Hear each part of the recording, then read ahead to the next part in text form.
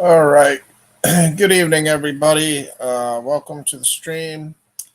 Sorry about a couple of the shows I scheduled for earlier that I ended up canceling. Sometimes I'm just impulsive and I want to, rush to do a show to respond to something, but then I kind of think better of it, or, I just don't feel like it. I get physically tired, whatever it may be. So I do apologize to anybody that's, tried to join a stream or been looking forward to one recently and saw that I canceled it. Anyways, this is a open panel. I hope some people come by and join me and help with the content, and we can get into some good topics.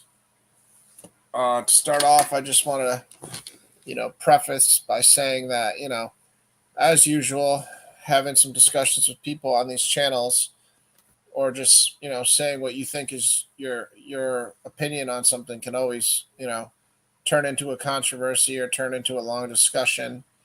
And I've been dealing with that lately a little bit with Jamie.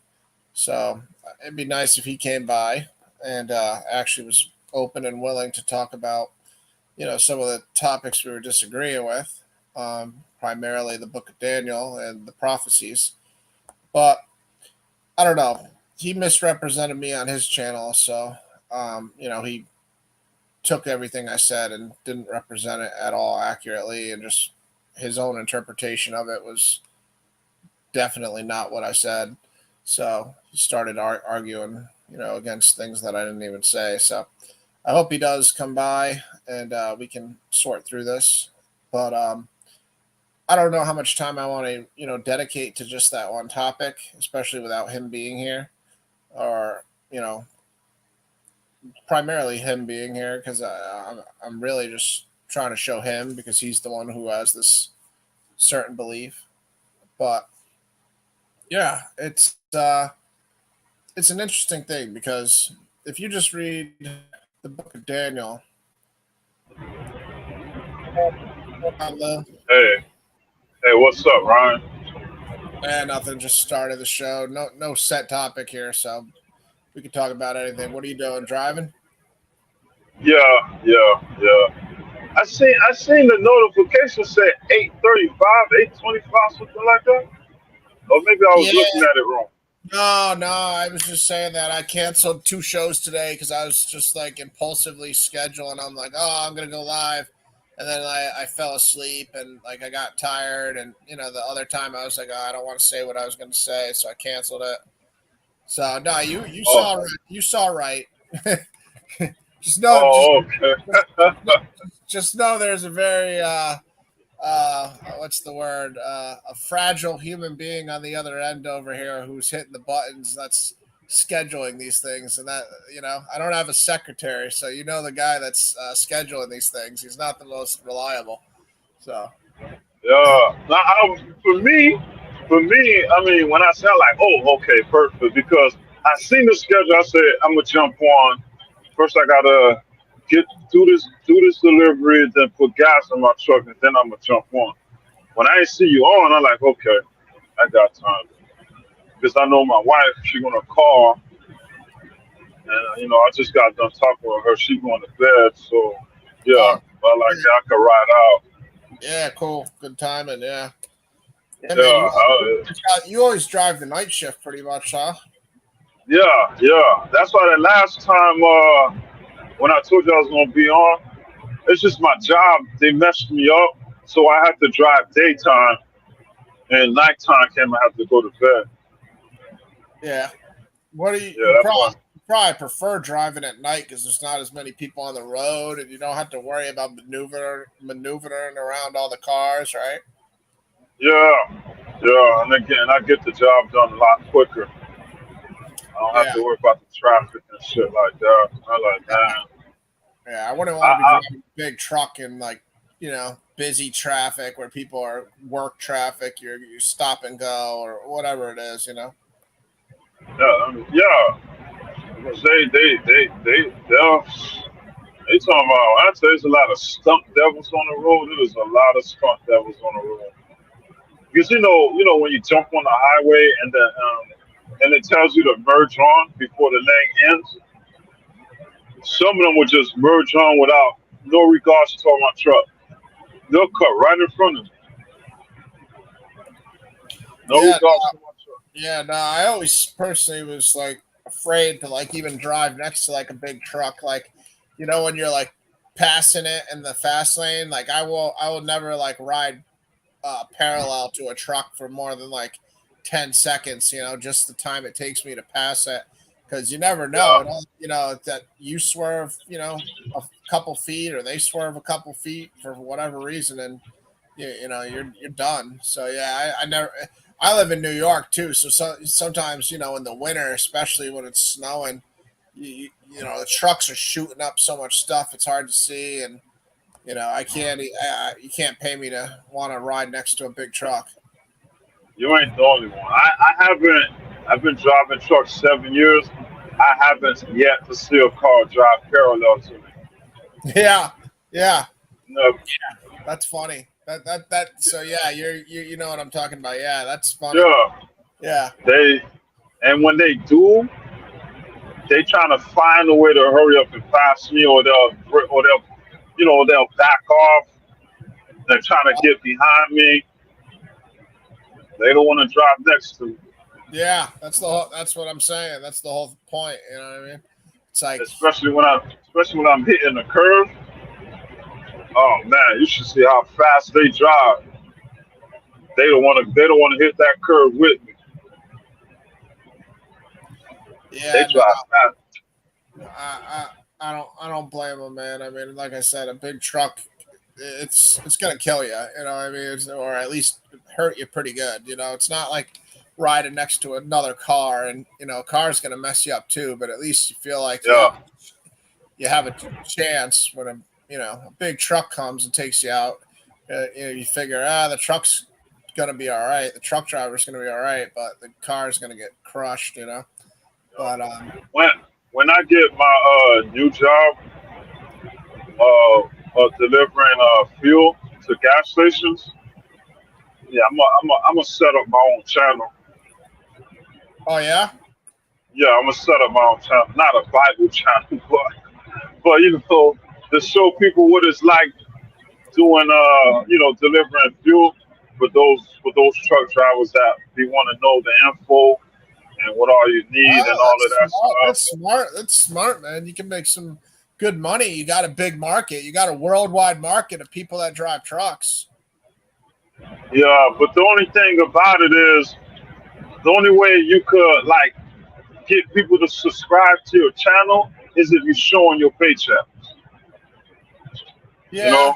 yeah. I mean, you're probably not the only guy who's come up with the idea in the world. So you probably seen some people that have done it. So yeah, I understand what you're saying. Yeah, You show them the money, and that's kind of like the carrot to get them. You know, the carrot yeah. is the bait to get them involved, and 'Cause, yeah, I mean, that's what everybody want to see. They're like, yeah, like you could say, yeah, this job, yeah, I get off this time. They offer this, they offer that. Okay, let's get to the point. How much are you making over there? I mean, that's what everybody want to hear.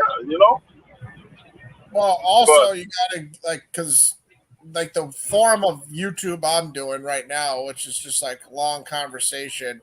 You know, I'm not Joe Rogan, so this type of long conversation podcast is not optimum unless you're somebody that's actually got a name recognition and you can do a podcast like this. But even some of those yeah, podcasts, they have editing, you know, stuff like that. But yeah, if you have good editing, I don't know how you would do it, like how you would figure out because I'm not good at editing, so I don't know how to point you in a direction. edit, There's a million apps. You could watch YouTube videos how to do it. But yeah, yeah, if you could do your videos like turn them into like 10-minute videos, you know, like you film what you pick up, you film a couple like signs along the way. Like if you go by like the Statue of Liberty, you show that. You go by the St. Louis Arch, you show that. You know what I mean? You show a yeah, couple cool restaurants, like famous things. That's what I would do if I were you. yeah. I would show like you know anytime I'm driving my truck if I can, you know, I see a famous landmark. Okay, I'm gonna pull over for 3 Oh, minutes. nah, I can't do that. Nah. Oh, you talking about pull over? Oh, pull over. Yeah, pull over and do it, but not while I'm driving. No, I know. I'm That's just, what I mean. That's what I mean. Don't do it while you're driving. I know it's oh, like counterintuitive to want to pull over, but if your channel starts to get real successful and you're making some nice extra money off of it, it's worth it to pull yeah, over for 3 minutes to get the landmark. You know what I mean? So yeah, yeah. you play it by Oh ear. no, no. With this one, I'm gonna be home every day. Oh, I'm gonna be doing local, yeah. Because some truck drivers, new truck drivers, that they want to get their 1 year experience before they go to do local driving. Because doing local driving, they ask you to have 1 to 2 years experience over the road. So for the ones that's looking into it, I could give them a good insight about what it's like working local and stuff like that. You know what I mean? Yeah, that's the channel I'm gonna open. But I'm gonna wait till I get the job first. It's always good for you to start it on your first day of the job, and well, then work your if way. you're gonna do StreamYard, let me know because I can refer you and we'll both save like $20 or something. You know what I mean? So What's that's what I use here. I don't know if that's what you're going to end up using or not. They give you 20 hours a month free, so you might not even have to pay for it. That might be enough if that's all you're going to use for the month. Yeah, you were breaking up, right? Oh, I said if you're going to sign up for StreamYard, the Yeah. software we're using now, tell me because I'll refer you, and then you'll save like $20, and I'll save $20. Like a refer a friend thing. Oh, okay. But they give you 20 hours a month free. So if that's all you're going to use, you could use it for free every month and you're good already. 20 hours. Oh, okay. Yeah. They Oh, give no you wonder. 20 hours, which is a good amount. Oh, no Not wonder they be like they gotta when they doing their shows or videos, they be like they going over the 10 minute mark and stuff like that. some people might yeah. I mean anytime somebody has that StreamYard logo in the upper right of their screen, like right now you see I got the Ryan Apologetics logo because I'm on my paid membership. But like Yeah. last week or whatever, I was using the free thing because I was debating whether I wanted to, start paying for it again because I didn't know how much I was going to use it. I had the big StreamYard logo in there. Anytime you see somebody with a big StreamYard logo in there, they're just using Yeah. they're using the free version. Oh, okay. Okay. I've seen some Chicago drill rapper dudes like have it on their, have like Chris Harris had it on his channel for mad long. I was always, making jokes to him like, "What? You don't have the $20 to like pay for it?" You know what I mean? Like, he was always talking mad trash. I was like, "Oh, you don't have the $20 to buy a whatever." Oh, He does. He has it now, but you go back and watch his old videos. He didn't do it for mad long. And dude, oh man. and dude, he already had like mad subscribers from Sonetta just blessing him after the debate. So he had like 900 subscribers. So the fact that he was so cheap and he didn't want to spend the 20 to like brand himself and like put like like just like I'm not good at graphic design or nothing. I tried to go to a site and Yeah. do this, but like that's like just good enough for me, like a real basic thing. But yeah, you can put your, whatever you want as your logo. And all you gotta do is pay $25 or whatever. And yeah, he didn't do it for the mad long, so yeah, whatever. But yeah, that guy got mad subscribers just from those debates, and I can't believe I didn't see that debate where he quit. But Oh, yeah, wait, Pastor Bennett. yeah, I didn't see that debate where he quit. But I can definitely just envision it with the That's way he that's is. the thing. That's the thing about people like Sonetta and them other people. They make money off Christianity. Christianity bring money to their channel. You know. Well, yeah, he makes money off of everything. I mean, I mean, I ain't gonna say. Let me not say Christianity. Let me say the Bible brings money to their channel. yeah, You know. yeah. But They can't. I have nothing but respect for Sonetta because the one time I was on the show, he was was cool with me, man. He wasn't, he was straight up with me. I didn't have any issue with him, you know. Yeah. So he treated me I mean, cool, and I wasn't even prepared when I got on the show, but I mean, I did what I had to do, but he definitely caught me off guard because I was like, I talked to him the day before, and I was possibly going to debate the Apostle guy, the fake Apostle Zaquan guy, and he was going to try to set that up because I went on FOP's channel and was like, hey, called them all out, said whoever wants to come on by, let's go, and so he was all about it, trying to orchestrate me debating one of those guys, but it never came together. But he was cool. But when he called me to come on the show, it was like 10 minutes before he called me, and then he's like, yo, we're going live in 10 minutes. You want to come on? And I figured that might be my one opportunity because he might not need me some other night, but he wanted to do a live that night to make money that night. So I was like, all right, yeah, let's go. But I didn't have, scriptures prepared like I wanted to go at them. So, I mean, I knew the scriptures, but I couldn't quote them off the top of my head. Like I couldn't be like Romans 10:12, I had to look them up, which wasn't the best situation because I'd rather have been able to just machine gun them out. But I'm still not. Anytime I try to memorize verses, man, I'm still not great at it. I don't know how people. I mean, you got to really find like a trick or something because I've tried to every time I read every verse in the Bible is something that you want to hold on to forever, and it's like I try to remember it. I'm like, okay, these three numbers, Daniel this or whatever this, and within 2 days, 3 days, I already forgot the exact scripture, but I remember the concept. So for me, that's all that matters. But it would be nice to remember the scripture just to show other people the verse easier. Yeah, I mean, for me, growing up in church in the Haitian church, you have to memorize the scriptures. You have to. I mean, I was one of the top people, one of the top youth in the youth group. I was one of the top people when it comes to memorizing verses. I read a whole psalm. I used to memorize the whole Psalm 23, Psalm 100, Psalm 45. But I know Psalm 23 and Psalm 100. I remember that. I know how to recite it. I know how to recite that whole chapter. And then verses in the Bible, they'll put me up against another youth, and I come out with 10 verses. The other one come out with 10 verses, and whoever could say the verses, memorize the 10 verses, yeah, they win. And I always won. I always came out with 10 verses. Yeah, it was pretty fun. Yeah, that's impressive. That's a good thing. Yeah, that's when I used. Yeah, that's when I used to.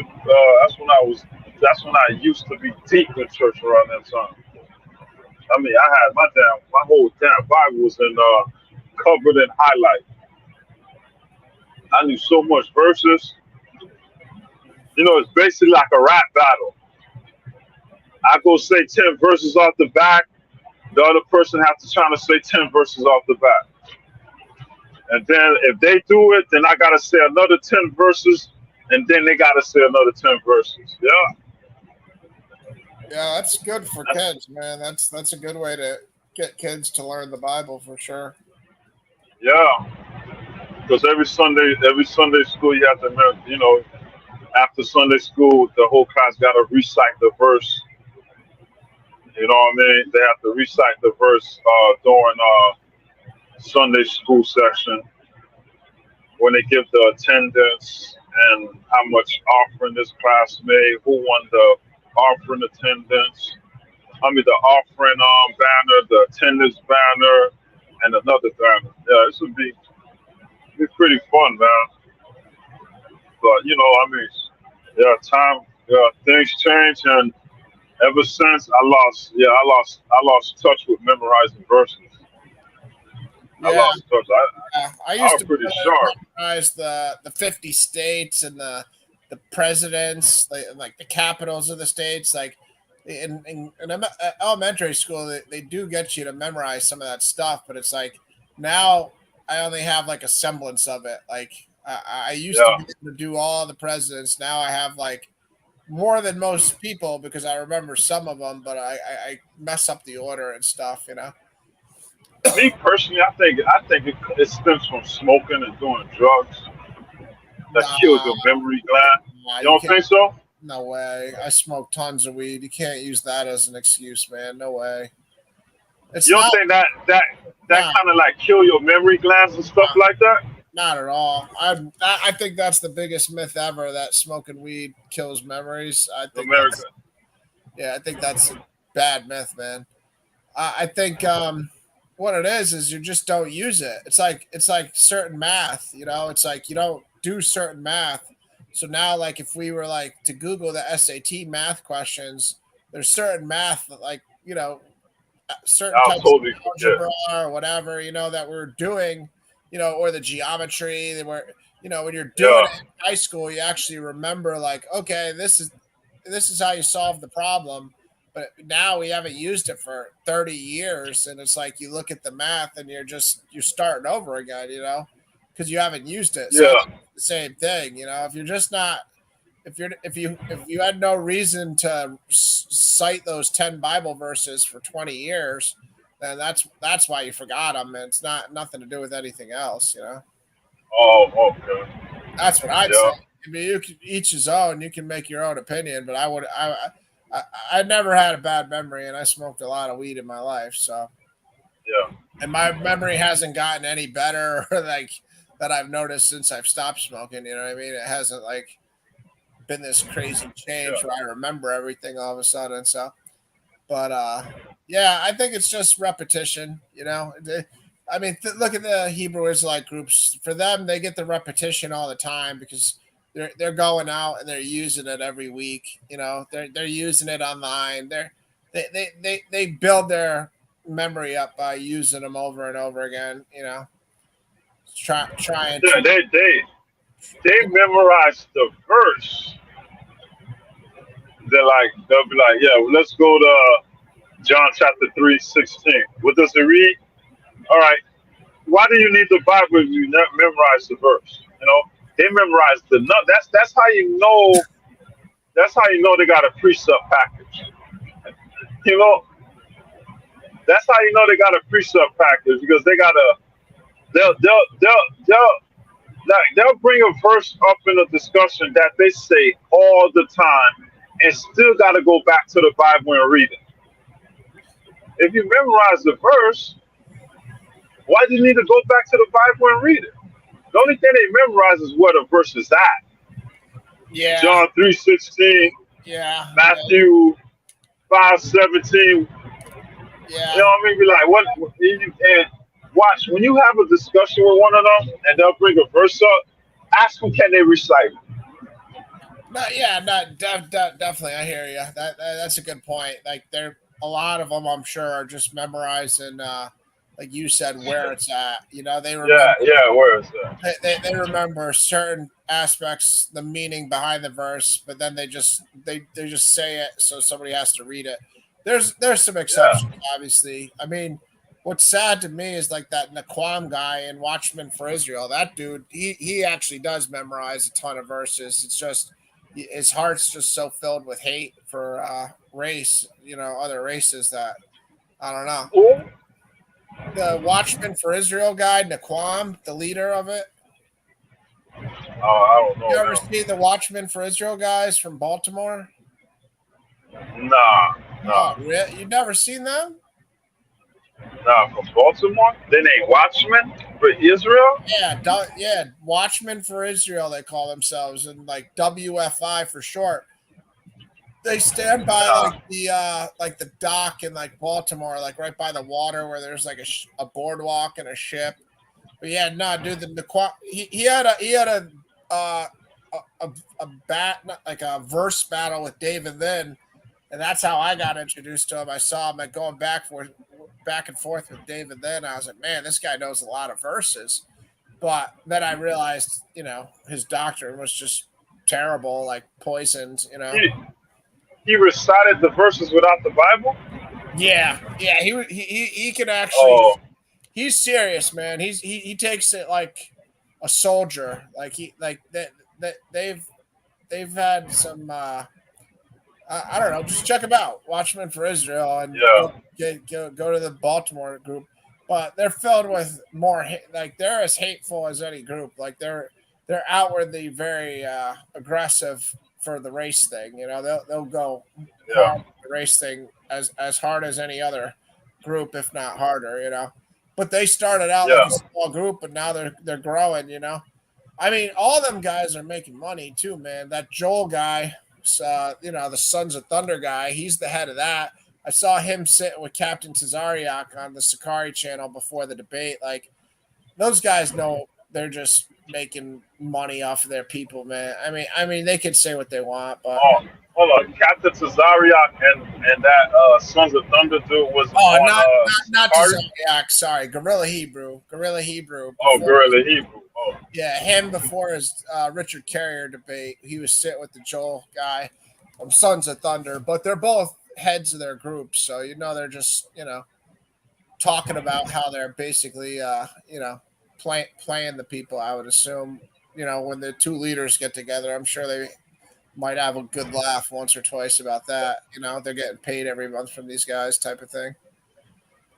Yeah. I don't know. I can see that. I can read between the lines. I can see the bigger picture on some of that stuff for sure. You go on Gorilla Hebrew's clothing site and you can buy yourself $70 Jerusalem flip flops. So,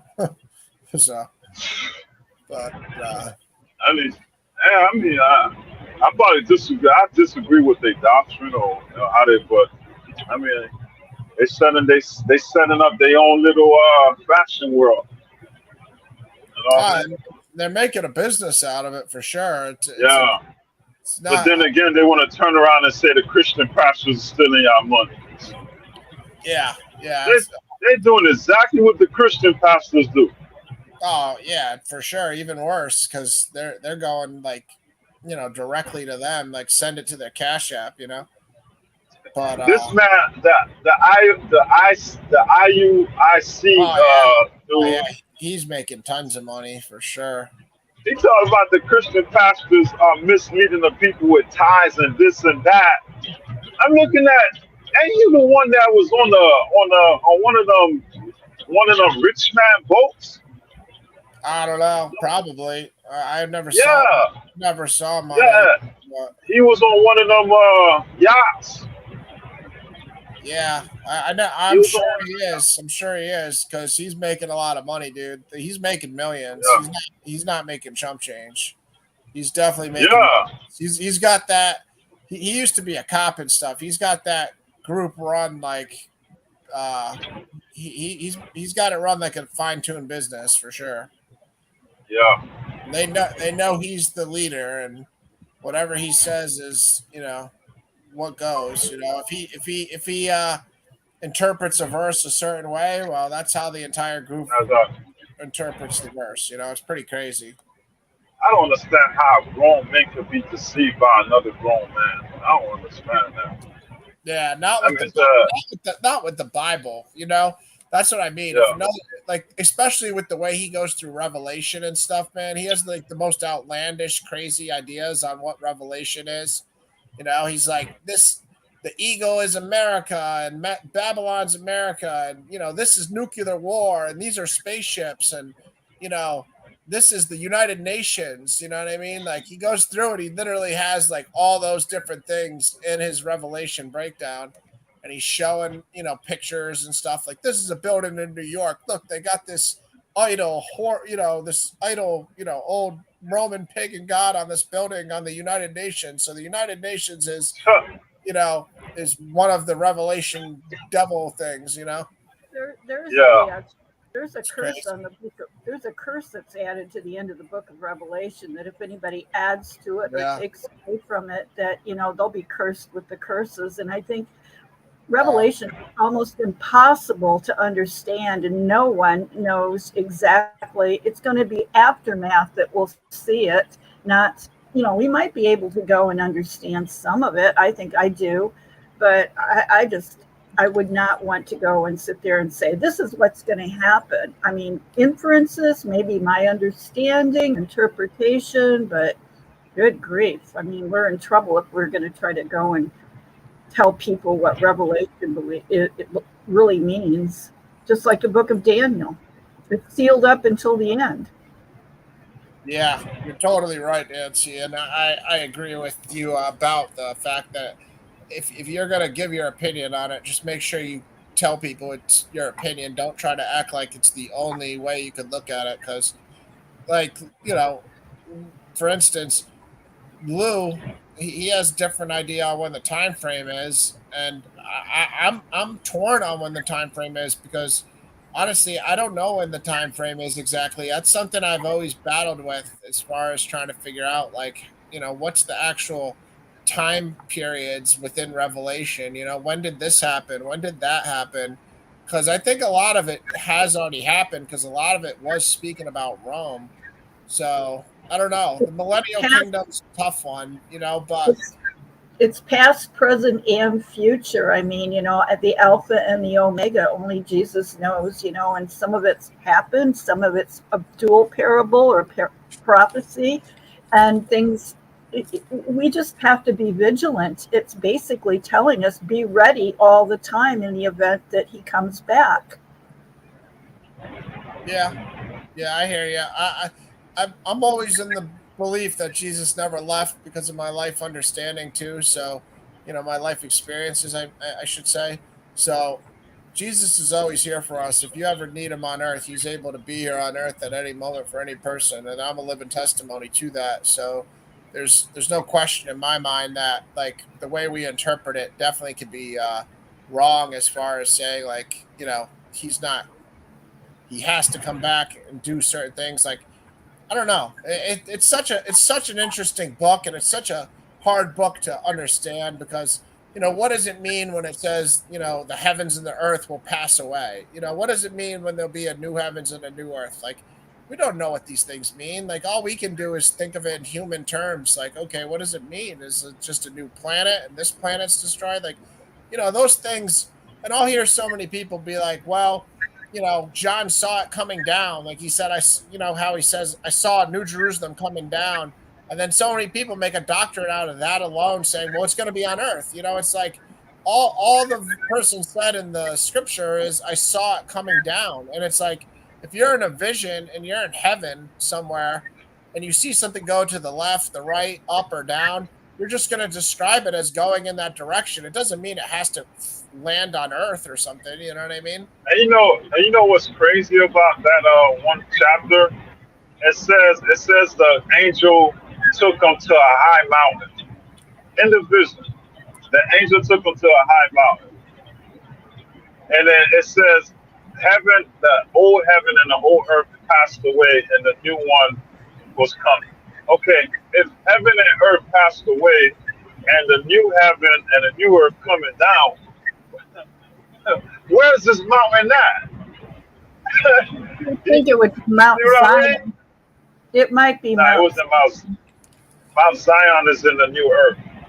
Well, I mean, I guess, if you think about it, Jerusalem is the heart of the earth. So I don't know. We can only think about it and hope and pray that God gives us understanding. And even though I have some great understanding, I think, about certain things, I don't tell a lot of people about it, because I might be wrong. And all I can do is wait and see if certain things have happened. I've never had a vision, but I have had dreams that have come true, and very quickly, like within the day or two of the dream happening, which is sort of weird.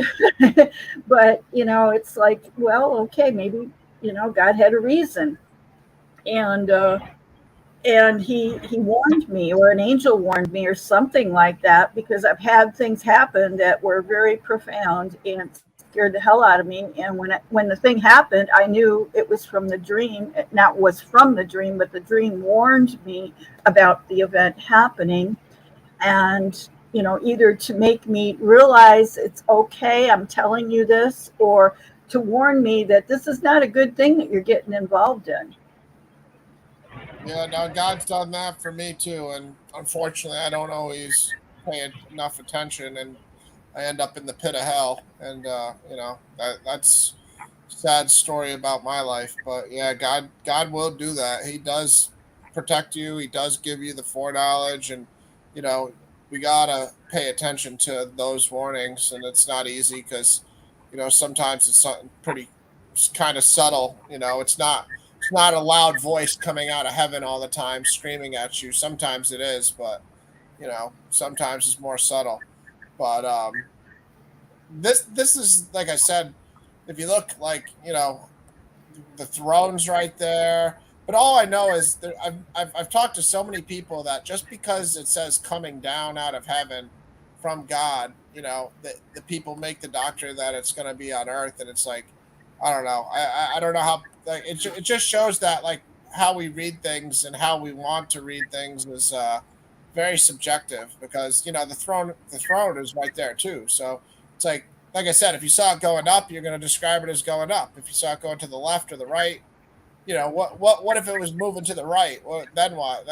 Then where is it at? You know what I mean? It's like just because it's moving downward in the vision when he's in some sort of heavenly realm doesn't mean it's coming right to where we're sitting right now in New York or something. You know, it's like I don't know. People are definitely creative with Revelation too. That's for sure. I mean, some of the stuff you hear for you know the mark of the beast, and you know some of the stuff you hear about this and this, it's just like whoa, you know the four horses or this and this, and it's like everybody wants to know everything, and you know it's so subjective that you know it's just arrogant when people come across with And then they build their ministries up on this too, like they're an authority, and then everybody clings to them. Oh, okay, you know, I'm so and so, and then they have this following. It's like, well, maybe they're leading everybody off a cliff, and they're all of a sudden got a fat head, bringing in all this money, and then they get a Learjet, and then they're all over the place, and then they've got all these, you know, oh my gosh, it's ridiculous. And then they want to control you. I don't go to church anymore because I simply do not want to be controlled by a pastor of the church. You're going to hell. What? oh boy. Just kidding. Somebody said Daniel 3 times in a mirror because he showed up. Hey Ryan, go to Revelation 21 verse 10. Oh, that's Jamie there. I'm going to hell, Jamie, because I keep the Sabbath and I don't adhere to Seventh Day Adventist. I'm sorry. I just I was wait. What verse? Verse 10. Yeah, verse 10. All right. Yeah. All right. Go ahead. What's your point? Tell me. Yeah, I can't see it. Okay. Well. Yeah, you go ahead and read it. Yeah, and he carried me away in the spirit to a great high mountain and showed me the holy city Jerusalem coming down out of heaven from God, having the glory of God, its radiance like a most rare jewel, like a jasper, clear as crystal. Now, how do you explain that? Jasper is supposed to be one of the most beautiful crystals, according to things I've looked up on it. And I'm a jeweler, and I'm like, what the hell is so special about jasper? It's just an ordinary stone. It's beautiful. Moses received the 10 Commandments from God, right? Do you believe that is real? Okay. Who you asking? God's throne came down onto the mountain, and in the chiseled stone, he's chiseled tablets out of the foundation of his throne. Was it made of jasper? Was the stone made of jasper? No. Where does it say that his throne came down on the mountain? Exodus 24.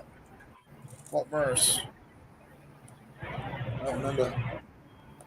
There's a mountain over in Ararat, I know in his Saudi Arabia, that's burnt on the top of it.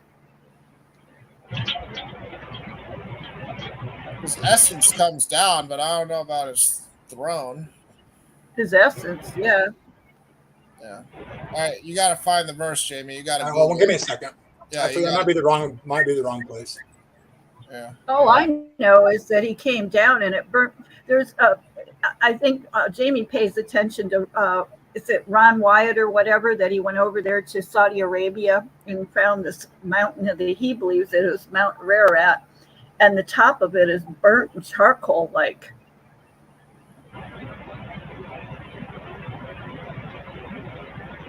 Hold on, what are you guys looking for? I can't hear you guys.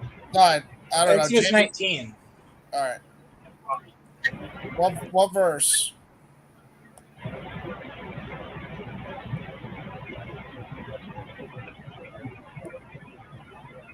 You know what verse yet or no? 15 around there somewhere. I'm sorry. There's a few places where this is where it gives different details, but hopefully this is the right one. Okay, go ahead. Let's touch him. Okay, keep going. It says he comes down in a thick cloud. You're right there in verse 16. Yeah. Well, here, verse 9. And the Lord said to Moses, Behold, I am coming to you in a thick cloud, that the people may hear when I speak with you, and may also believe you forever. When Moses told the words of the people to the Lord said to Moses, Go to the people and consecrate them today and tomorrow, let them wash their garments. Okay. For on the third day I will come down on Mount Sinai in the sight of all the people, and you shall set the limits for the people all around. Take care not to go up. Exodus 24 was right. I don't see the throne, though, bro. I mean, everybody knows. 24 verse 10. Sorry. All right.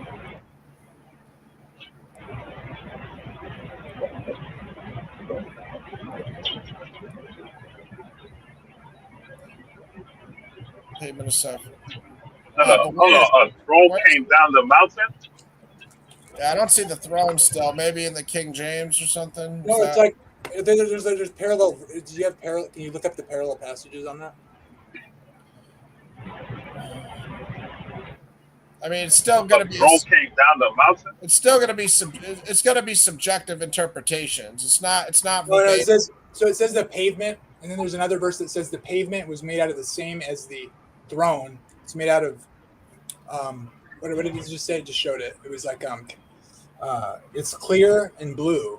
Yeah. Well. Yeah. Transparent. Yeah. I mean, if you want to then use, what God's coming down on it, and then go to where we just were in Revelation, and then try to make the argument. Well, because it says God chiseled out the tablets from the pavement that it mentions here, and then he writes on them with his finger. It says, and then he hands them to Moses, and then Moses goes down the mountain, and the people are being all wicked, and he throws them down and they shatter.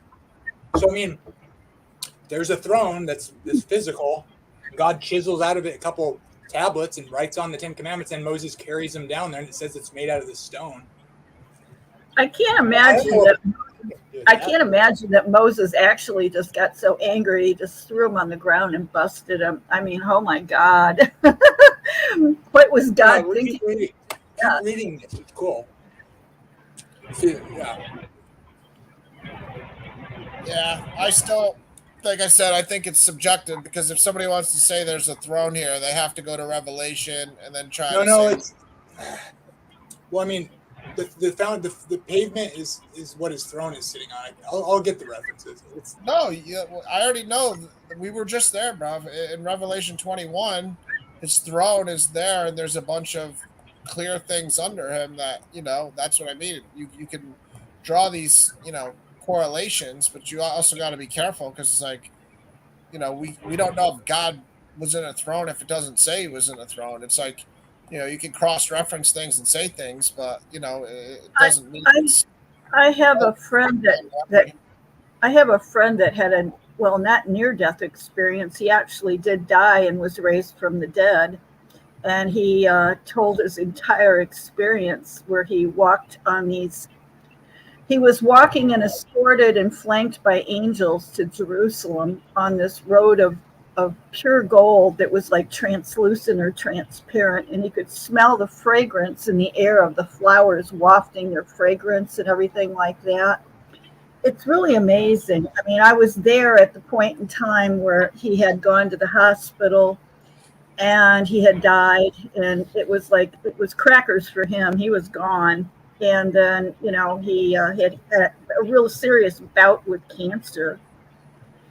And he had numerous operations. He had a stomach tube, and he couldn't eat or drink or whatever without vomiting. So they put a stomach tube in him. And every time he had tried previously to eat or drink, all his hair on his head had fallen out. And he had because of all of the chemo and everything he had, his scalp was totally dry and brittle. So when he started to vomit, if he would try to eat, blood would come pouring down from the scalp. I didn't know him before this, but I was there the day after he had died, and then he was resurrected. And then about 2 weeks later, he came back to church, and the whole congregation knew the whole story. It was an amazing experience because I'm sitting there listening, and it's like, then he told his story about this, is that the whole story is that he had died. His child was in bed with him at 8 o'clock in the morning, and his child is praying, "Mom, where's Jesus in all of this?" They took him to the hospital. Several hours had passed by. They pronounced him dead. His wife is crying in the chapel in the church, praying to Jesus. People in the congregation were out in the parking lot praying. And then within few minutes or something like that, the OR doors blast open, and they say Lonnie is up, and he's asking for his wife Dawn. And okay, fine. It could have been for any other situation. It could have been, okay, we performed all these things, and things that we did to try to revive him, but that was totally impossible according to the testimony, because he had scars and marks all over his body. He couldn't eat. He couldn't do anything. And it was like, okay, fine. He couldn't eat. He had scars from surgery. I mean, he was just a dilapidated individual still had cancer. Within 3 days, he was sitting up in bed. There were no scars on his body, and he was sitting up eating pretzels and pizza in bed, and he never had cancer after that. And when he came to church, that was a week and a half later. I'd never met the man. I practically leaped over the chairs to be the first one to talk to him in the church. And him and I became good friends after that. And he, told his entire testimony of being up in heaven, and the people that he saw, and how the whole thing went about, and that he could hear things going on. He could hear his wife praying for him and his children. He could hear things going on in hell. For me, that was a transformation in my life that just gave me this energy that I can never forget this. And I know, because it wasn't just, even though I didn't know him at the time, I just started attending the church. Everyone in the church knew the story. So I don't know what you guys think about this, but for me, it was turned a change in my life. It's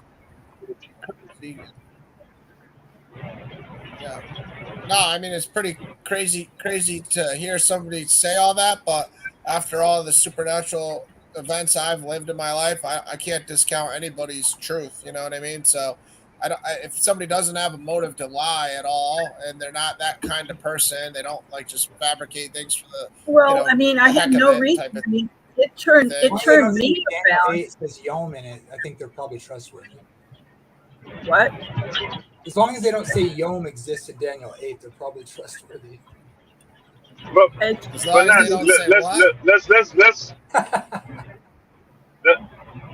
let's be realistic.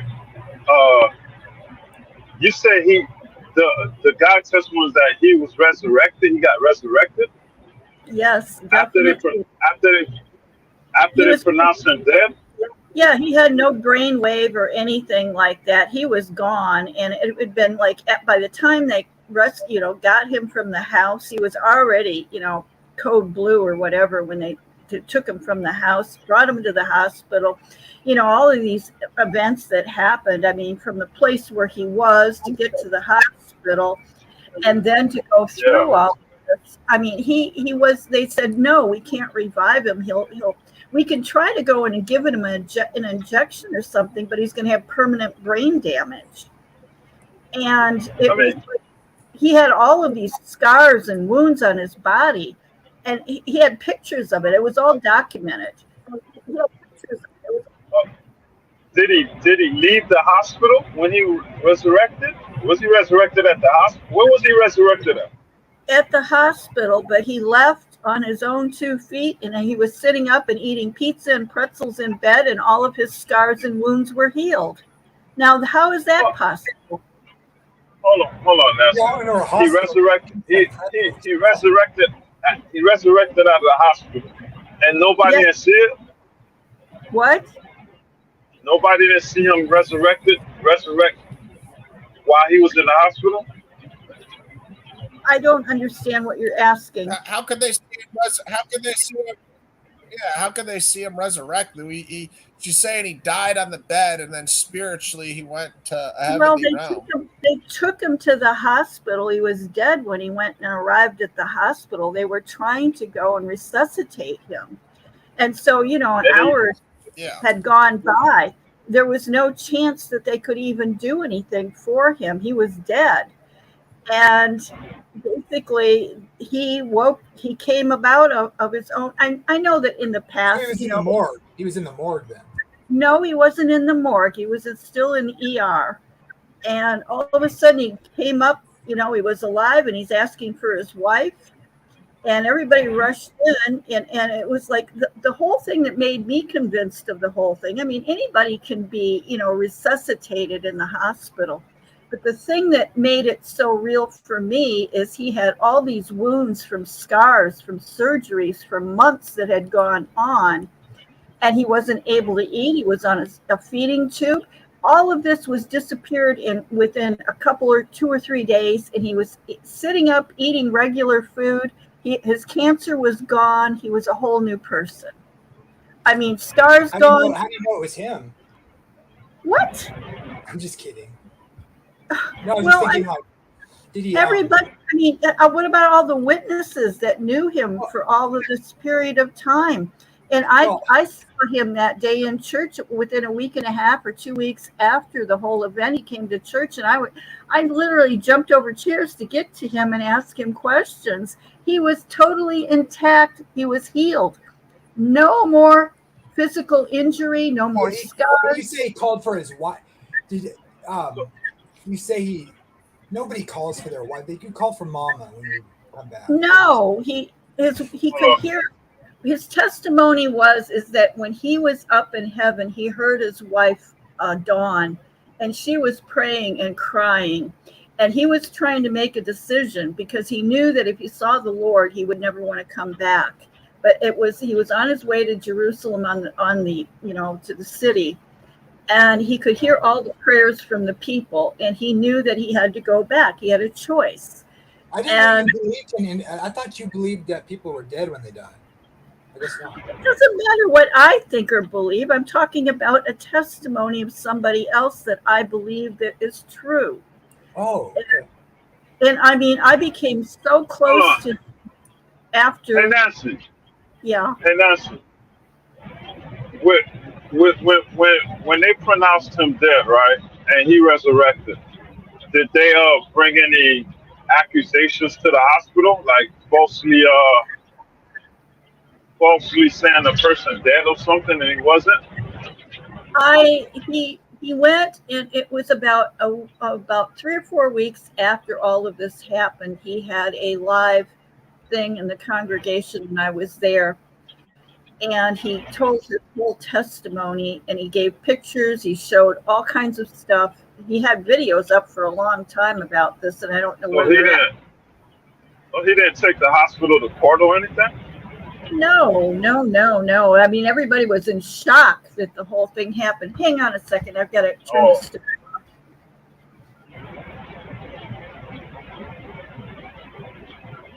Well, if I died, I would not come back. That's my first time hearing a story about that. I want to see my grandma. Well, I mean, I need to tell the story because it's like very few. Every time I've tried to tell it to people online like this, they think, "Oh, you're stupid. You're this or you're that." But I was there. I was a witness, not at the exact time that I knew him. I had just joined the congregation, but when I came I think I had been there for a couple weeks previously, but when I came on that Sunday, the pastor got up, and everybody in the church knew that Lonnie, who was a youth pastor, had been very sick with, cancer and everything like that. And he had numerous operations.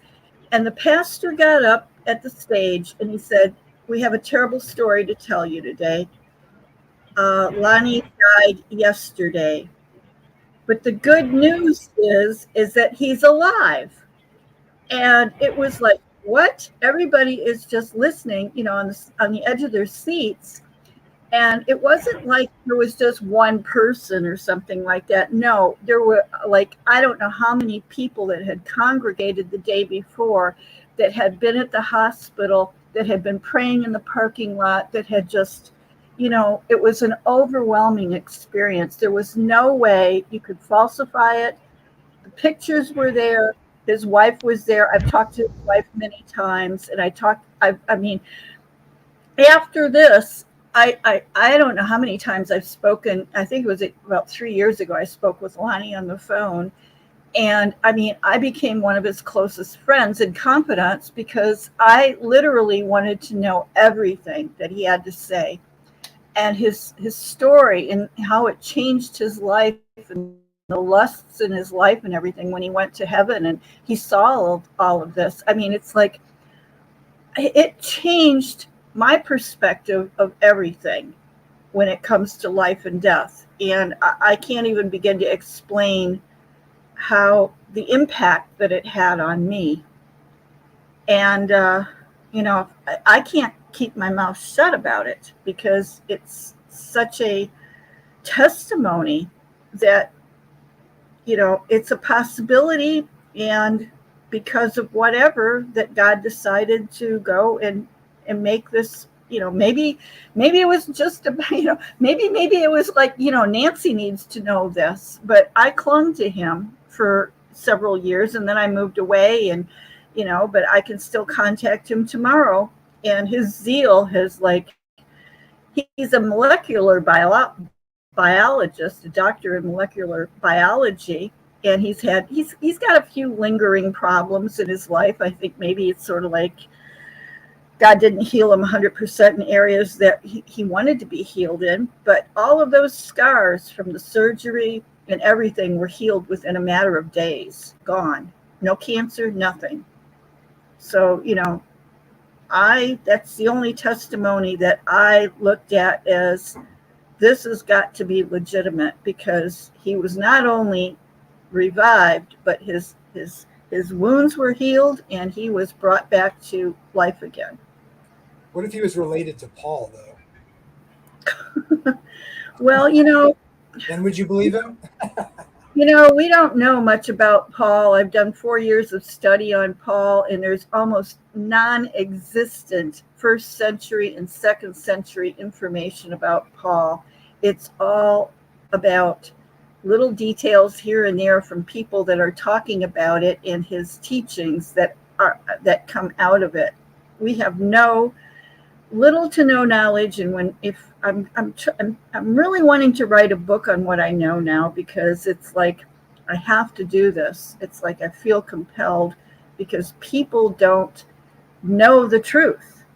They're living a lie of what Catholicism created in the 1st century. And I have nothing against people that are Catholic, but we all know that anybody that's a devout Christian, that's a born again Christian, is not into the fish god and the Pope and everything like that. I mean, it's like there's even devout Catholics that say that Paul was this and that, and they want to hang on to their religion, but they're like, I don't know how to explain it, but it's like, if you want to be a true Christian, you're going to be wanting to be a follower of Jesus Christ, of the way of the 1st century Christians, not some Christianity that was created in the 2nd and 3rd and 4th, centuries, that went off into this crazy idolatry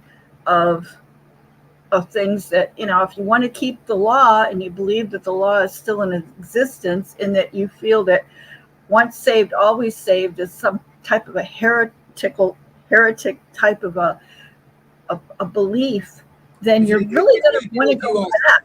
If you still watch my stream, you would have seen my awesome post I did on OSAS. Well, I don't always watch your stream, Jamie, because I don't know.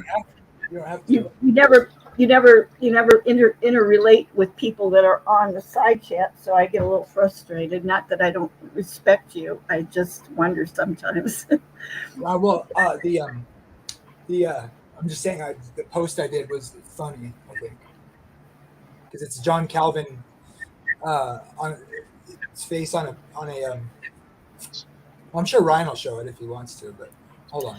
The other thing is that, I'm completely illiterate and deaf when it comes to who Calvin was and things like that, because I wasn't raised to go and understand who Wesley was and this person, what their theologies and everything like that. I mean, I know that when you go to theology schools and, you learn to be a scholar, you become so familiar with all of these different theologies, a Lutheran and this one and that one and Protestant. I mean, they tell you everything, and they indoctrinate you to their. If you're a Baptist, if you go to a Baptist seminary, you're going to be indoctrinated as a Baptist. If you go to a Lutheran seminary, you're going to be indoctrinated as a Lutheran.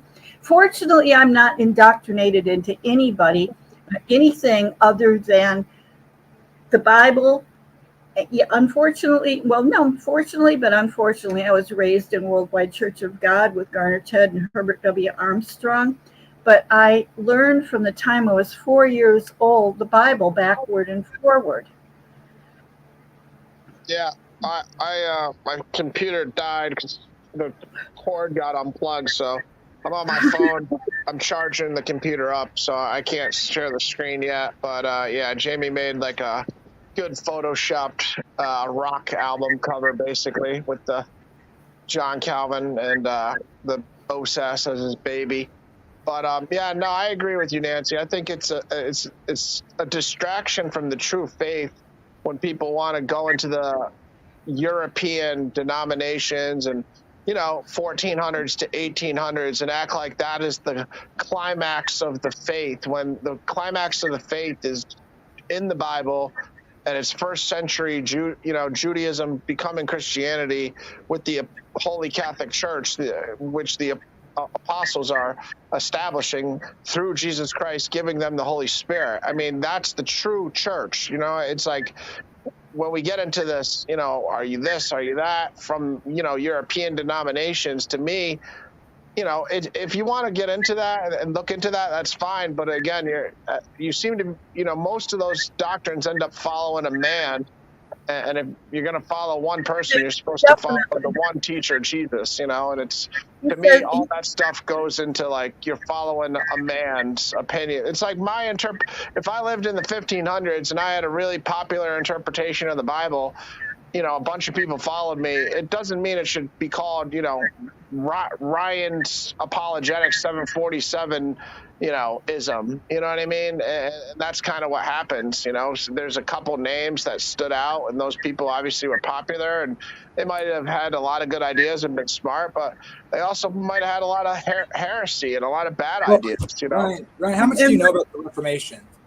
I'm not sure. I don't mean to be rude. I'm just saying, how much do you know about that? Because I agree with a lot of what you're saying, but like the history of the church, it looks, I'm not defending any particular denomination here. I'm more to speak to Protestantism at large. Like, we all have America, freedom to interpret the Bible as we please. Probably the fact that America even exists is because of the Reformation in Europe. So Jamie, Hebrew roots wouldn't exist without the Protestant Reformation. All denominations in America wouldn't exist. It literally made it so we were free to have the Bible for ourselves. Well, what about, yeah. We know we live in a world where, the white people conquered everything. So, the way history is, of course, the white people conquered America. So whatever they brought with it, that's going to be what history becomes. So I hear what you're saying, but what about the Coptic Church? What about the Egyptians? What about the Orthodox people, I agree. in Turkey? And it's not like the Bible wasn't sustained in other places too. So it's like, granted, the King James Bible and that entire movement was, huge for the world, especially for, Europe and everything else. But, the Bible had existed, and the Hebrew people, they weren't throwing away their well, actually, they didn't really have the Masoretic till, 1000. So that's a totally different story. But the Latin Vulgate was pretty much all that existed from 300 to 1000. Like, if anything, what I'll say is the Reformation, the greatest accomplishment was them being able to come out of it with the Bible. But I think all the denominations that came out of the Reformation are more counterproductive. If you want my opinion on I can interject for a second here, and Jamie has a point and everything like that. But, I have really focused my attention and my research going back into the early first, second, and third, and fourth centuries.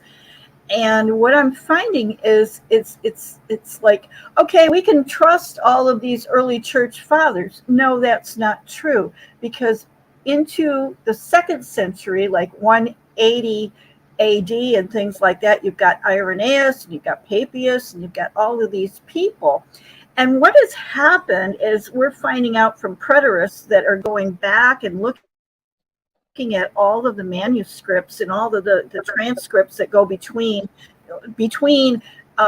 these early church fathers. We find that information was not translated further. I mean, it's like the first manuscripts and the first letters and everything like that we can find between certain church fathers were redacted or interpolated, which means that things were taken out of or added to. And so we find that when we come down to Irenaeus, somewhere in the second century, where he was in Antioch, he was the bishop of Antioch, that things that he said were added to support the early movement of the Catholic Church. And it's like, okay, now we want to add these things. And then Paul was never, ever, ever even quoted up until about 150 or 40 AD, or not even quoted. It was like he all of a sudden appeared. And then after that, we have throughout the second century, people calling Paul a heretic. They don't have any information about him. He is almost non-existent. And then we get down toward the end of the second century, 200, and we've got Tertullian, who's calling Paul a complete heretic. And it's like all of these things are happening, and then Marcion takes over, because Marcion becomes this big church, in the second century, 120 years after Christ or whatever, and he creates a canon of his own, and all he has in it is one book of Luke, and it's not even the book of Luke. It's like it's a book of Luke that he's created and put together with 10 epistles of Paul. And that's his church. And everybody hates him, and he's called a heretic even by the Catholic Church. But this is where Paul's momentum got started, is around 140 to 160 AD, where now Paul's, teachings are becoming paramount. And we don't even have the book of Galatians until Marcion introduces it. And so how is this possible? People are so freaking blinded by what they think is history and what they think that's happening. But Irenaeus actually was responsible for dropping the seventh-day Sabbath and initiating the term Christianity. And this is around, wherever Irenaeus is in the middle of the second century. And now we've got the church is completely divided somewhere around the end of the first century, where they've gone off into Antioch and Rome, and then Asia. Now we have all of these churches over there that they are the 7 churches listed in Revelation that Jesus. When is Polycarp around?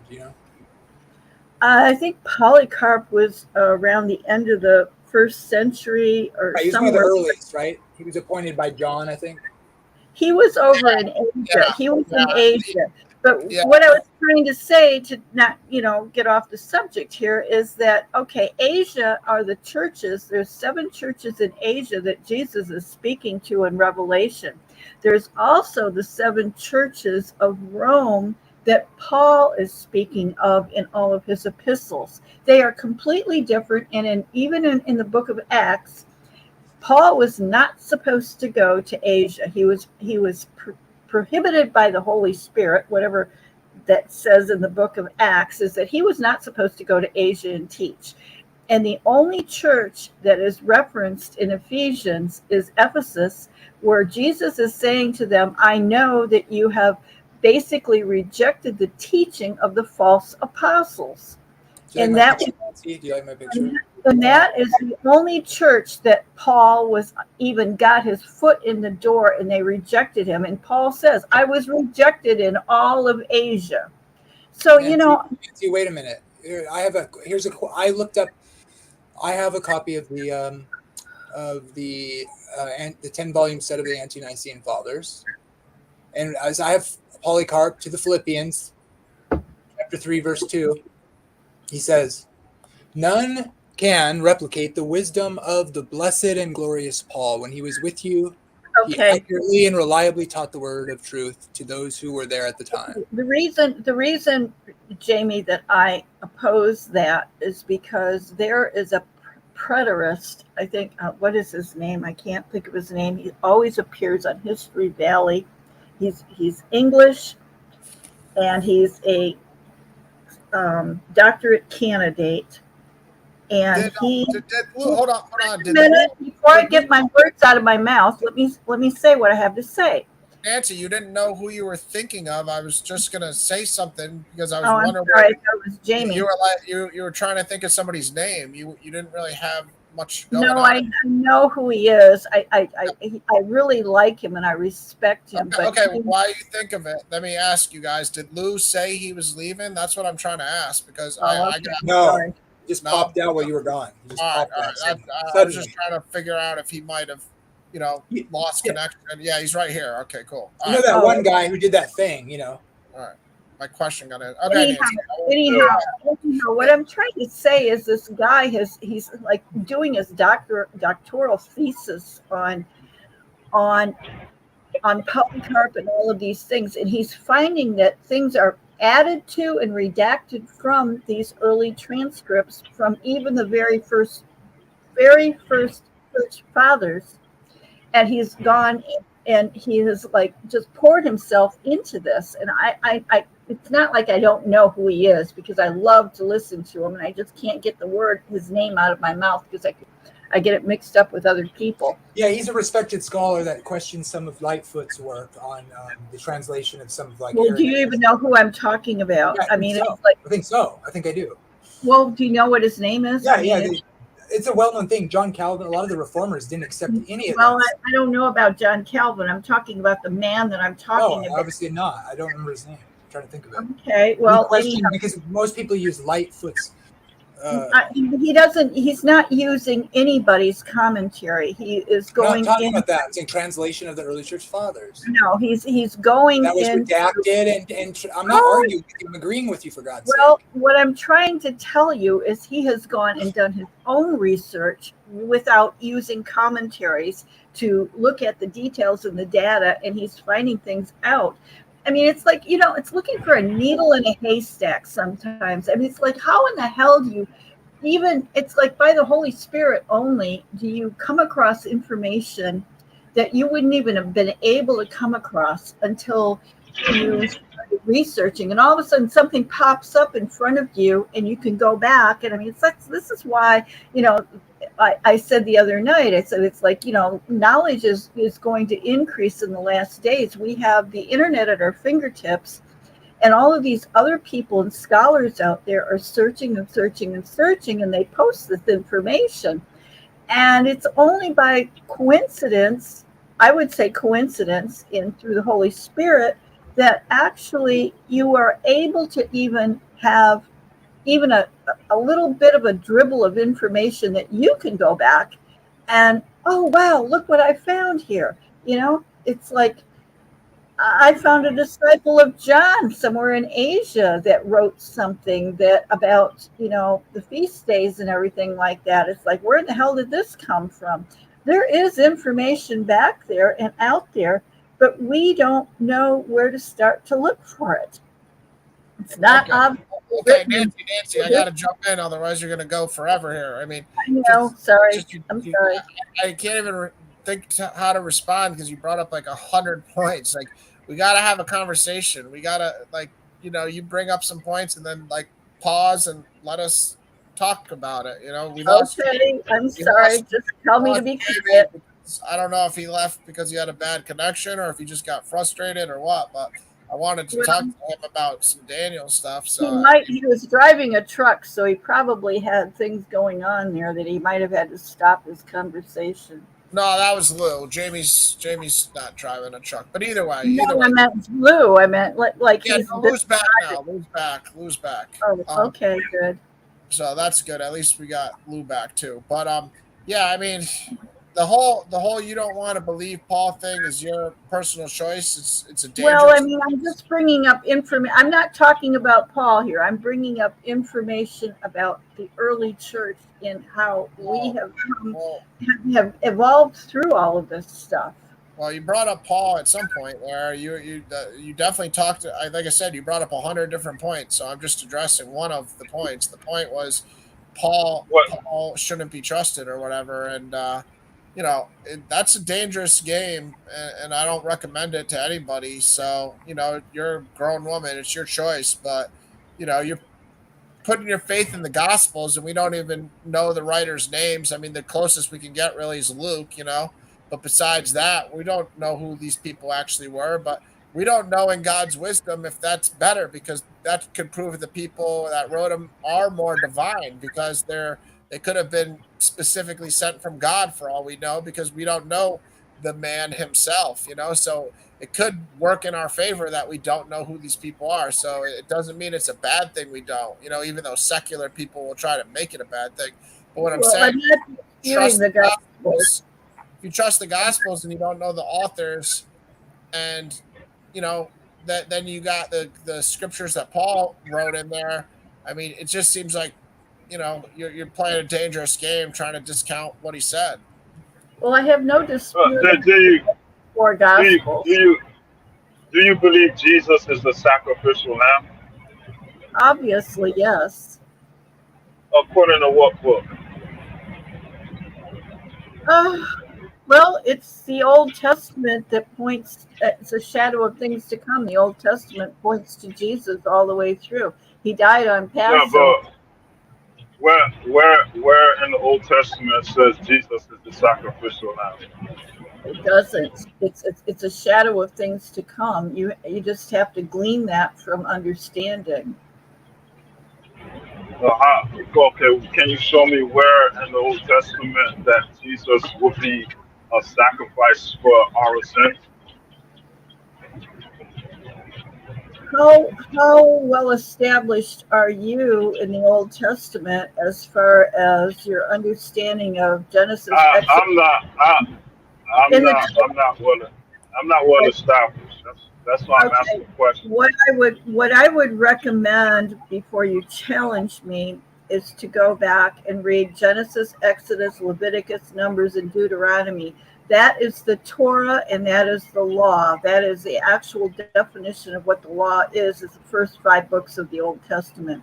And then when you get through that, then you're going to understand how Jesus was a foreshadow of things to come in the New Testament. Where in the Old Testament or the New Testament that says that?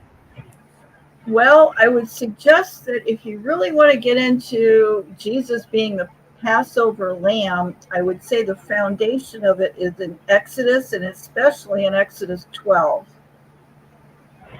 And this is basically Exodus 12 is basically the foundation of Jesus being the Passover lamb, because he was taken in the 10th day of the month, His blood was over the doorpost of the Israelites in Egypt, and then it sort of like starts out this whole thing about Israel, and then it's the beginning and the foundation of who Jesus was in the Old Testament and how he would be becoming the Passover lamb in the New Testament, because he died on Passover in the New Testament, and he was basically significant in the Old Testament in Exodus 12. The Passover in the Old Testament is totally different from the Passover in the New Testament. Not necessarily. It's a shadow of things to come. The Passover in the Old Testament, what was it for? It was to deliver the children of Israel out of Egypt, and now the New Testament, it's like to deliver Israel again from the world, in that the fact that there's a new covenant. He made a covenant with Israel to get out of Egypt, and then he turned around and now it's a new covenant that, the same Israel would be delivered from their sins. Oh, it's very difficult, having a conversation with somebody that is not familiar with all of this. And it's not. How can you, if it's difficult, then how can you teach somebody? I can teach somebody. I'm not teaching a class right now. I'm answering your questions. So it's not difficult. No, it's not. But if you're confrontational about it, or if you're questioning, it's very difficult to get my point across, because some people understand it automatically and others just, because they're confused between what's taught in the New Testament and what's taught in the Old Testament, they can't comprehend how this can apply today. Okay. When I'm reading the Passover in Exodus 12, I read God passing over Egypt, killing all the firstborns. I don't see where he's delivering Israel out of Egypt during the Passover. Well, you're not reading the whole thing then, because basically the commandment is that the Israelites were supposed to select the lamb in the 10th day of the month of Abib, or April,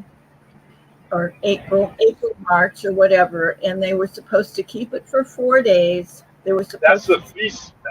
That's a feast day. Right. Okay. Listen to me for a minute. They were supposed to keep it, and they were supposed to sacrifice it on the middle of the day, on the 14th day of April, or Abib. I wouldn't say April, but Abib. That's the first day of the Jewish month there. And that night they were supposed to burn it with fire, cook it with fire.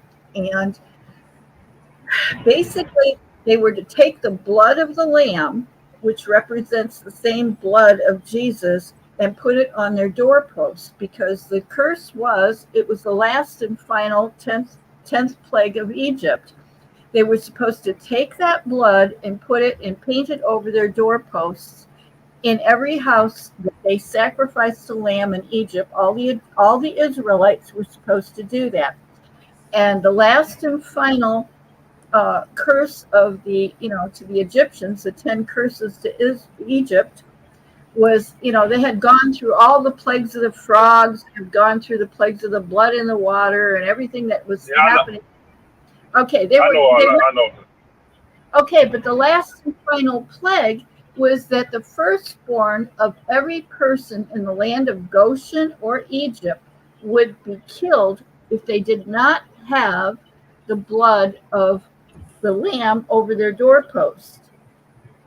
So, anyhow, we see that as the night bear on, and the Passover was taking place, and all of the Israelites had done what they were supposed to do, and they put the blood over their doorpost, that in the middle of the night Pharaoh shows up to Moses and says, get the hell out of here. because all of everyone that did not have that blood over their doorpost were taken and were killed. The firstborn of every family in that entire land in that entire nation that did not have the blood of the lamb over their doorposts, their firstborn child was taken and killed, including Pharaoh's firstborn child. So Pharaoh came forward and said, "Get the hell out of here." And so not the Egyptians, but the Israelites, they were in a frantic way. They grabbed everything that they had and they were on a trail to get the hell out of Egypt. And as they were going along, the Egyptians were burying all their firstborn in the land of Egypt. So nothing has changed. It's like the blood of Jesus is our sacrificial lamb. And it's like, that's who Jesus is. His blood, when he shared that with the apostles that night, partake of now show me how does that compare to what Jesus did when he went on the cross? Well, it's very clear. It's like, okay, he said, everybody that was Show me there. the parallels. Show me the parallels of Jesus dying on the cross and the Israelites coming out of Egypt Passover. Show me the parallels between the two Passovers. Well, give me like 4 parallels of the two Passovers. I'll try to do the best of my ability, because on the night of the Passover, the apostles came to him and said, "Where do we keep today is the day of the Passover. Where do we prepare the Passover lamb?" And basically, Jesus was the one that was taken. He was the Passover lamb, and all of his disciples were spared because they partook of his. He sat there and he gave a whole ceremony with, the 12, and he says, "Drink this in remembrance of me. Eat my flesh." He was talking about the unleavened bread. And the next day he was taken. And it's like there's so much more to it than I can even begin to explain, because he became the wave sheaf offering. He became the barley of the first fruits. And where you get that from? Well, it's all written in there in the Old Testament, and is it in Exodus? It's Exodus. It's all in the Torah.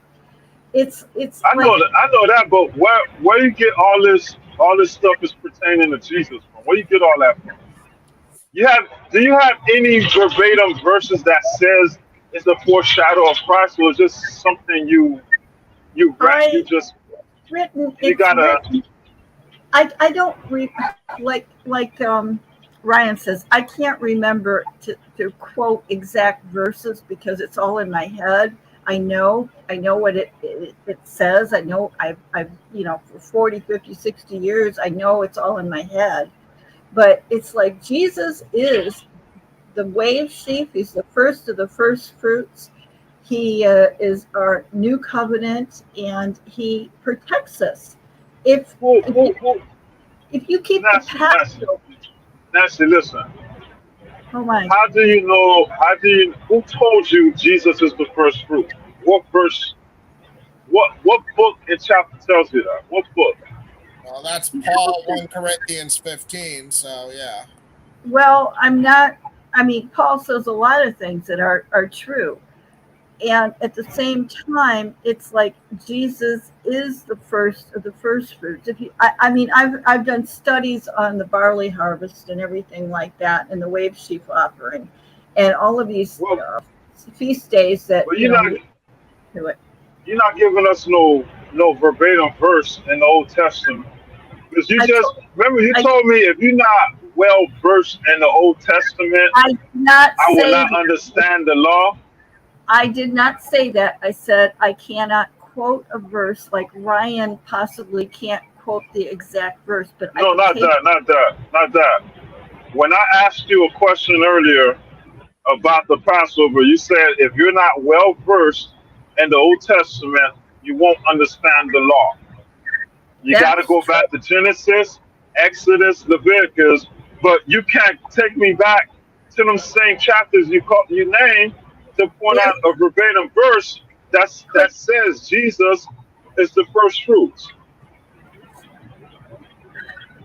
Lou, you're asking me Yeah. specific questions to try to go and derail me to go and make me look like an idiot. And that's not true.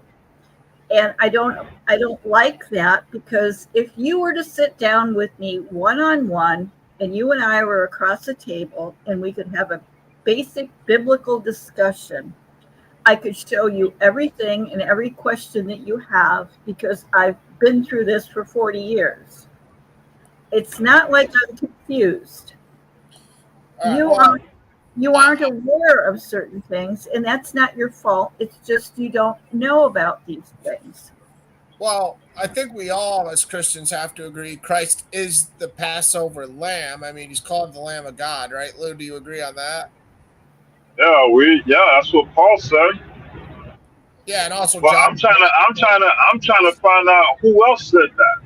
Well, John said it in the book of Revelation, and you know they have verses in the book of Revelation about Jesus being the Lamb who was slain, and also you know, John the Baptist, you know, in John 3 saying, you know, repent, you know, for the kingdom of heaven is here, because you know, here there's the Lamb who takes away the sins of the world. I'm paraphrasing, but you know, the Lamb who takes away. So I mean, we all agree on the Lamb thing, and Yeah. Christ is the fulfillment of the Passover for Christians. If you do the Holy Eucharist, in my opinion, do you think the Holy Eucharist is how we participate in the Passover now, Lou, or where are you at with that? The blood and the bread, you know, represent the body, and the blood represent the, you know, the wine. The wine represent the blood. Excuse me. I mean, when it comes to the New Testament, the New Covenant Passover, I feel like, I mean, that's something Christians came up with.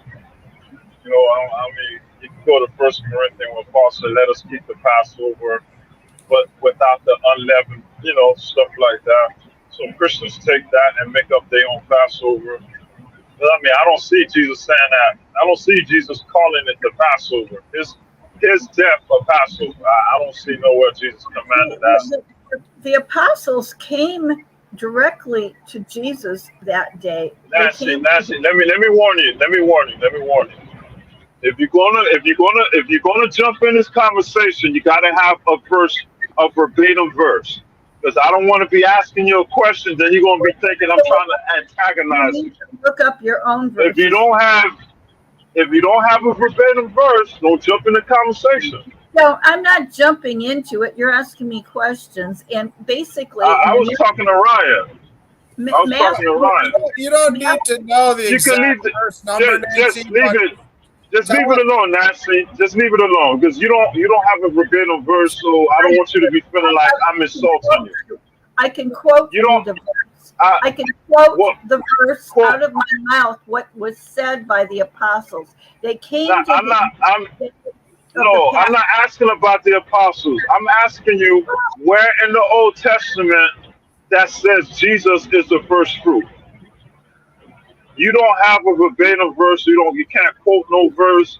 You can't. You know, I'm gonna just leave it alone. I don't want you to be thinking I'm picking on you or anything. Well, you are.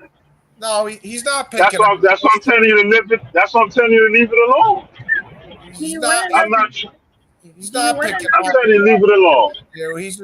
He's just trying to show you, I think, that, you know, Paul's letters are kind of important for the tying together the typology that you probably even believe in yourself. You know, I think that's kind of his point. You know, I don't know if you're getting that aspect of it. That, you know, you quoted Hebrews with saying, you know, Christ was a shadow of the things to come. I mean, you could have just said that without ever reading Hebrews. I'm not saying you had to read Hebrews to say that. I don't agree with all of Hebrews either. I don't know. Okay, I know. I mean, if you let me just finish it, I was clarifying that aspect of it too. I understand. You don't have to read Hebrews to say the shadow thing. That could have been something just in your mind. But I think the overall point is you're quoting some of Paul saying first fruits and stuff, and you probably quote some of Paul more than you might recognize, but you know, you don't want to throw all Paul away. It doesn't seem, you know, because it's important. You know, I think that was the overall point of everything. Well, no, I think when it comes to me looking at the Old Testament, I've done so many studies in the Old Testament where I've excluded the New Testament, and doing a very detailed study of all of the details of the Passover and the first fruits and the wave sheaf offering and the first day of unleavened bread, the end of unleavened bread. I mean, it's like there's no way you can deny it. And I mean, I know that Paul plays a huge part in little innuendos and things that he says and this and that. And I mean, he has a whole lot of information about the Old Testament. But you know, when it comes to Lou trying to go and dismiss things about, you know, the Passover, it's very difficult to explain to him that it's very important that we understand. What am I trying to dismiss from the Passover? Well, I mean, it's like, I don't know what you're trying to dismiss. I can't accuse you of anything. And I mean, I was listening to you earlier, and you said that you have a very strong affiliation with the Haitian understanding of the Bible, and I don't know what that means. I mean, I don't know if you are from Haiti, or if you're a second generation Haitian, or whatever. And I mean, it's admirable that the only thing I said about Haitian is when it comes up to memorizing verses. Okay. I said that's how we grew up. That's how we grew up. That's how we were taught in the Haitian churches to memorize verses. Well, I grew up memorizing verses too, and both of my children went to a private Christian school in Mobile, Alabama, and they memorized verses. But it's like you memorize things, but you don't associate it with reality sometimes.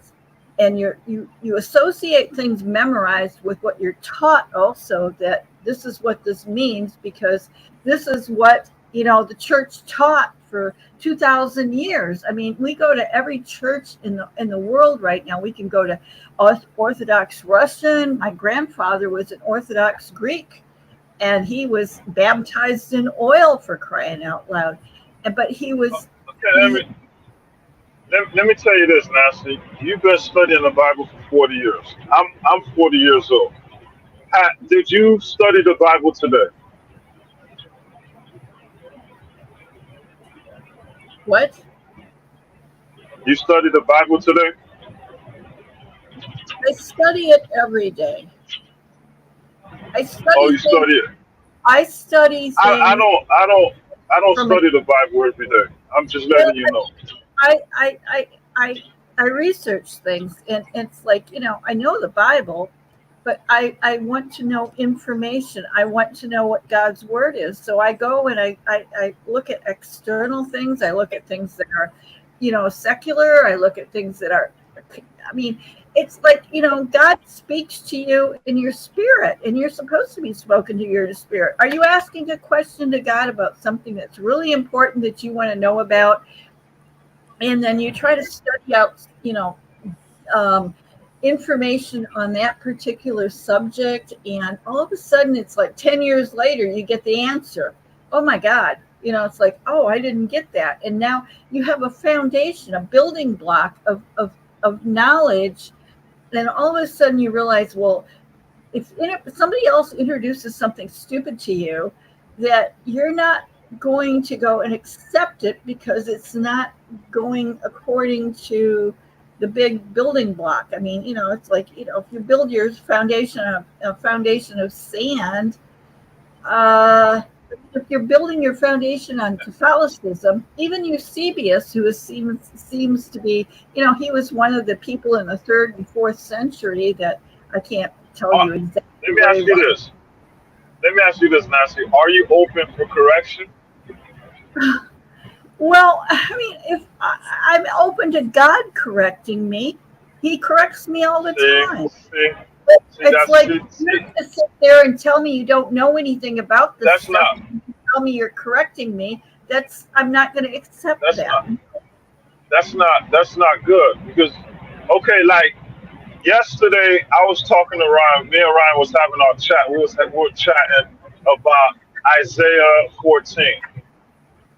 Out of all the years I've been knowing the Bible, Ryan brought something to my attention that I'm just realizing yesterday. I was open for correction. I'm always open for correction. We are supposed to be open for When you correction. when you open for correction, you'll be able to dialogue with a person and disagree with them without getting hostile and paranoid about being wrong and stuff like that. Because it's like as if you're conversating with me to make sure everything you say is right. Well, I mean, that ain't good. I'm not trying to go and tell you you're wrong. I'm trying to just basically tell you information that I know. And Hold on, one more thing. Even when Ryan bought, I think it was Zechariah 13 or 11, when I thought that verse was speaking of Christ. Couldn't think of it. I was wrong, and I told Ryan, yeah, you're right. I was wrong, and yeah, it's not speaking of Christ. I was open for correction, and I did it on live. I listen I did it Ryan. on live. I listen to Ryan all the time. What he says, I mean, If I you don't. listen to Ryan, what was the last time you were open for correction? I listen to Ryan as he speaks on a daily basis. I don't contend with him. I listen to him, and sometimes he makes sense to me, and sometimes I disagree. But I don't tell him what I think. So, I mean, this is an open discussion. It's not like I'm fighting with him. I'm not disagreeing with him, and I think he's got a lot of brilliant things to talk about. And it's like, but he doesn't control me, and I don't control him.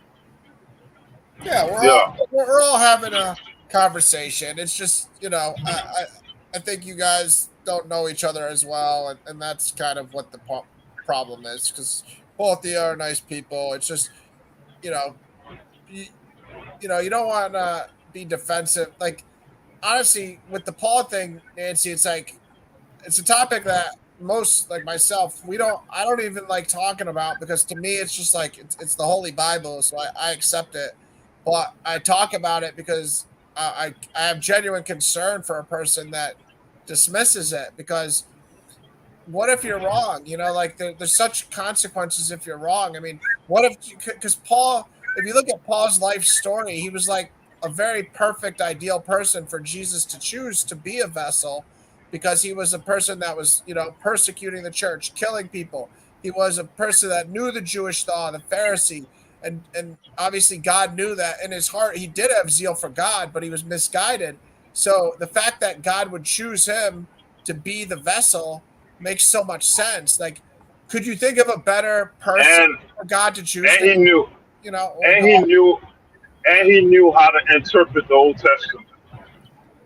I disagree with you, Lou, because Paul misquoted the Old Testament on numerous occasions. But yes, as far as you go, Ryan, I appreciate and respect you for allowing me to speak out. And, maybe at some point in time down the line, you're going to question, where do these teachings come from about OSAS and free grace? And why are they, so important in to the church? Let me ask you this, Nancy. You say Paul misquote the Old Testament, right? But when Paul quotes the Old Testament, he says it is written, and he literally quotes the Old Testament, but he misquoted. But even though he quotes the verse in the Old Testament, right? But with you, I ask you to bring me to a verse you can't remember. Now, but Paul remembers the verse. I'm not going to go into those details, because I'm talking about in generalities. When Paul says, "Oh, you can't," You can't make a claim about the Lord's apostle and think you're just gonna walk away with it. It don't Wait go a like minute. that. You're You said the Lord apostle, he misquotes the Old Testament, but you cannot quote a verse that says in the Old Testament Jesus is the first fruit. You want me to connect the dots as if I'm supposed to read between the lines when Paul just literally go to the exact verse you're and quote supposed the to. same exact. You're Like supposed. so. You're Yeah, go ahead. Go ahead. Lou, you're supposed to go and read what Paul quoted, and you're supposed to go back to the Old Testament on your own. When Paul says that Abraham acted on faith alone, that's bullshit. Abraham did not act on faith alone. And And did he quote? Did he quote the verse in the Old Testament? just go and read what Paul says and what Jesus Okay, said. And Abraham. I understand that. I understand that. What I'm asking you, right? Did Paul quote a verse in the Old Testament when he said that? Well, there are verses in the Old Testament and the New Testament. The New Testament. Did Abraham have faith in God? Yes, Abraham had faith in God. So Paul quoted. He quoted something in the Old Testament where we could go look at it and see if it's true or not, right? All right, let me ask you a question. Even if Abraham had faith in God, what works did Abraham do on his own that showed? Okay, Paul is wrong about that. Paul is wrong about that. You're right. Paul is wrong. Now Right. I'm coming to you. Did works for Abraham? What work? Did you just hear what I said? I just gave you the answer. I said Paul is wrong. He didn't. Right. He didn't. Paul lied. Paul is lying. Paul is lying. Tell me why Paul is lying? Because he's the devil. No, I'm saying don't be ridiculous. Abraham. I mean, what else do you want me to say? What works did Noah do, and what works did Abraham do to show that faith? Show me. Paul is lying. Paul is lying. I can't show you that. Paul is lying. Hold on, Nancy. Nancy. No, hold on, Ryan. Hold on, Ryan. Paul is lying. They didn't do that. That's what you want to hear, right? I don't want to hear anything. I just want to know the truth. Okay, so Paul quoted Noah and Abraham, and we could go back and look at it, right? Can we do that? What works did Abraham do, or what works did Noah do, so that they had faith? Okay, I don't know. Paul is lying.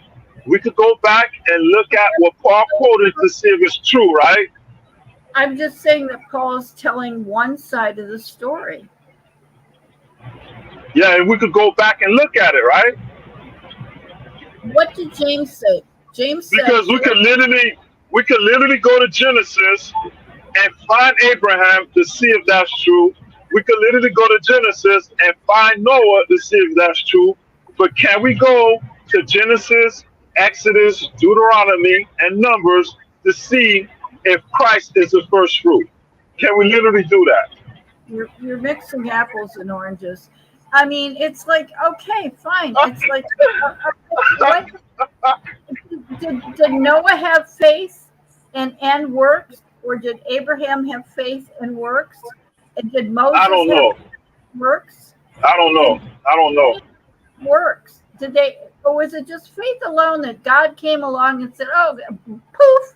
You know, it's like they didn't have to do anything. It was all about faith, and they didn't have to do anything. Did Noah build an ark? Did Moses go and move? I mean, move the people from Israel out of Egypt? And did Abraham come from Mesopotamia and bring his whole family? Was that all about faith? It was no. He didn't something. They all did something. Did So something. Paul was wrong. Paul was wrong. Well, you tell me. I don't know. You think about it, not me. Yeah, I'm not- Paul is wrong. Paul Well, is wrong. Well, Yeah, then he's wrong. admitting it. He's then. wrong. But who am I supposed to believe? A person who can't show me. Okay, Believe in now we Jesus. find out now Paul is guilty of misquoting the Old Testament, right? Now, are you guilty of not finding me in the Old Testament that's verbatimly says Jesus is the first fruit? Well, let me ask you a question. Do you believe in Jesus, or do you believe in Paul? Do you believe in Jesus or do you believe in Paul? You're bringing this into a situation where you're asking me a question. I believe in Jesus, and when Jesus said, "Do this or don't do that," and it's like you're not going to be saved unless you believe in Him and keep His commandments. And I think maybe I'm out of place, but I think Ryan would say that once saved, always saved. And when Jesus said, you know, maybe these people come before them and they say, well, we did this in your name and we did that in your name and we raised the dead and everything. Jesus looks at them and says, I never knew you because you don't keep my commandments. And Paul is antinomianism. Yeah, but Nancy, I agree that people that make the OSAS doctrine, they use the Paul letters, but they pervert them. Just like how I said something today and then Jamie did a show on it and he misrepresented what I was saying to his audience, like what I said and what I meant by what I said and you know, the intent of what I said, he misunderstood and he told everybody, like, he started arguing straw man arguments about things that I didn't say. So people do the same thing with Paul. They'll use Paul to say that, you know, the law is bad and this and that. But Paul can't be any clearer when he says the law is holy, the law is good.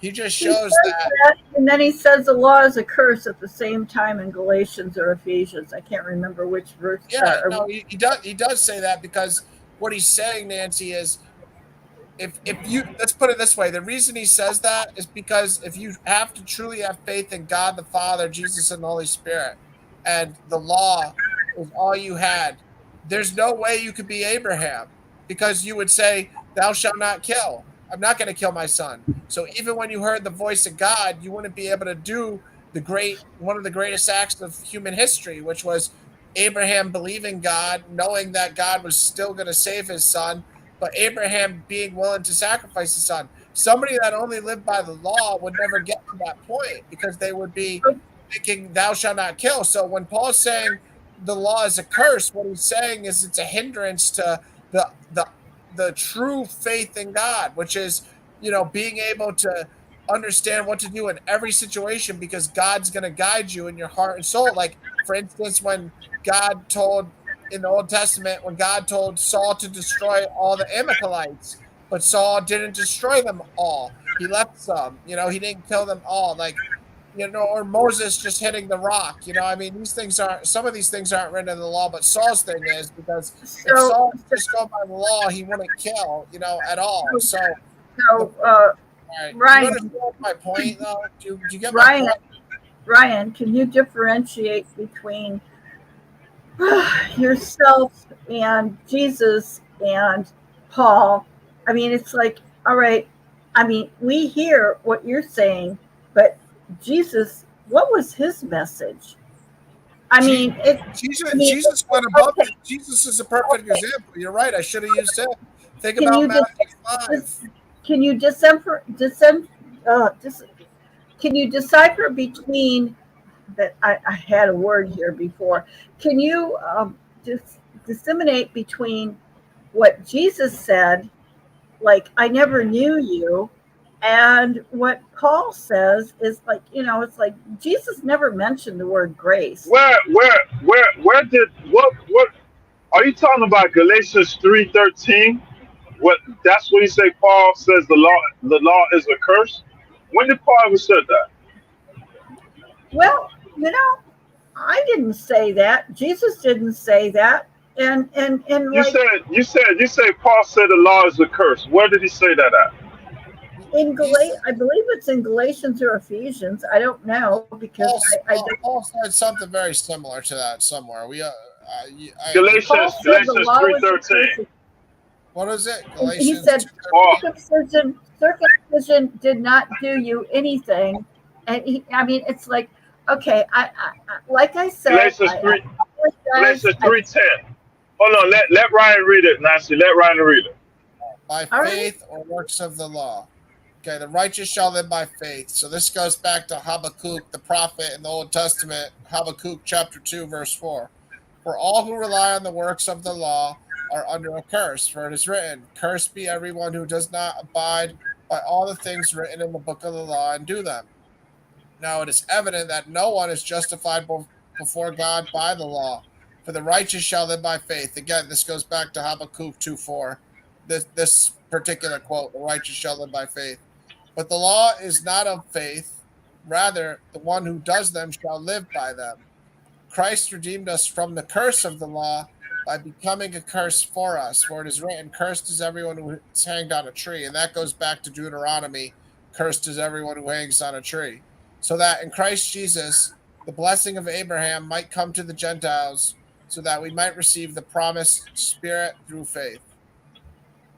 Oh, where do you get Paul saying the law is a curse?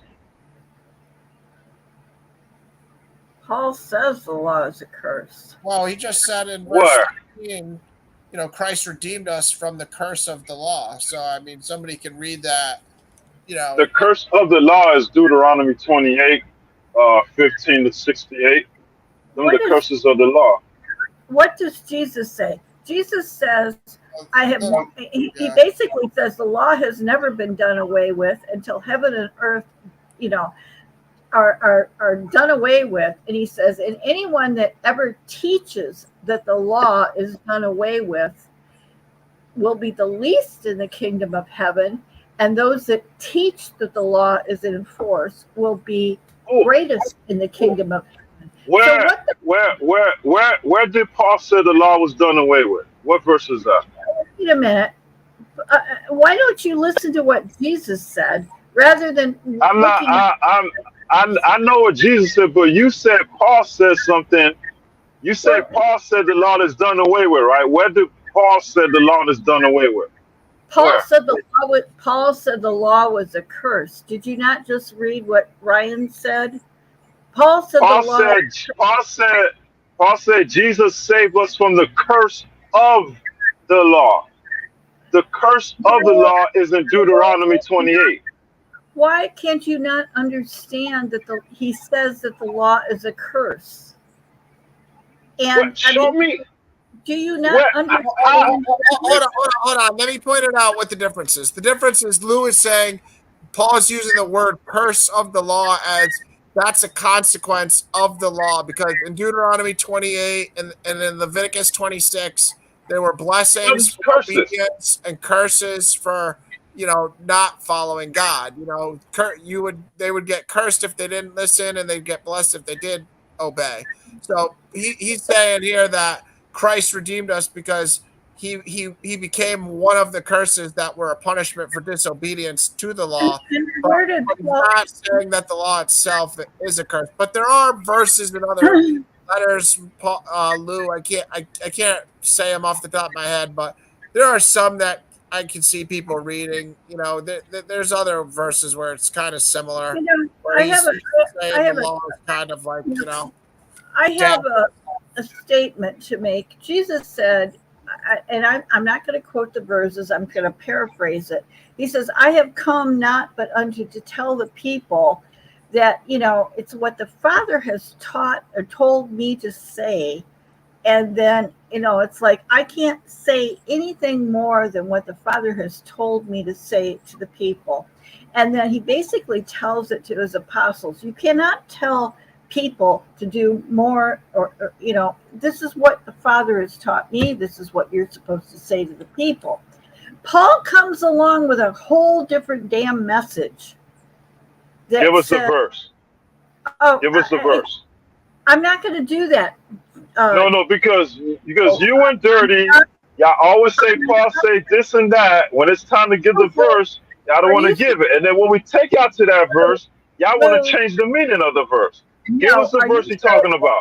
Well, How, how do you know Paul said that if you don't have the verse, book, or chapter? Anything. Give me Lou, just I did just search the look word curse, the Nancy, and information. searching the word curse, like verbatim the word curse, these are the only verses. So, that is something that, the word curse itself, so there can be different words that are saying a similar thing that the law is, can lead to death or whatever, but the word curse itself are only in these verses. So Galatians is the only one that Paul wrote that You has know, that word curse in it. I can argue till the cows come home, but I'm probably going to have to get off here. I'm going to have to get how, off of here. how you know how you know what Paul says, but you don't Lou, know what book he said it in. I can So argue that's how till much you hate. That's how much you hate Paul. To where you no. just read it and then automatically see it. Well, I'll discredit him. I That's have what it seems like. I have one last comment, and I'm going to get off of here tonight. I can argue till the cows come home, and discuss this with you, but your salvation is based on your own desire for salvation. If you want to What? dig your Give me the book, chapter, and verse all right, of me having stop. salvation. Who told Comments. you? Who told you that I will have salvation? Where you get that from? I am Give I me the am book, chapter, and verse. making a comment. If you want to argue, go ahead, but you can dig your heels in until the cows come home. And Jesus said, "I never Jesus knew." said, "I'm gonna have sal." Jesus said, "I'm gonna have salvation." Jesus said, when people came to him, I never knew you. So if you want to go and make this crazy argument about everything that Jesus said, according to, it's like if you want to defend Paul, you're going to have a great time defending Paul. You're going Okay, to okay. All right. You defend Jesus. Be like Jesus. So when Jesus says something, he quote the verse of what he's saying. Now, if you want to follow Christ, follow Christ. Quote the verse that you're talking about, and then say it. Remember, every time Christ quote a verse, he says, "For it is written." Is it not written in the law? For it is written. You have not quote you know any what? verse about Paul about what you're talking about. Christ quoted the verse where Okay, he's downplaying the Pharisees the same way you downplaying Paul. He quote verses that downplay the Pharisees. Now let be me. like Christ and quote the Okay, verse that you downplaying Paul on. okay. When Jesus said, he quoted the verse that out of Israel came my son. Did he quote the chapter and the verse of Isaiah? No, he didn't. He just said this is what he quoted, and he knew exactly what he quoted. And Now quote the verse in Paul that you're talking uh, about. Jesus quoted, he recited the verse. you don't care. You obviously don't care if you're following in the footsteps of Jesus. You just want to go and contend and argue and defend yourself. And if you die in hell, you don't care. I want to know the truth about everything. And I'm going to get off of here tonight Well, because Nancy, you don't have to leave. Me and Lou will talk. You can just sit in the background. You don't have to be getting interrogated if you feel, defensive right now. I understand. Lou's kind of going at you kind of hard. I don't know, but yeah, you don't have to leave. You can just stay on and not talk if you want, or come back later. Whatever's better for you. Just don't feel like you have to carry the okay, conversation. Me and Lou will I'll talk, and then you can jump try to be into. calm. I'll try to be calm for a minute or two, but Yeah, well, that's what I'm saying. Just take a break, and then we'll change the subject, and you can jump in. If you want to get into the subject, all we right. got a guy up here that I think we have a topic we can transition to. Anyways, so he's resurrected. Jamie Russell is back. Jamie Russell, without we're looking at the time clock on the StreamYard right now. It's 2:04. Without screaming "Mare" 1,000 times, because I don't know what "Mare" means. So you'll have to show me what word is "Mare," because I know the whole reaction I had to your Daniel interpretation was from me watching your hour video. So I was interested in how you view Daniel. I watched your entire hour video, and then I gave you my honest feedback of what I thought was wrong about it. So let's just have a logical, calm conversation and try to see where each other's coming from, okay? Yeah. It's 2:04. Don't run out. Don't scream "Mare" 1,000 times. And if you want to show me what "Mare" is so I can learn it tonight, that's good. I'll give you credit because from watching your video, I did learn that day for a year concept, and I never knew that. So I learned something watching the video. But by learning it, I also thought it wasn't applicable in verse 8:14. So that's where we have to start, because everything else is secondary. If we agree everything else is secondary, right? If that's not 2,300 years, then there's a lot of differences, and all the other stuff you're talking about is kind of not tying in if it's not 2,300 years, right? So it's okay to start there, right? If it's not 2,300 years, then Seventh-day Adventism shouldn't exist. Okay, well that's what I mean. As far as what they say they Oh, okay. All right. So just that's just like, and bro, I never said that you said that Yomim was in the verse, but what I said was, and in texting, I know you misrepresented a ton of what I said when I read it. You read it, but your interpretation of what you kept saying Yomim and Yom are not in there. Yeah, I know, but like you read like what I said about Daniel 9 not being like the most tied into Daniel 8, like for this specific aspect of the day to the year, and you're like, Daniel 8 of course is tied to Daniel 9, and dude, what logical planet would I be on if I'm ever saying that Daniel 8 wasn't connected to Daniel 9? Every book in Daniel is connected to the book in Daniel. I never made that argument. Well, I wasn't trying to say you weren't something that's stupid. But also with the heptad, with the sevens, you're like, I wasn't arguing that the word week shouldn't be there. I was just pointing out that I agreed with you and that the 7 was representative of the heptad. So you were arguing with some straw mans on your discussing Ryan's bad whatever thing. Those are two blatant straw mans that we just took care of in 30 seconds. So that's good. Daniel 8:14. Let me give you why I believe what I believe, and then we can go from there. The King James is pretty much in the minority here in the translation. So if we look at all the other Bibles, I'm not sharing the screen. All right, hold on. The King James is in the minority for choosing to use days in this verse. So most translations go with in Daniel 8:14, and he said to me, for 2,300 evenings and mornings, then the sanctuary shall be restored to its rightful state.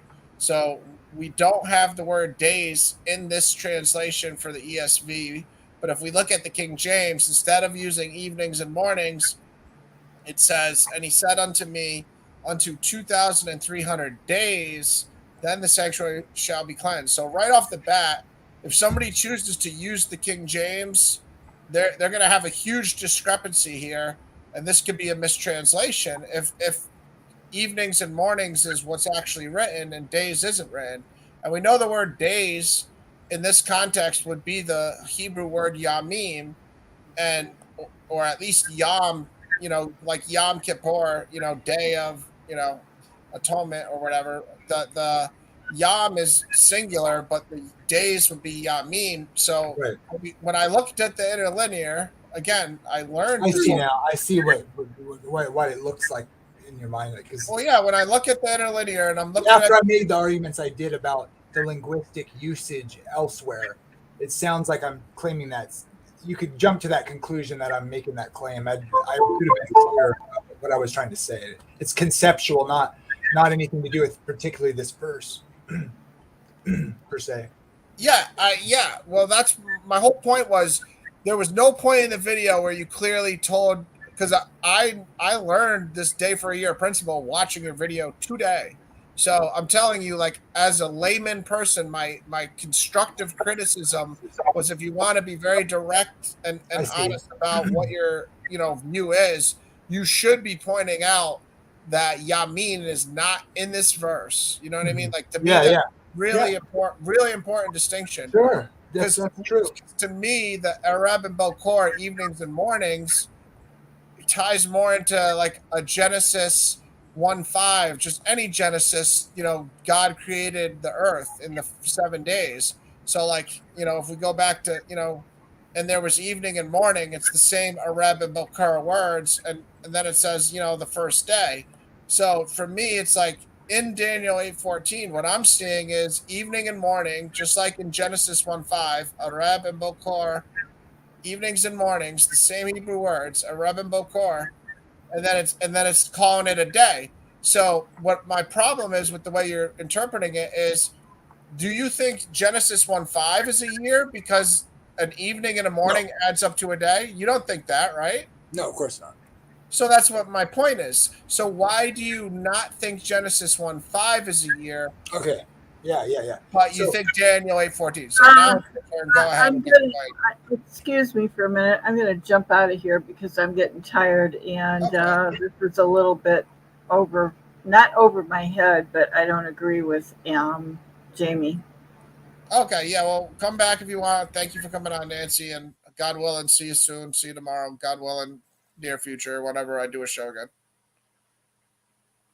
All right, but yeah, okay, so go ahead, Jamie.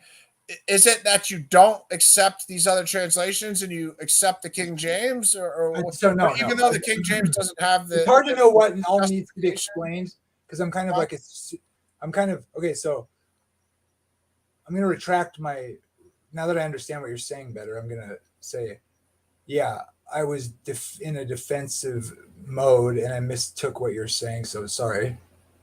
Okay. That's fine. I mean, I was going pretty hard at you. I wrote more words than I probably needed to. I didn't have to say the same. I was trying to be clear about it, but it was like I was a little hard. I could have said it more gentle, because I did say that thing, like, I don't think you're doing it maliciously, but I think what I didn't like about it is I think that you're blind to your own, like, you're selling something almost. It's like if I'm selling something and I know there's like a bad quality to what I'm selling and I don't mention that bad quality, that's kind of what I got from you, because I know you've studied this. And I'm like, he has to know that Yamim is not in this verse. Like, so that was what was kind of irking me. Yeah. Okay. Why isn't this kid pointing that out? Because he's going to verses where Yamim is in like 1 Samuel. So then, like, a person like me that just learned that concept by watching your video can get tricked very easily if I didn't go to the interlinear, because you verbatim say the King James translation, and you say, well, that means the 2,300 days is years. We'll go down to verse 23, I think it is here in this version too. Yeah, so it also mentions the evenings. It calls them many. Is that? Yeah, the vision of the evenings of mornings is true or something. Yeah, it's 26, I think. Yeah, 26. So I would go right to that and say, this is, if in the translation that, I wonder what the King James does on that one. Well, you have the word here. You have the Yamim word here. You do have it here. So yes. Right. So that's like exactly. But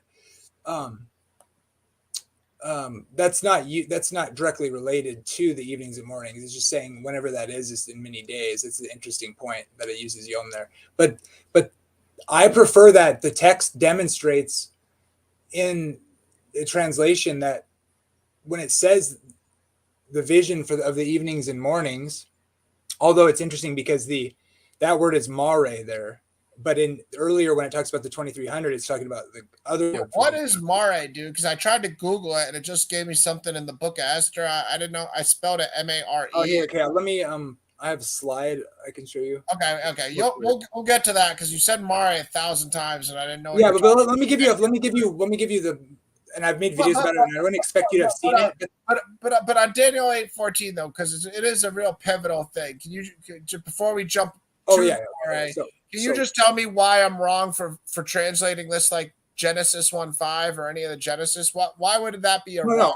Like I said in the response video, I prefer, like the King James, see in 8:14 it would say 2,300 days, but then in verse 26 it says evenings and mornings, and so you don't see that linguistic connection in the King James. The Mari is obviously referring back to the 2,300 evenings and mornings. See what I'm saying? Like So I I don't think days is a better translation necessarily. I think that's what it's talking about. So if you take this to have something to do with Antiochus, evenings and mornings, the idea would be the concept of 1 24-hour period.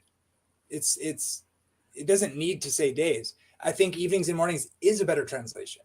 And because of verse 26, because it's related to verse 26, is talking about that thing that's was mentioned earlier about the evenings and mornings. And the King James doesn't demonstrate that. Just like most translations still just put vision for both words. They're two different words for vision. I wish they would translate those as being having some sort of a slight variation, and I'll show you why. But as far as your question about, well, why shouldn't Genesis be a year? So one of the basic things that's kind of assumed here when I talk about it is that, okay, so there's classic prophecy, you could say, is a genre, right? When God just gives a prophecy in literal narrative, just whatever, for instance, Genesis, when he says 120 years, I won't strive with man, and then the flood comes or something like that, right? Or, but that's classical prophecy. And then apocalyptic is using highly, symbolic pictures, right? Like Genesis, and Revelation and Daniel are apocalyptic literature.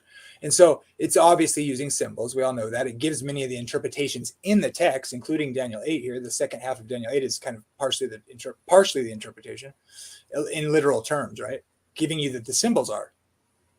And so the day for a year idea is an interpretive method of interpreting prophecy. It's not saying they mean this word means that in every case. It's saying, and so the argument that I was talking about last night was kind of like, it's not the best argument for it. It's just like a basic argument that shows that you wouldn't. It's hard to notice unless you know the Hebrew that the idea of days and years in the Hebrew language and the way they use them together is just kind of like it shows the development of why the day year principle would be employed. Through time is by the way they write through history. In other words, they're just related in concept and in the way they talk. Okay, so that's just like a basic point to make. Like they're often connected in a certain kind of way in poetry and just in figures of speech, idioms. He was so many days and so many months, right? And it means years. And the English translators just make it years. So it's just kind of an interesting point. It doesn't prove anything. It just is it just shows the development of their thought. But let me show you a couple just really quick numbers. Just go to it really fast. Numbers 14:34. Okay. And then there's just two verses. I want to show you something. This is another way that Adventists would point. They point to verses like this. Same kind of thing. It's God operates this sort of way. According to the number, tell me if it's big difference in the King James or something. I'll look at that. Doesn't matter. According to the number of the days in which you spied. See, I already have a feeling this is going to be Yomim, and that could be, days, just days. I'm sure that's Yom, yeah. In this context, it's clearly talking about 40 days because it's talking about the spy thing. According to the number of the days in which you spied out the land, 40, because I did learn that by watching your video. I'll thank you for that. You taught me something. According to the number, but after I figured it out, I felt kind of like, oh, is this guy misleading me intentionally or what? What's he doing? That's I should have made clear that it's a conceptual thing. Yeah. According to the number of the days in which you spied it. By the way, Chris Lucas wants to debate you on this. I don't know if you talked to him or what, but he made a video, so I don't know if that's ever going to happen or what. But anyways, did you ever say anything? Because he made all right, we'll get to that after. Because he made a video saying he accepts your debate or something. I don't know if you said something in a video that challenged him. I don't know. Did you see that? I don't think so. He did like a 2-minute video today saying he accepted your debate on standing for truth on Daniel 8 or whatever.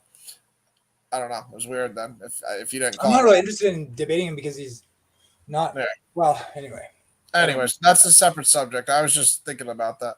According to the number of the days in which you spied out the land, 40 days, a year for each day, you shall bear your iniquity 40 years, and you shall know my displeasure. So yeah, this is the punishment for the 10 spies that were fearful and didn't want to go into the land. Only Joshua and Caleb wanted to go in and gave a favorable report, and the rest of them are punished, and now they're going to die in the wilderness for 40 years. So I see this in Ezekiel too, and lying on the side. I'm familiar with this concept, but go ahead and build and tell me how it can relate to Daniel. Go ahead. It's just, again, it's a conceptual idea. Like, you see God operating this way. You see it in the Hebrew language. Okay. Now it's more of a systematic theology argument. It's not saying in every case, in any situation, a day equals a year. Okay. It's just like a principle. Okay. So that's the claim.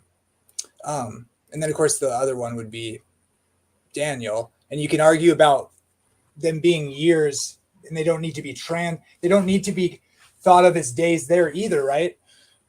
But Sabua there is, if you look at the other places that term is used, it's talking about weeks. So when it's talking about so that's like a basic thing everybody accepts. It's Daniel 70 weeks are years, and weeks have days in them. Yeah, I accept that. There's no issue there. I accept that because it's the translations, like you said, Sabua, which can mean 7, which clearly refers to Leviticus 25 and 7-year periods. I had no problem. But it also, but the Sabua in the form it's in elsewhere in Daniel, when it's translated weeks, and nobody has a problem with it being weeks there and meaning regular week. Yeah, it's interchangeable. Yeah, it's just like so it's like so that's a day for a year in Daniel 70 weeks is the point. But the point. Okay, and then here's the last thing. Go ahead. No. Daniel 7. So this is what's funny about Chris Lucas being such a dick about it, or whatever, is that he has spent the last 10 years of his life preaching that the Catholic Church is the historicist interpretation of prophecy here. Well, guess what? That means Daniel 7, the times, and half a time. I have a list of the verses that have these time periods in them.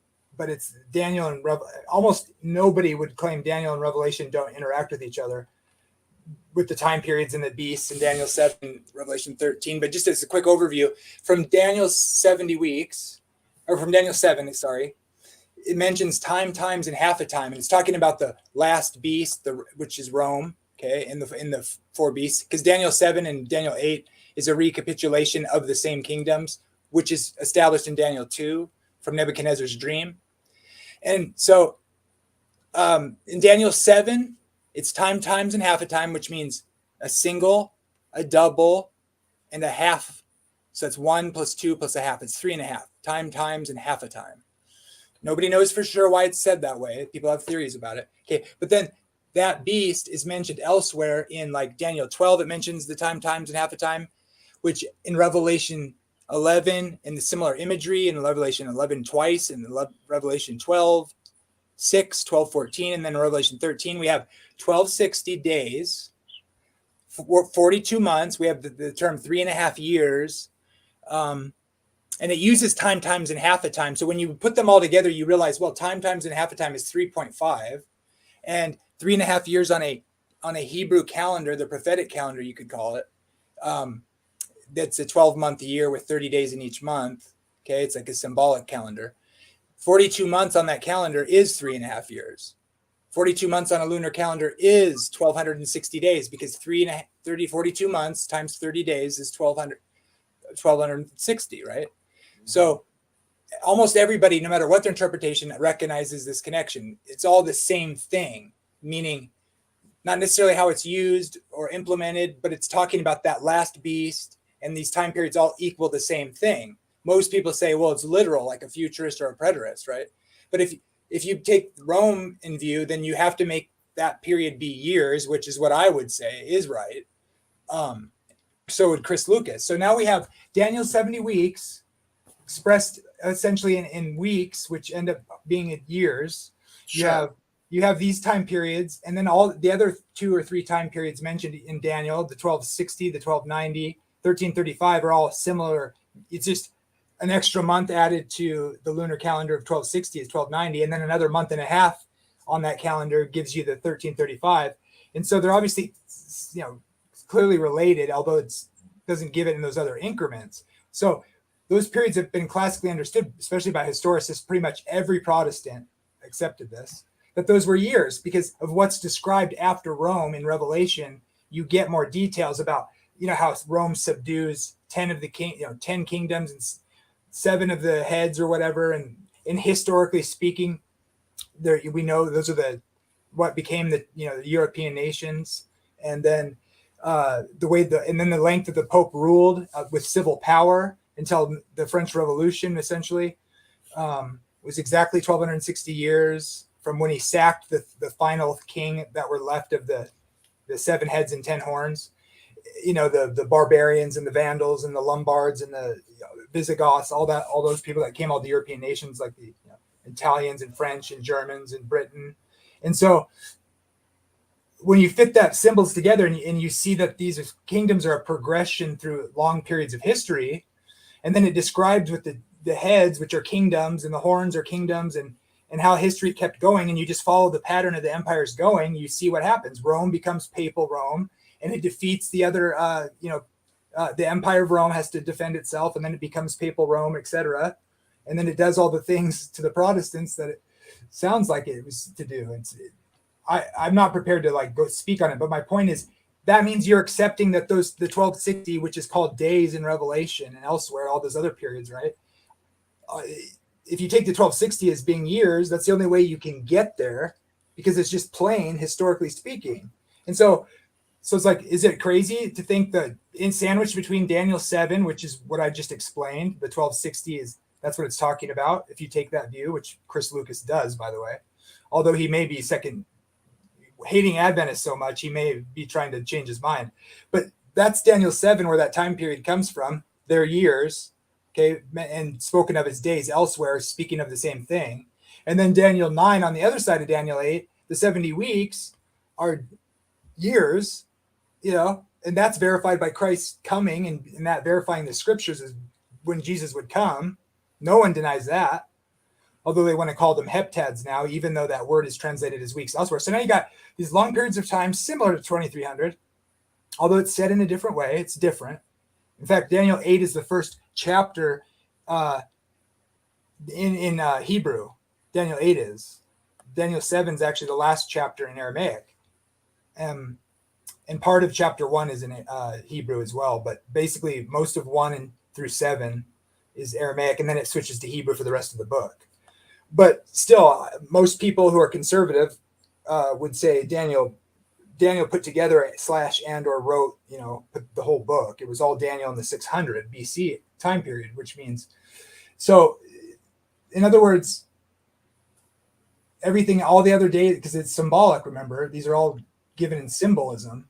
And so why wouldn't the time periods be symbolic, especially since we know the Hebrews didn't use, if you say they're literal days, now you're saying, but it's rendered in lunar time, but they don't use the lunar calendar. So it can't be literal. Hold on. Why would it have to be? I don't understand that. Why does it have to be lunar?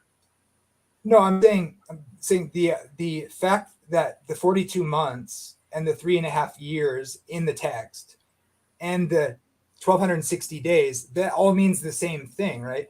On a lunar calendar, you have 12 months. In every day, every month has exactly 30 days in it. So you have 360 days in a year, every year, right? That's what a lunar calendar looks like. 12 months, 30 days, no questions asked, just cycle that. That's in the apocalyptic literature of Daniel, 1260 and Revelation, right? The time times and half a time, which is 3.5. And then it's talked about as 3.5 years.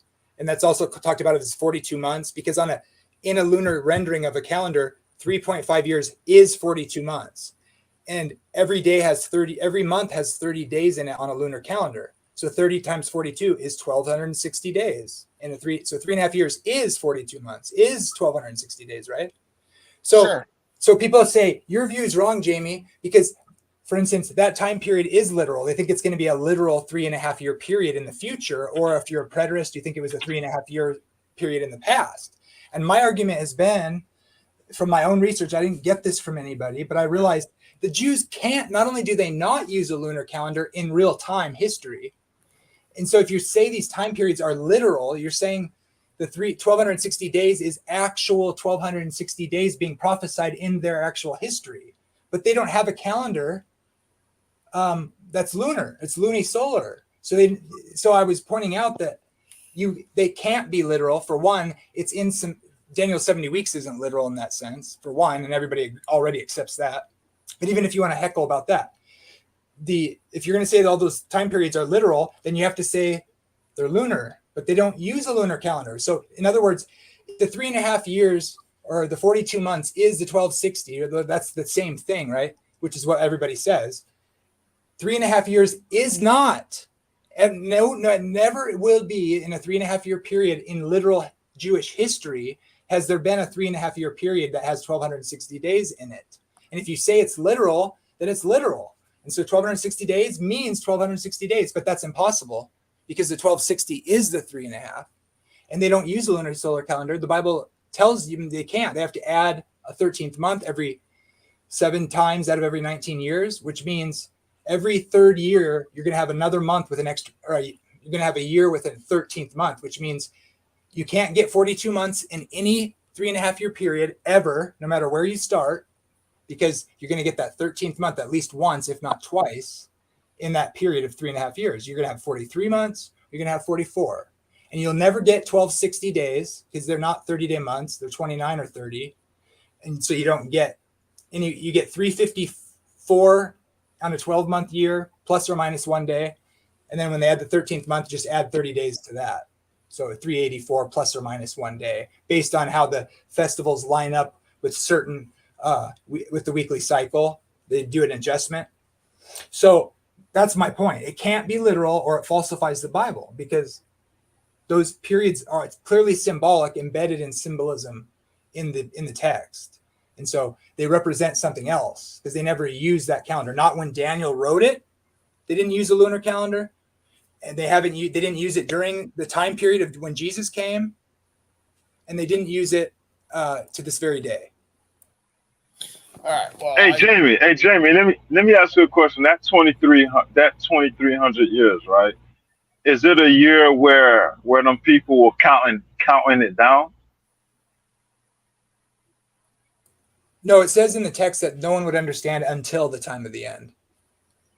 So yes, technically, yes, you'd say, because like Daniel 70 weeks, it was given. So from the decree until Messiah, the prince, they would know when he was to arrive. And the New Testament text demonstrates that in the narrative when you read it carefully. That they were in expectation. They thought John the Baptist was the Messiah, maybe, because they obviously knew from the decree to count years. But with the 2300, I think there's hints in the text that it says, Daniel asks about it in Daniel 8, and he says, that's for many days in the future. Then he says that's not until the time of the end. And that has to do with the other word in Daniel 8 for vision, the hazon. But then the man shows up. And so in other words, they wouldn't have known. It was meant to be hidden, I would say, basically. So the 2300 years is, when did it start? When does it start? When did the countdown start? With the decree of Daniel 70 weeks, the Mare vision would give you the starting point in Daniel 9. So when he gives it Daniel 9, because in Daniel 8, you see that the two words for vision are connected because the Mare is basically cut off from the hazon, which is the larger vision that ends when the sanctuary is cleansed for many days in the future at the time of the end, towards the time of the end, right? And the Mare is then explained as being of the evenings and mornings. And then Daniel says, the Mare of the evenings and mornings is true, meaning, and then he starts to get an explanation of it. And then he says, he had just gotten the explanation and he said, the Mare of the evenings and mornings is true. Hold on, because I don't know what a Mare is. Is it a tomato? So what verse is the Mare in? Can you show us what the word is here? Because you say that word like a ton in the video too, and I did not know what it is. What is Mare? Ain't that supposed to be a pastor or something? Here, I was sharing the screen. I'll show you really quick. Okay. You're talking about Moreh? Mareh. Yeah, see, I spelled it And that's what, and then it was only in Esther and stuff, so I didn't see much when I Googled it. I don't know how much time do you want to take? I don't want to take a lot of time. I want. Okay, I'll be quick then. Okay. I just Two want to words know what it translated is vision. because you say it a Okay. lot. I just want to know what a mare is. What are you Okay. talking The two about? words translated vision in Daniel 8:9 are these two words in the Hebrew. Uh, Hazon. You don't necessarily have to have the C on there. Okay. So do you there's know two what words. verse- what verses do you know? Yeah, the I'll show you verses? here. So I'll just skip to the showing you where they are in the verse. Okay. Vision and Daniel 8. Oh, that's and the wrong one. It's the and wrong mare. thing. Okay, so mare means a vision, basically. When you say mare, it's a vision. Sorry, let me get rid of that. Go ahead and kick it off.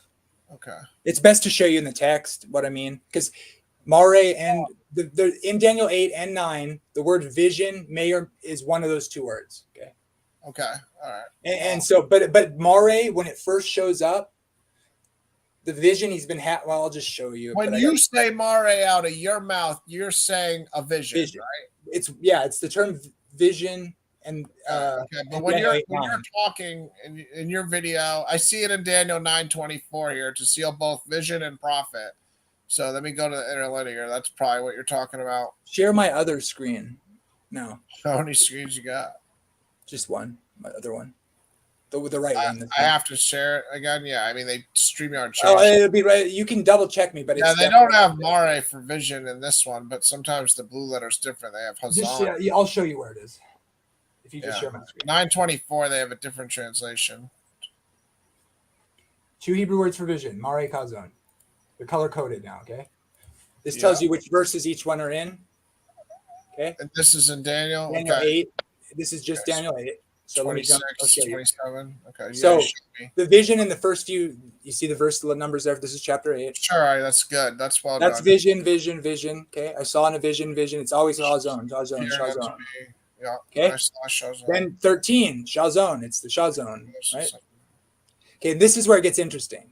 Sure. So the whole vision up into the 2300 evenings and mornings, he said unto me, okay, right?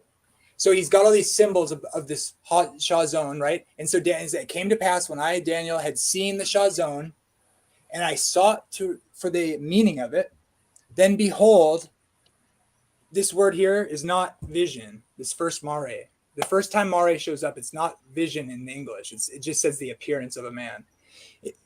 So he's wondering about the interpretation of and everything translated to this point was vision. Vision is kazon, okay?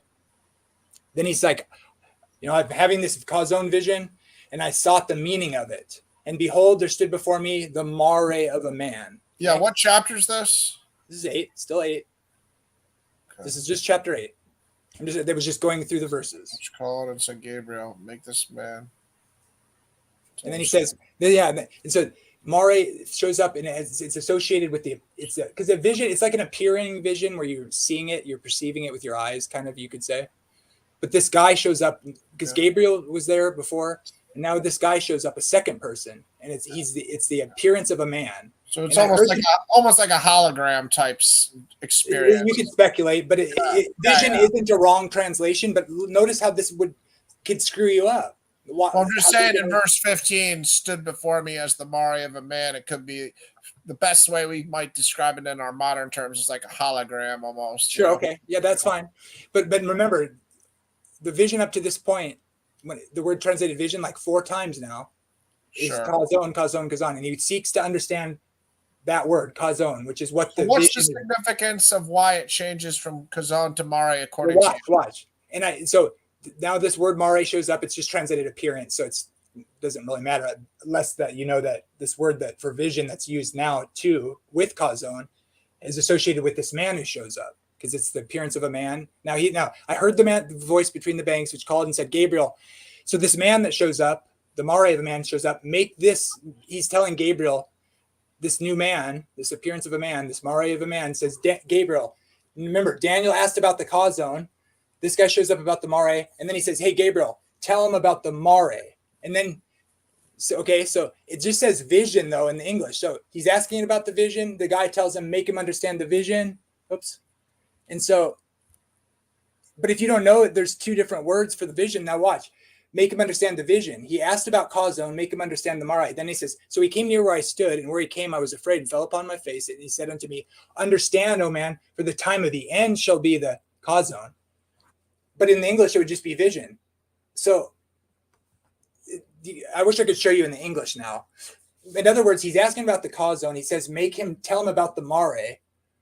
And then he says, hey, you asked, it's kind of like he's answering, you asked about the cause zone. That's for many days in the future.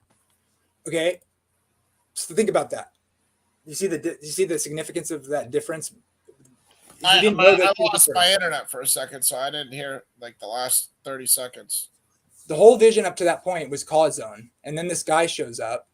Daniel's wanting to know about the cause zone. Then there's a mare of a man. So mare is associated with this guy that shows up, the second, entity or man or angel or whatever. And he tells Gabriel, basically tell him to understand the mare. He's asking about the cause zone. And then he says, no, make him understand. He didn't say no, but he says, make him understand the mare.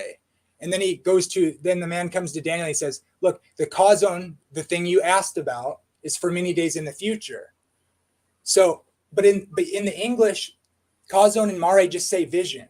So you don't know that they're two different words. He wants to know about the cause zone. The guy interrupts and says, make him understand the mare. And then he says, hey, about the cause zone, that's for many days in the future. Okay, then he starts explaining, we go to the next thing, and he starts explaining part of the vision has been received earlier, right? The cause zone thing. But he's associating it with the mare, as we'll see here in a minute.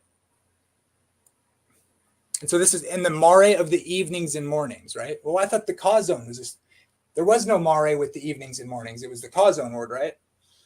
What chapter is this? This is the same chapter. Just no, I know, but what is it? It's 9, 8. It's chapter 8. The end of chapter 8. Okay, so the the end same of chapter 8. we're in. Okay, and the mare of the evening and the morning, which was told, is true. Wherefore shut up the cause zone. Shut thou up the cause zone, for it shall be for many days. And then what does he say? But hold on, I want to be on the same page. Are you using verse 26 to relate to verse 14? Are these the? Yes. No, I'm saying this is where you can seem a little bit weird, but trust me, there's already been a distinction between the two. When he says the mare, dang it, I got a touch screen. When he says the mare of the evenings and mornings, that's your first clue that that this mare is going to be it's part of the cause zone. And in other words, it's the first part of the cause zone. So it's kind of like you'd say particular days of the month, or the cool of the day, right? It's a portion of the day. In other words, like the in the mare of the evening and the morning. So it's true. Yeah. But yeah, is this tied? So I'm trying to follow. I'll go back to 14. I thought this was kind of tied to 14 when I read it today, but I don't know if I'm right or not. Is that tied to 14 according to you? You mean in verse 26? Yeah, 14, yeah. Because 14 and 26 are talking about the same evening and mornings, right? Yes. So when it says many days in verse 26, you're just taking that as referring, because that's where the Yomim word is. You're saying the many is referring to the 2300? No, I'm saying the mare being of the evenings and mornings is saying it's the first portion of that time period. It's telling you that it's the more. So there's more to go through to show you how it connects to Daniel 9. I really don't understand what the significance is yet of the mare and the kazon. I don't know if Lou got it, but I haven't got there yet. I'm trying to follow you. The main point to make is that they're not the exact same thing, for one, because he tells him to tell him about the mare, and he tells him that the cause zone here is not till later or for many days in the future, right? What is the cause on in English? It's just vision also. They just translated vision. They both mean vision in English? They both are translated vision in the English. So you don't see the distinction. So it's two different visions? Well, kind of, yes and no. I would say they're two different parts of the vision, of a larger vision. I would say the Hazon is the whole thing, and the Mare is a portion of that.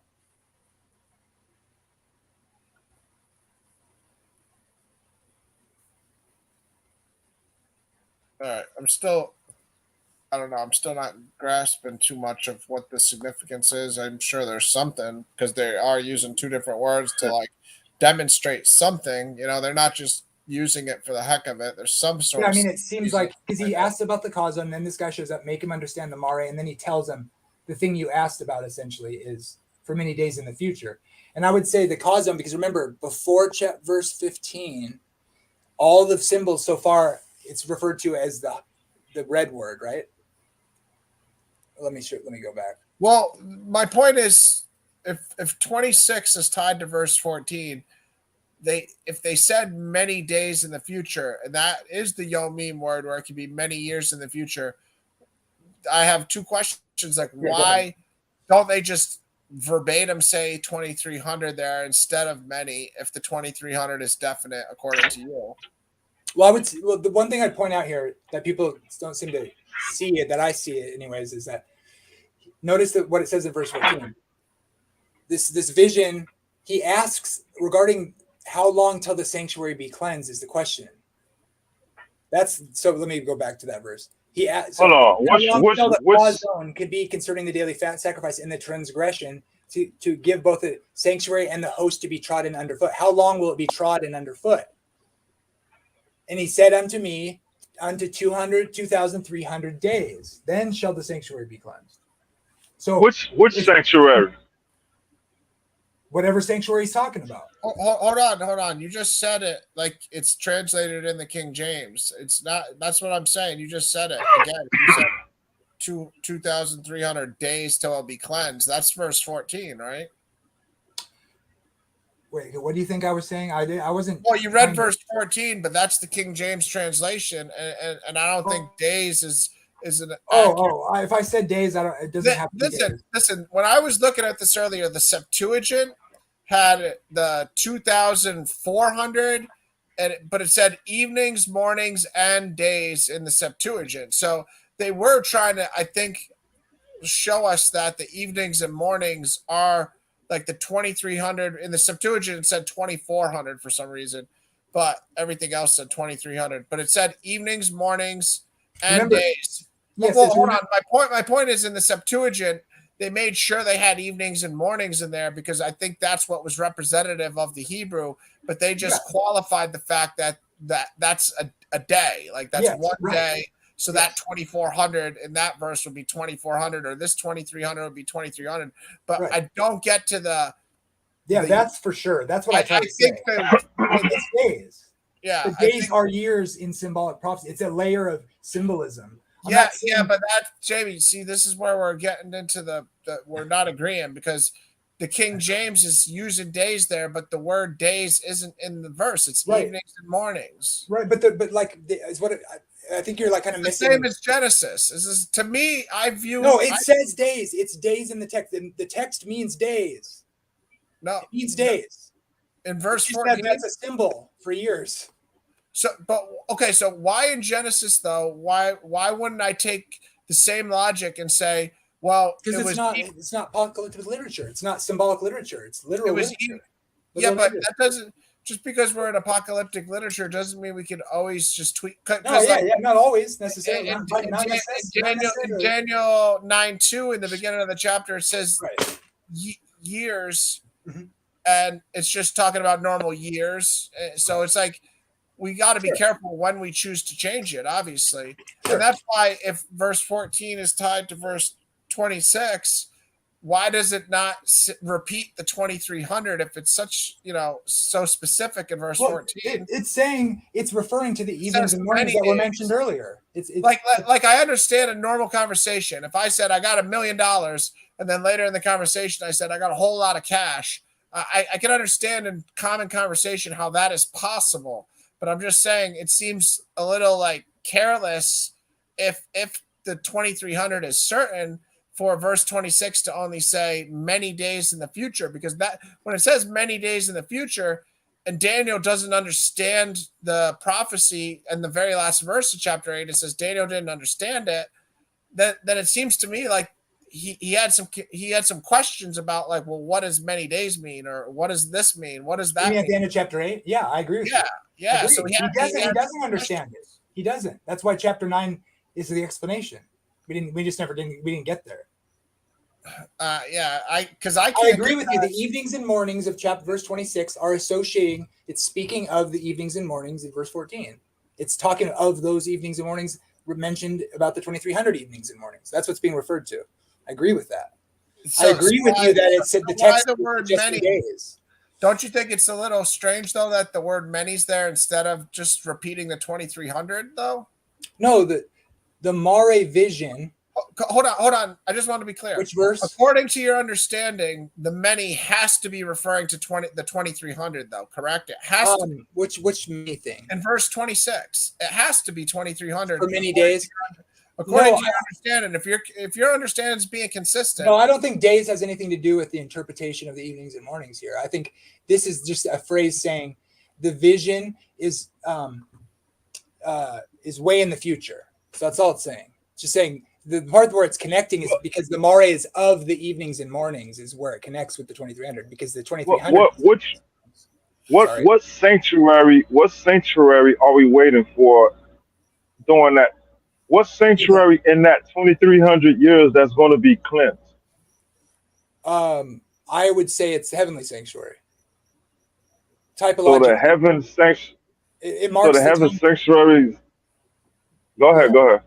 No, just it's okay. So, I mean, it's really. I should show you how this keeps going in chapter 9 here because that it helps it clarify. But yeah, ultimately that's my conclusion or whatever. But I don't have to push that. I'm just like, let's see how the text can be interpreted as far as Daniel certainly wouldn't have known. Hold on. I'm not trying to interrupt you, Jimmy, but you really would have to push it because that sanctuary wouldn't exist 2,300 years from now if it wasn't somewhere else, like supernatural. Well, right. Like, so you do have to like stand on that, like 100%. Well, so yeah, the Adventists said there's all sorts of arguments for why the days are years. Okay, so yeah, and the sanctuary doctrine came out of their dedication to the interpretive method. In other words, the 2,300 being years, what does it mean that the sanctuary is cleansed? The Millerites thought it meant that Miller said that must mean Christ coming to cleanse the earth with fire. So he thought the sanctuary was the earth. And it's funny because even people like John Walton make that argument with his book on Genesis, right? Like the earth was the temple sort of thing. So the idea is prevalent. It's common idea, right? And Jesus is going to, finish up the age. So he thought that represented when Jesus would return. That was what their whole thing was. And the Adventists said, obviously that was wrong, right? And so then the Adventists 20 years later, as a group thought, that the 2,300 years is right, but what does it mean? What happened, right? Different groups said all sorts of weird stuff and said Jesus came invisibly or whatever. The Adventists were like, no, but it is years so that would be, it's not like they're trying to say they didn't get it wrong. The Millerite movement was obviously wrong. That was wrong. And Adventists are obsessed with not predicting dates now because of that, although some people do at times, but not officially or whatever in the church. But, they stuck with their consistent hermeneutic because of all the other time prophecies that I started this conversation with are so obviously years. And this is embedded right in between all that. And it's like all the Protestants believe that the Pope is the Antichrist because he fulfills the Antichrist position. He comes out of Rome. He's a succession as it's described in the literature, So those are years. And it's like, and this is the part that's important about how Daniel 8 and 9 are connected, right? He's like you said, none understood the Mare. He says that, but he talks about the Mare, but none understood it. He's told the cause on is for many days in the future. I would argue because it's when the sanctuary is cleansed, or in other words, the end of the 2,300 is for many days in the future, whatever that means. But in Daniel, now look, think about it. That whole thing, he's being told about there's going to be a sanctuary. He's probably thinking, what sanctuary? They don't, because when he's having this vision, right, they're in captivity. So he doesn't know what do you mean the sanctuary is going to be trampled? We don't even have a temple. We're in captivity. So that's probably why he doesn't understand it, right? Because they're in captivity. But then what does it say in chapter 9? He's looking at Jeremiah. Jeremiah's like, he realizes that the 70 years of captivity is almost up, prophesied by Jeremiah. And so now he's thinking, oh, maybe we can go back to the land. So he starts praying to go back to the land. And and have the temple restored, right? So that, and he's praying about restoring the people and God's temple being reinstated, right? Because I mean, wouldn't you be praying about that if you have this prophecy of the temple being trampled, but you don't even have a temple? So anyway, he doesn't understand the Mare. That's what it says. None understood it. So he prays about this, and then Gabriel comes and says, at the beginning of your praying, the commandment came forth, and I came at once to show you are greatly beloved. Therefore, understand the matter and consider the Mare. And then he gives them the 70 weeks prophecy is the Mare that he didn't understand.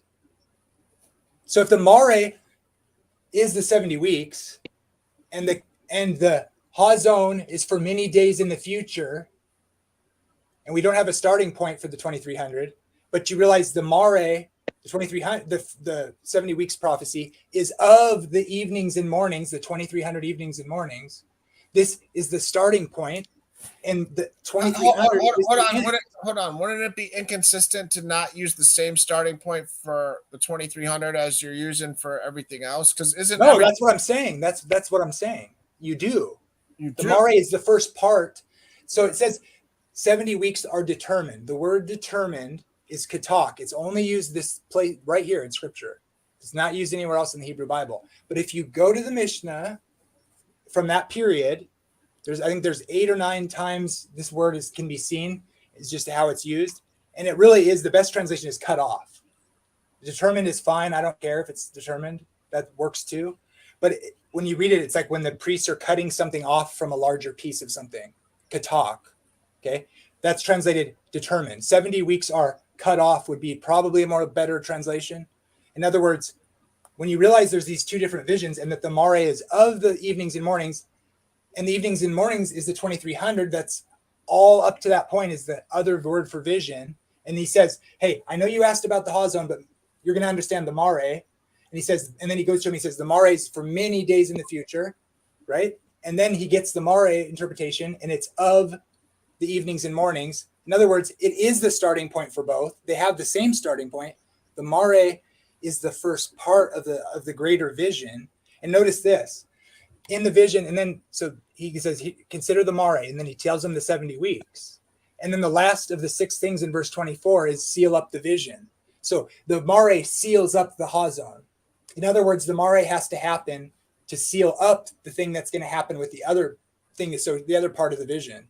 In other words, is what that says is that the Mare is a smaller portion of this larger vision. So the 2300 has to be greater than 490 years because it has the same starting point and the ending is in the future. There's more in Daniel that talks about this. But by the way, the one that appears in Daniel 10 that sounds exactly like Jesus in the book of Revelation, where he's like bronze and his hair is like wool. Sure. That vision, the word Mare comes back. I think Mare, the appearance of a man, that's Jesus bossing Gabriel around, saying, no, tell him about the other portion. He's asking about that. Tell him about this part. And then that word is the appearance of this figure. And then this vision, Mare, comes back in Daniel 10:4 and is used for vision there. And it's associated with that man who's clearly Jesus, the risen Christ, a vision of the risen Christ that only Daniel can see because the men with him, it says, can't see. That word is used again for that guy. And so it's clearly the Mare is the 70 weeks portion of this larger vision, which is the prophecy of Jesus, which has to occur to bring the new covenant for the Hazon to be sealed up. The Hazon is, before it goes into the Mare, it says, how long till the sanctuary be trodden underfoot? And he said unto me, unto 2300 days then. So it's looking to the end of that time period that the sanctuary will be cleansed. What verse says that 2300 days? Yeah, that's the answer to a question, right? It's verse. Says the word days. I want to see the word days there. Yeah, I'm not using that to say anything. I just think that means in the future. I know, but that's like the whole crux of the. See, look, so the vision. Remember, the vision up to this point in the chapter is Hazon. It's all called associated with the Hazon, and then he asks. Well, hold on. I just want to interject and say. Yeah, go ahead. When I watched your video earlier, another thing that rubbed me wrong is like Luz identifies towards more of a preterist standpoint.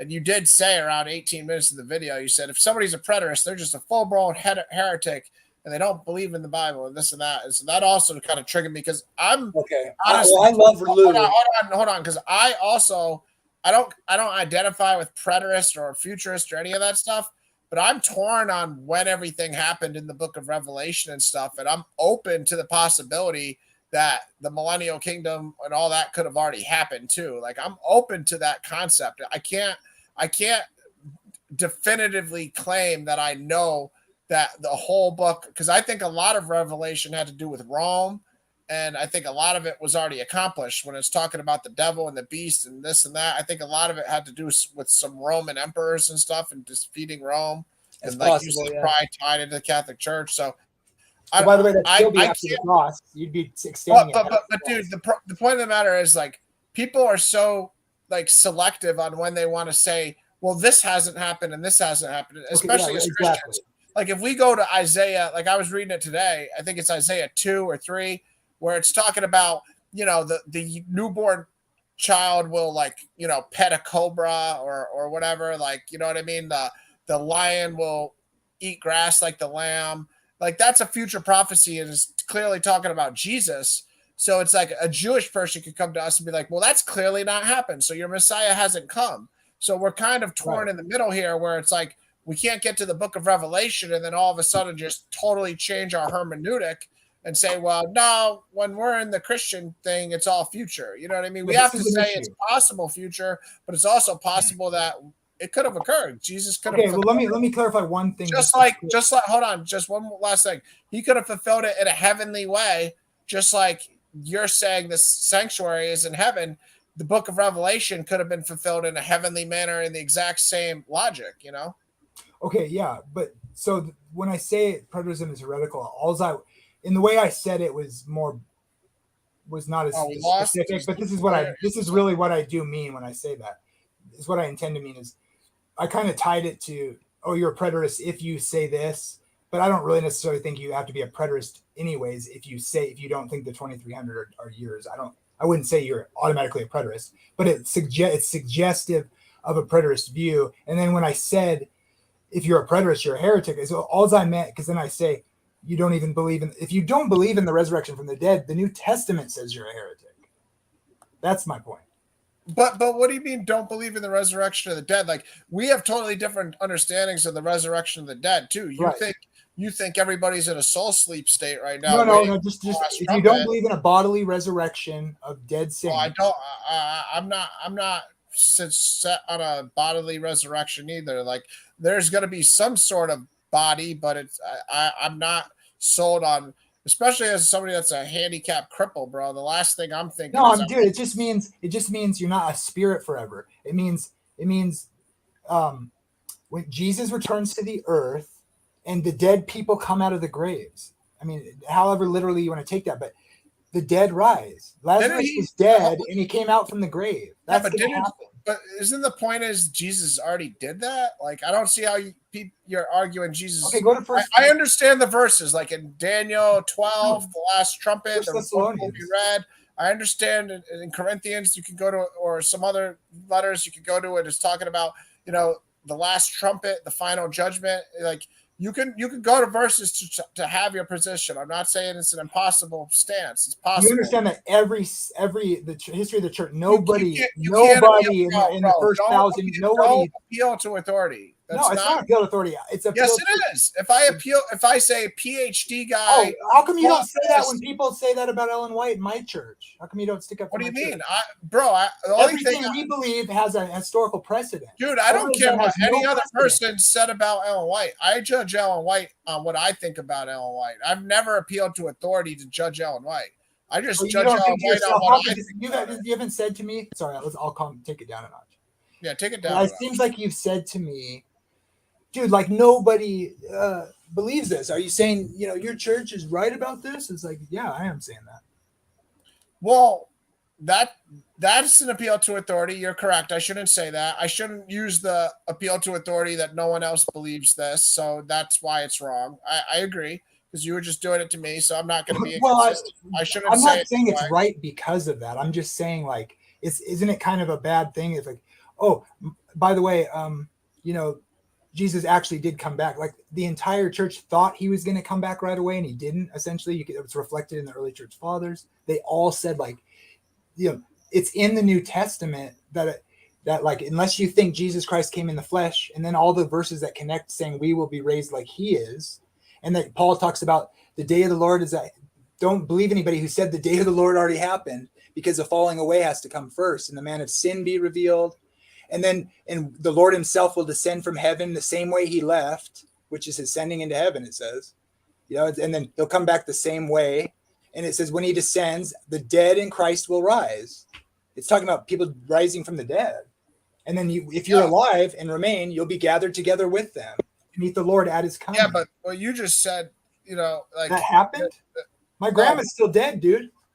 No, see, that's where we disagree. Like you read certain things differently than me. Like I heard, the God of Abraham, Isaac, and Jacob being the God of the living. Like, how did Moses and Elijah come for the transfiguration if they were just in a dead state?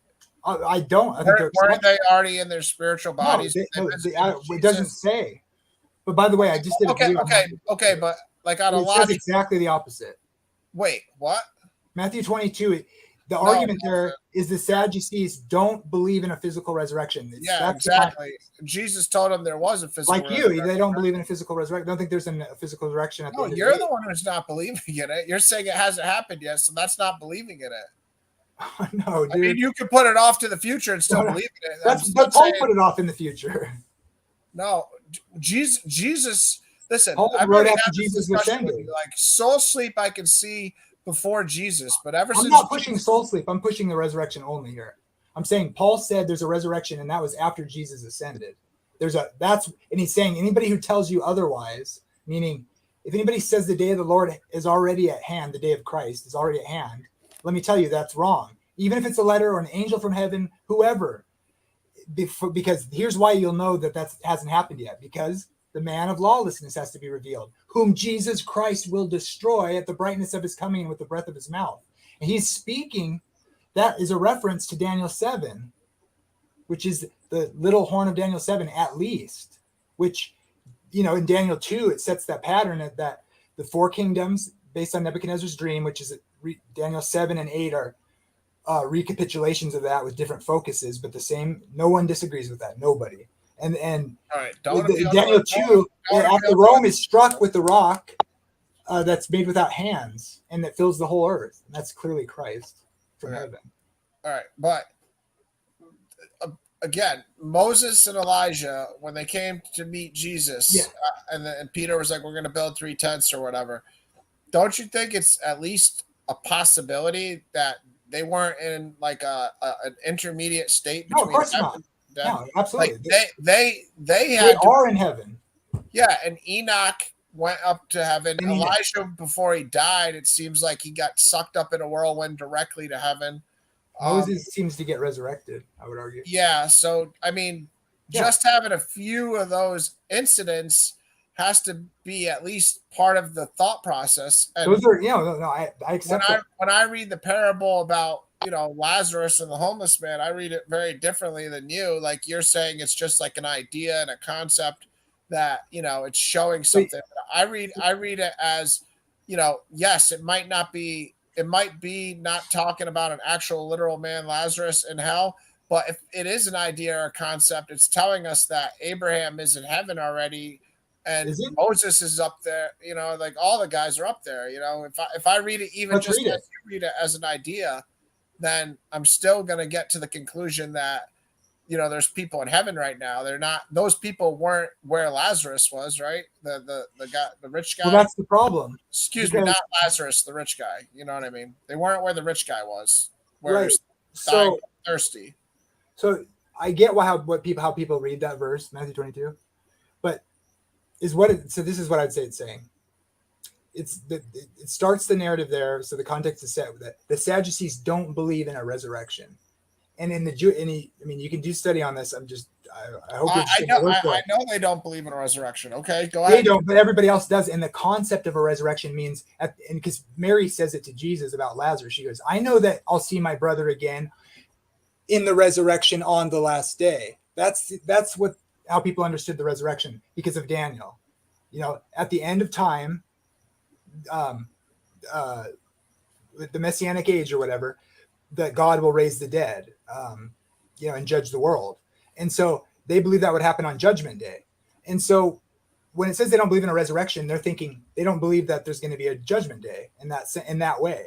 And so then they start arguing about the whole thing with the angel thing, right? And marriage, because what they're trying to do is show the absurdity of why it doesn't even make sense to have a resurrection. Because what if these brothers all marry the same woman and they never have a kid and they all marry her? Whose wife would she be? It doesn't even make sense. It's like, you don't get it. At the end, when they're all resurrected, what's he say about the woman though? What's he say? He says she'll be like an angel. He says like you err not knowing the scriptures. That in the resurrection they'll neither marry or be given in marriage, but be like the angels which are in heaven. Yeah. Okay, so in heaven the angels can't have children, and we won't have children in heaven either. Jesus being resurrected by the Father, being the first fruits, isn't he the first fruits of the resurrection? Yeah, he's the first fruits. So the resurrection, Christ the first fruits, and those that are his at his coming. What else? At his coming. Okay, so you're saying the resurrection won't come again until Jesus comes a second time? That's what it says. It says he must reign until he makes his enemies his footstool. I read it Christ today. the first fruits. No, but listen, Christ I the read that fruits, today. I read it and today. those that are his at his coming, at his coming, at his coming. I read, but I don't read that as it's impossible that it's already occurred, because there's other verses where we have the Father saying, sit at my right hand until I make your enemies your footstool. I have a hard time believing that the Father hasn't already made Jesus' enemies his footstool. So when we say Jesus has to defeat them, they're defeated in my mind. Remember, it says he'll bruise your heel and then you'll crush his head.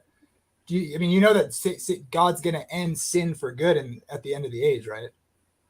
Yeah, but bro, again, we can't be selective as Christians and ignore the fact that if we went through the Old Testament prophecies about Jesus with this type of lens, then we're not going to be able to defend the fact that Jesus is the Messiah.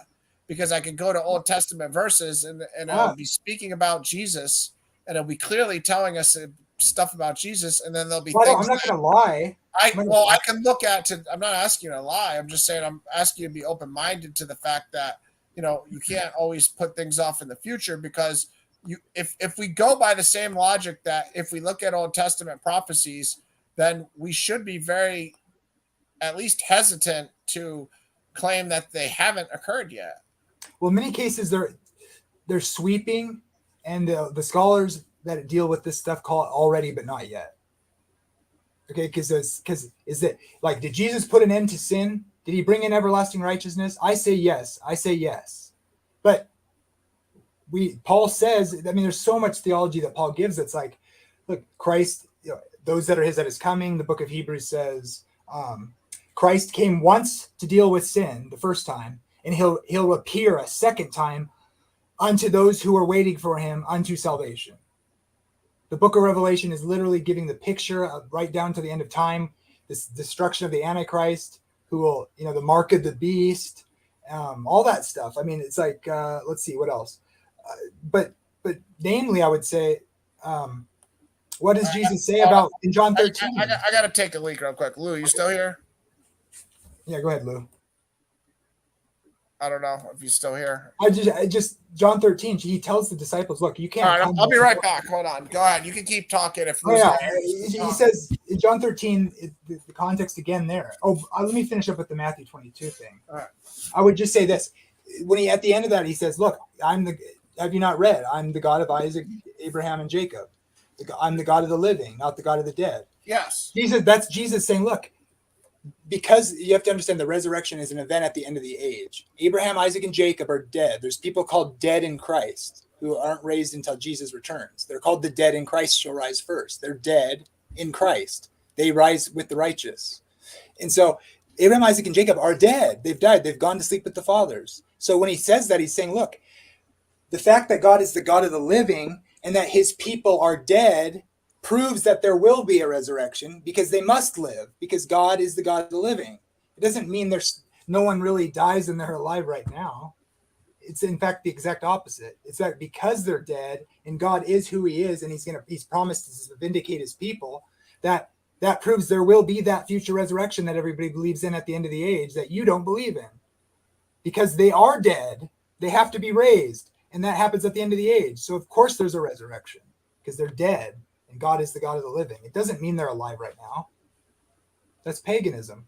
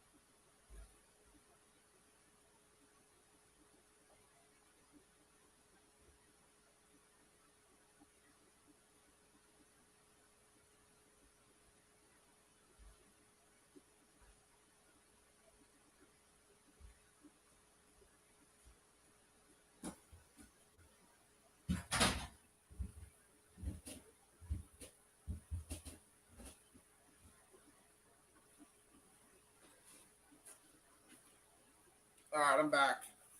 All right, yeah, we totally disagree on Matthew 25, but it is what it is. I understand how you get to where you get because sometimes I read a couple verses and I understand where, you could get your position, something about the last trumpet and, judgment, this and that, like I see some of those verses where they can be interpreted as, everyone hasn't been judged yet or the trumpet hasn't blown yet but I view them differently. I'd have to go through the individual aspects, but more so those verses aren't the strength of my premise, but I can, still give justification for why, I have my view with those. I don't know. I lost Jamie. He left. Man, I don't know why Jamie left. Lou, you there? I had to go to the bathroom. I was holding it for a while. Is anybody else gonna come up here? Because Lou seems to be on a break. If somebody wants to join up, it'd be nice. Got a lot of qualified candidates in the chat. Feel free to bring your opinions up to these topics. See a lot of good stuff in the chat.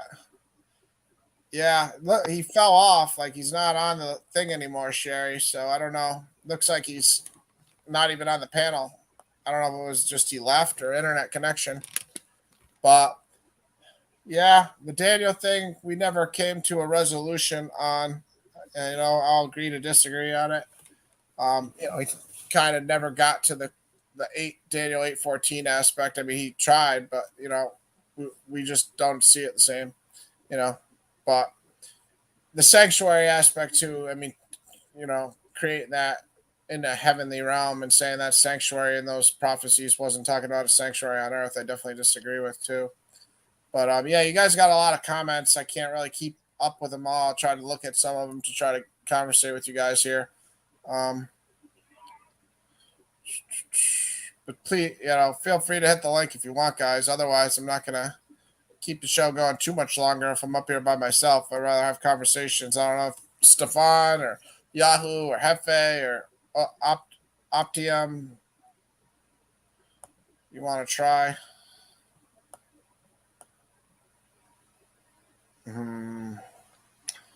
It is intermediate because it's not final. The final state is resurrection. It is what the New Testament calls being in paradise with Christ or asleep, 1 Thessalonians. Going to heaven, part of the Christian hope, is what is called the intermediate state. Yeah, we talk about anything, Yahoo. That's why you come up here, because once you come up here, we'll just start talking about something, and then we'll go into a topic, and then it'll lead to another one, And Lou might come back in. He might just be driving and doing something, talking on the other line or something. Might have had a call from his wife or something. So, Um, he probably had a call from his wife or something like that because I don't think he's sleeping yet.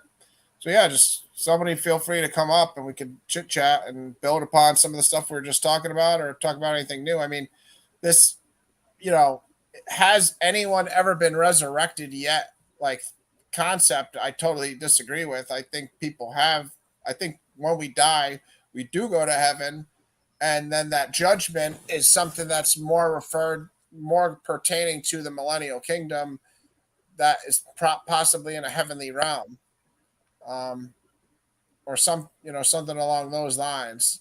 I don't know. It's not easy because again, I can't take a firm stance on one way or the other. I can't say all of Revelation has occurred because that doesn't seem easy to suggest, even though I know that's idea. But I can definitely say it's possible, especially if we just look at the Old Testament and how Jesus has already fulfilled a lot of prophecies that seem like they're not fulfilled. And I know, like people look at some prophecies like Zechariah 14 or a lot of Isaiah verses. I was just reading some today. I could grab some to show you guys right now. But Jesus fulfilled these, but if you read it hyper literally, you're not going to say he fulfilled them. So if you read Revelation in the same manner, then you're going to have a problem. I'm just trying to find it. Yeah, Isaiah 24 is probably one of them. It was like Isaiah 2 that I read earlier today. It's like, second chapter, I think. It's the one where like they play with the cobra. Little kids play with the cobra, and the lion eats straw like the ox. I'll check out Isaiah 24 also. Yeah, not Isaiah 2. I just read it today, so I don't know. I only read like a couple chapters in there. Let me check out what Yahoo's got. Isaiah 24. All right, hold on. Let me hit this. Yeah, I don't know why Jamie left. I told him I was just going to the bathroom, but I guess he had some other stuff to do. All right. Hold, there'll be empty surface to make this. There shall be judgment on the whole earth. There shall be yeah.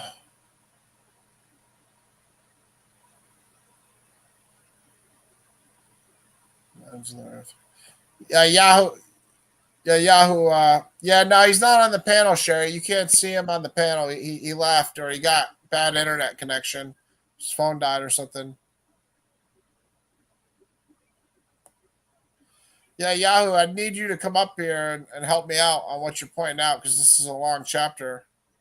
I can see some of what you're saying that it seems like this is total end times, but I'd have to read it to understand what you're trying to say. I'm gonna Google my other verse, but yeah, Yahoo, feel free to come up and tell me what you're pointing out here. This isn't like you guys know how StreamYard works. You're welcome to come up and leave. I know being seen publicly with me isn't everybody's favorite idea.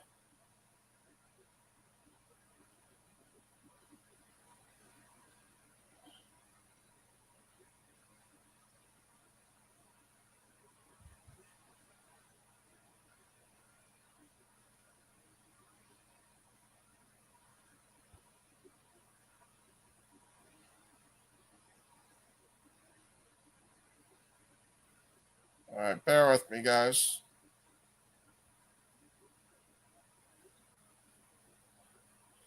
I'll show you one. I mean, everybody that reads the Bible. Okay, it was Isaiah 11. So, here it is. I didn't kick you off, bro. Get out, get back in here, buddy. We still didn't finish on any of these topics. Get back in the mix. You better erase your slander video on me too, where you like misrepresented everything I said.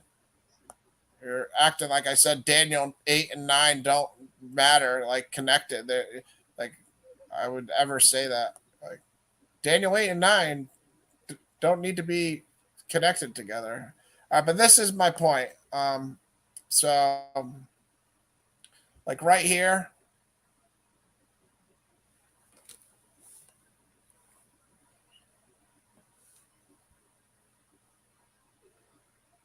All right, Jamie. That's fine. Jamie said 10 minutes, so bear with us, guys. We'll get to Jamie back. But right here, like I said, if we're Christians and we know this is Jesus Christ, it's even, spoken of in Revelation. So we know this is Jesus. Jewish people will try to say the Messiah hasn't come because of this. So let's just read through this since it's just me up here. The righteous reign of the branch. And then we know this is Jesus. There shall come forth a shoot from the stump of Jesse, and a branch from his roots shall bear fruit. And the Spirit of the Lord shall rest upon him, and the Spirit of wisdom and understanding, the Spirit of counsel and might, the Spirit of knowledge and the fear of the Lord. And his delight shall be in the fear of the Lord. He shall not judge by what he he shall not judge by what his eyes see, or decide disputes by what his ears hear. But with righteousness he shall judge the poor, and decide with equity for the meek of the earth. He shall strike the earth with the rod of his mouth, and with the breath of his lips he shall kill the wicked. So again, right here, this is talking about Jesus. And if you're reading this, where has this happened yet? Has the breath of his lips killed the wicked yet? If you look at it in an allegorical sense, yes, because we're talking about spiritual life and death. We're not talking about him mortally murdering everybody. So anybody that wants to push this to the second coming, I don't agree with that. Righteousness shall be the belt of his waist, and faithfulness the belt of his loins. But this is another very obvious part that, like I said, Jewish people could try to use to tell Christians that Jesus isn't the Messiah. The wolf shall dwell with the lamb, and the leopard shall lie down with the young goat, and the calf and the lion and the fattened calf together, and a little child shall lead them. The cow and the bear shall graze, their young shall lie down together, and the lion shall eat straw like the ox. The nursing child shall play over the hole of the cobra, and the weaned child shall put his hand on the adder's den. They shall not hurt or destroy in all my holy mountain, for the earth shall be full of the knowledge of the Lord as the waters cover the sea. In that day, the root of Jesse, which we clearly know is talking about Jesus, he's David's, David's the son of David or seed of David. He's called son of David in Matthew genealogy, but then he also tells the Pharisees, why do they call me his son? Before Abraham was, I am, essentially, David called him my Lord. In that day, the root of Jesse, who shall stand as a signal for the peoples, of him shall the nations inquire, and his resting place shall be glorious. In that day, the Lord will extend his hand yet a second time to recover the remnant that remains of his people from Assyria, from Egypt, from Pathros, from Cush, from Elam, from Shinar, from Hamath, and from the coastlands of the sea. He will raise a signal for the nations, and will assemble the banished of Israel, and gather the dispersed of Judah from the four corners of the earth. The jealousy of Ephraim shall depart, and those who harass Judah. If you read these chapters like I did earlier, Ephraim was attacking Judah with Assyria too. So when it's talking about the jealousy of Ephraim, that's in a context, because I just read these chapters earlier. And those who harass Judah shall be cut off. Ephraim shall not be jealous of Judah, and Judah shall not harass Ephraim, but they shall swoop. All right, let me see how many verses there are. Okay. A few more verses here. But again, guys, this is, to me, as Christians, we have to say that the righteous branch of the Lord is Jesus. I mean, it's clearly defined in the New Testament as the righteous branch. Could go to Revelation 24, the very last chapter, just to show that. I mean, I know it's elsewhere too, but or excuse me, 22. I know it's elsewhere too, but so right here, Jesus is coming, Alpha and Omega.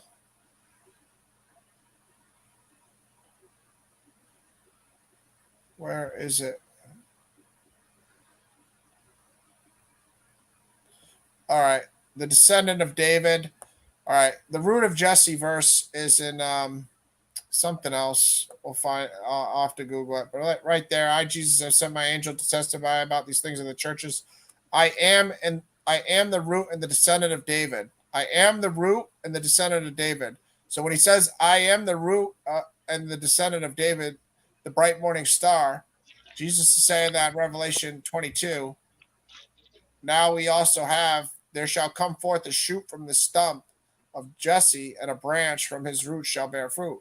And we know Jesus is the branch just from Paul's letters in Romans and a bunch of other spots also.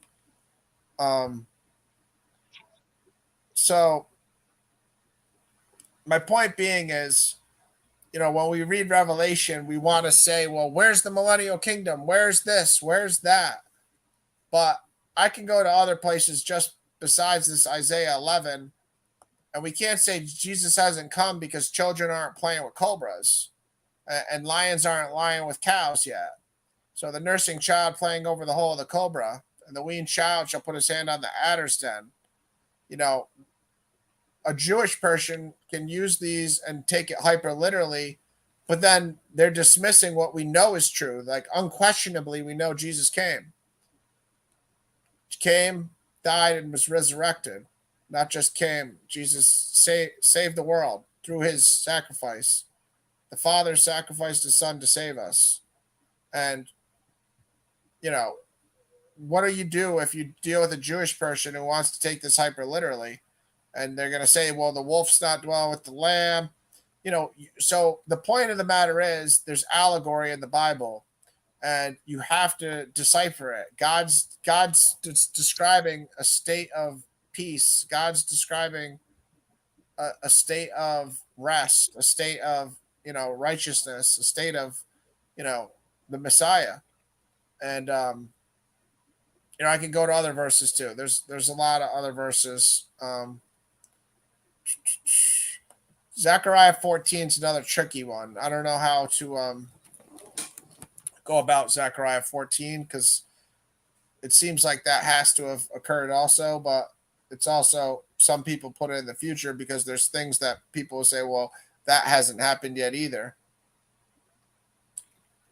Well, I don't know if we'll be going in an hour, Stefan. You might have to join tomorrow unless somebody joins me soon. If Jamie's coming back, that's your only chance because nobody else seemingly wanting to join, and it seems like some people are losing some interest because there's only a couple people watching at the moment too. So I'm not doing a very good job, entertaining you guys, I guess.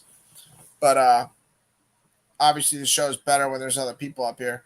But the overall point is hyper literalism is dangerous. So apocalyptic literature, just like the book of Daniel we were talking about, and now we have, the book of Revelation obviously is another apocalyptic literature. If we take all those things literally, we're 100% wrong. So, we have to find the balance in that, and that's what I'd say to that. As far as the resurrection, what I think is important to also establish is there's a spiritual realm, and if God's going to protect people, he's going to have to separate them from evil forces that can harm them in the spiritual realm. So we know the devil exists in the spiritual realm, and we also know that, as Jesus said, people have been causing war to the kingdom of heaven. So there's people that actively oppose the kingdom of heaven. So you can't just have people like Abraham, Isaac, and Jacob, and Moses, and all these righteous people, all the prophets that ever lived, Jeremiah, Isaiah. you can't just have them sitting somewhere and say they're safe if they're in some state of soul sleep or something, because they'd have to be protected in some way. They'd have to have some sort of wall around them or some sort of guard around them. So why, instead of doing that, why wouldn't they just be taken into the kingdom of heaven, where that's where we know God, protects people. That's where we know the people are living and taken care of. To me, that seems like the only answer, because if you understand the dangers of the spiritual realm and the evil that exists, you can't have all the evil people and all the people you're supposedly going to save on the last day when you blow the trumpet, just sitting in a random spot. God has to protect those people because God keeps his promises to people. So either you have a fortified wall around them there, and you have to tell me what that place is called and where the Bible tells us that exists, some sort of purgatory intermediate state. You have to tell me where that exists in the Bible, or we have to come to an agreement that God's going to protect those people in another way, and the most likely way is to take them into heaven. What do you say to that, Jamie? Did you hear all that? I think Lou fell asleep too. I might have to mute his mic. I don't remember. All right, but what I just said is I'm muting Lou's mic because I think he fell asleep. Yeah. What about the spiritual realm with the devil and the demons makes you think that if I die, not me die because I'm not righteous, but someone else dies, Abraham, Isaac, or Jacob, or Zechariah, or Jeremiah, any of the prophets, they're all dead. Why do you think wouldn't God have to at least be protecting them from the devil and demons? Like none of us understand how the spiritual realm works, but I do understand that there's evil in that spiritual realm. So to say that they're all just like in a state of like soul sleep or whatever, like together, the evil and the good, kind of dismisses the fact that they're not protected, and God keeps his promises to these people. So harm could be occurring to them. Oh, I see. Yeah, I mean, to me, I don't think that part's clear because it's hard to say how much there's. It's obvious they obviously use figurative language, right? Sleep with the fathers, the the underworld, the dark place, whatever. Because what's interesting though is even the early church almost unanimously didn't think you went to heaven after you died. They thought you're held. Some of them said in two different places, for the righteous, one for the righteous, one for the good. When you say early church, who are you talking about? All the early church fathers, just what they said about. I mean, they just were riffing off of Luke 16 and Platonic ideas, Hellenistic ideas, and there was different views. What did Jesus say? There was no consensus. That's what I'm saying.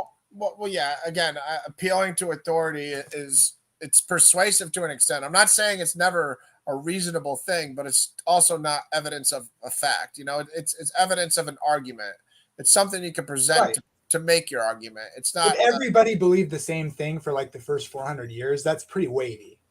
Like, how can you say every example? How can you say that? How can you say that that's what everybody believed for the first 400 years? Yeah, I didn't. I said if. I said, no, I'm not. No, I'm saying there are things like that, but I'm not saying this is one of them. I'm just saying if that's the case, that adds a lot of weight. Like how do you go around the most, one of the most obvious ones, the guy on the cross where Jesus says you'll be in paradise with me today? How do you go around that one? With your idea. I would say he didn't go to paradise every day for one. So okay, but where'd he go then? According because it says he went into the heart of the earth, and paradise is where God is. So I take that to mean he's saying I'm telling you, like, so it would be like saying this. See me, I'm hung on a cross, dying. Yeah. And because what does he ask him?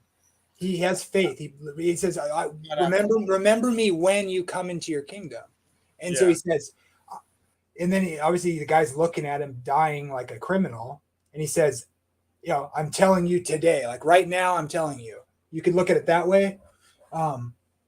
Even though I look like a criminal, just some criminal dying on a cross, like I am the king. And so he's saying, like, he's emphasizing, I'm telling you today, as it seems like I'm not a king, you will be with me in paradise. In other words, so when I go to paradise, I'll take you there. I'm telling you right now, as a criminal, it looks like I'm nobody special. I'm telling you right now, as I look that way, you will be with me when I come into my kingdom, like you asked. Don't you think that's like stretching it more than what? Yeah, I'm stretching a little bit. Yeah. But really, it's a matter of a comma, which didn't exist in the Hebrew, or the Greek, I mean. But so there's no construction like that where he says "verily, verily," where you construct it with the comma where I'm claiming it should go. But in the Hebrew, there are constructions like that in the Old Testament. But of course, this is a New Testament thing. So, but I would just appeal to paradise is where Paul went when he went to the third heaven, which is where the God is, because God lives in paradise. Where the God is paradise. So we know how they use the word paradise. You have to force it to mean something else. Hold on. What are you saying paradise means? It doesn't refer to the kingdom here? No, it does. It does, right? But Jesus didn't go. So some people will try to say paradise was in the underworld, and then when Jesus died and rose, he took it to heaven. That's retarded. We know what paradise means. And Jesus remember, he died for 3 days and he went into the underworld for 3 days. That's what the text. The sign of Jonah, he went to death. And he tells ancient Jewish people, Hebrew people had a conception of, Sheol possibly being in the center of the earth or whatever. But the bottom line is none of us know where death exists. If you ask me to GPS where death is, I can't tell you it's in the center of the earth. I can't start digging and find death, So yeah, well, I think that language is like just the Hebrew conception of cosmology or whatever, or cosmology, I forget what it is, where like the dead go down into the earth, like into the pit, into the bad place below where living humans are, and then the God is up in the above where it's not corrupted, and so it's like a 3-tiered system. So Sheol is just the bad place down, like where you go down and rot. It's dark. It could be the bad place, or it could just be referring to like death itself almost. It could be I take it more one of those interchangeable words for sure. The abode of the dead. Yeah, it could be just dying and where the dead are, and it can be bad. But yeah, like right here in 2 Peter 2:4, for if God did not spare angels when they sinned, but cast them into hell. And I don't like the ESV using hell here. I mean, different translations could differ on this, but for if God, because they're waiting for judgment, it seems like. So those angels are actually like chained and like not tempting people. Maybe it's hard to know. Yeah, see, like right here, for if God did not spare angels when they sinned, but cast them into hell and committed them to chains of gloomy darkness to be kept until judgment. If he did not spare the ancient world, but preserved Noah, a herald of righteousness, with 7 others when he brought flood upon the world of the ungodly. If by turning the cities of Sodom and Gomorrah to ashes, he condemned them to extinction, making them an example of what is going to happen to the ungodly. Wait, what's the example? Well, that's good for your annihilation theory Extinction, it says. Yeah, I don't know what translation I'm in. This doesn't seem like the ESV, honestly. I gotta hit the button or something. It's probably the Ellen White's version. That did not seem like the ESV at all, but I guess it is. Yeah.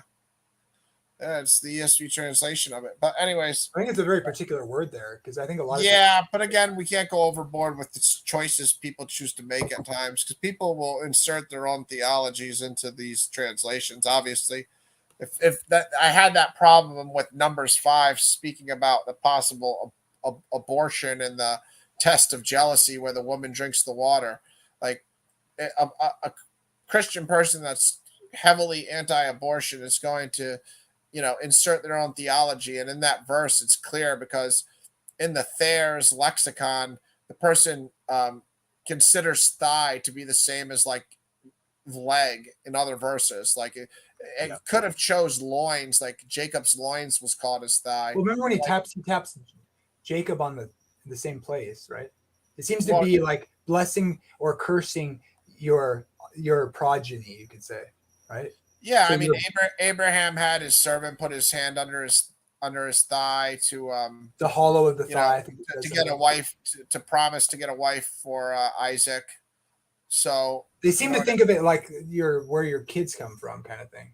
Like, well, that's what I'm saying. It's clearly not talking about your leg. And if you go into the Thayer's lexicon, somebody says in that verse that the thigh usage is referring to leg. So it'll have it in like the other 20 verses where it is talking about the leg. So do you yeah, think it's saying that she'll bloat up if she's pregnant, or would you just say if she's guilty? what I think's going on there is they didn't have Maury Povich, so they didn't have DNA tests. So what I think happened there is more than likely that woman is pregnant most times when that test occurs, and the guy who's her husband has been having sex with her too, but he heard a rumor or he found out that his wife could have been messing around on him, and he doesn't know he can't go get a DNA test, right? So he's got to go to God, and that's better than a DNA test because instead of 99.999, you'll get 100%, results. So they go to the priests. They go inside the tent of meeting too, which is very important in that because, like, when I talk to some people, like Jill and other people, Melvin, they were acting like, well, this could still have to get resolved down the line somewhere. Well, they're going to the altar of God to do this. You know what I mean? Within the tent of meeting, the high priest is the one doing all this. So when she drinks the water, and it says her womb will swell, and her bowels will feel it, and she'll either pass or not. To me, that's like clearly talking about a situation where a woman's pregnant. Well, I mean, do you think she could have cheated and not be pregnant, right? Sure, she definitely could not be pregnant too. So would those symptoms still come up if she wasn't pregnant? Is the question. See, I'm not saying she has to be pregnant, but I'm just saying the reason to take the test is either you're just jealous and you think she was messing around, so you want to see if she was messing around, and she'll drink water and then her stomach or something will just hurt because of it.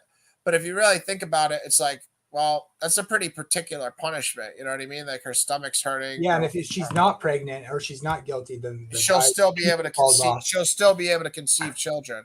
But my point of the matter going there is just to show people that, like, in that situation, if that woman did commit adultery, a possible punishment, according to how I read it, is with your thigh falling away or rotting away. That the baby dies, and that's if the woman committed adultery, the baby dies, and we can't say that's something that isn't possible for God, because if we look at exactly what happened with King David and Bathsheba, what was the punishment?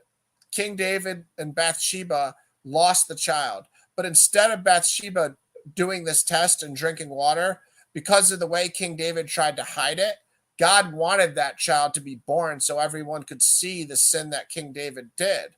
And that was, that was intentional. So every situation wouldn't have been dealt with that every situation, other situations, they could have drank the water and it could have been dealt with in that manner, and the child, dies.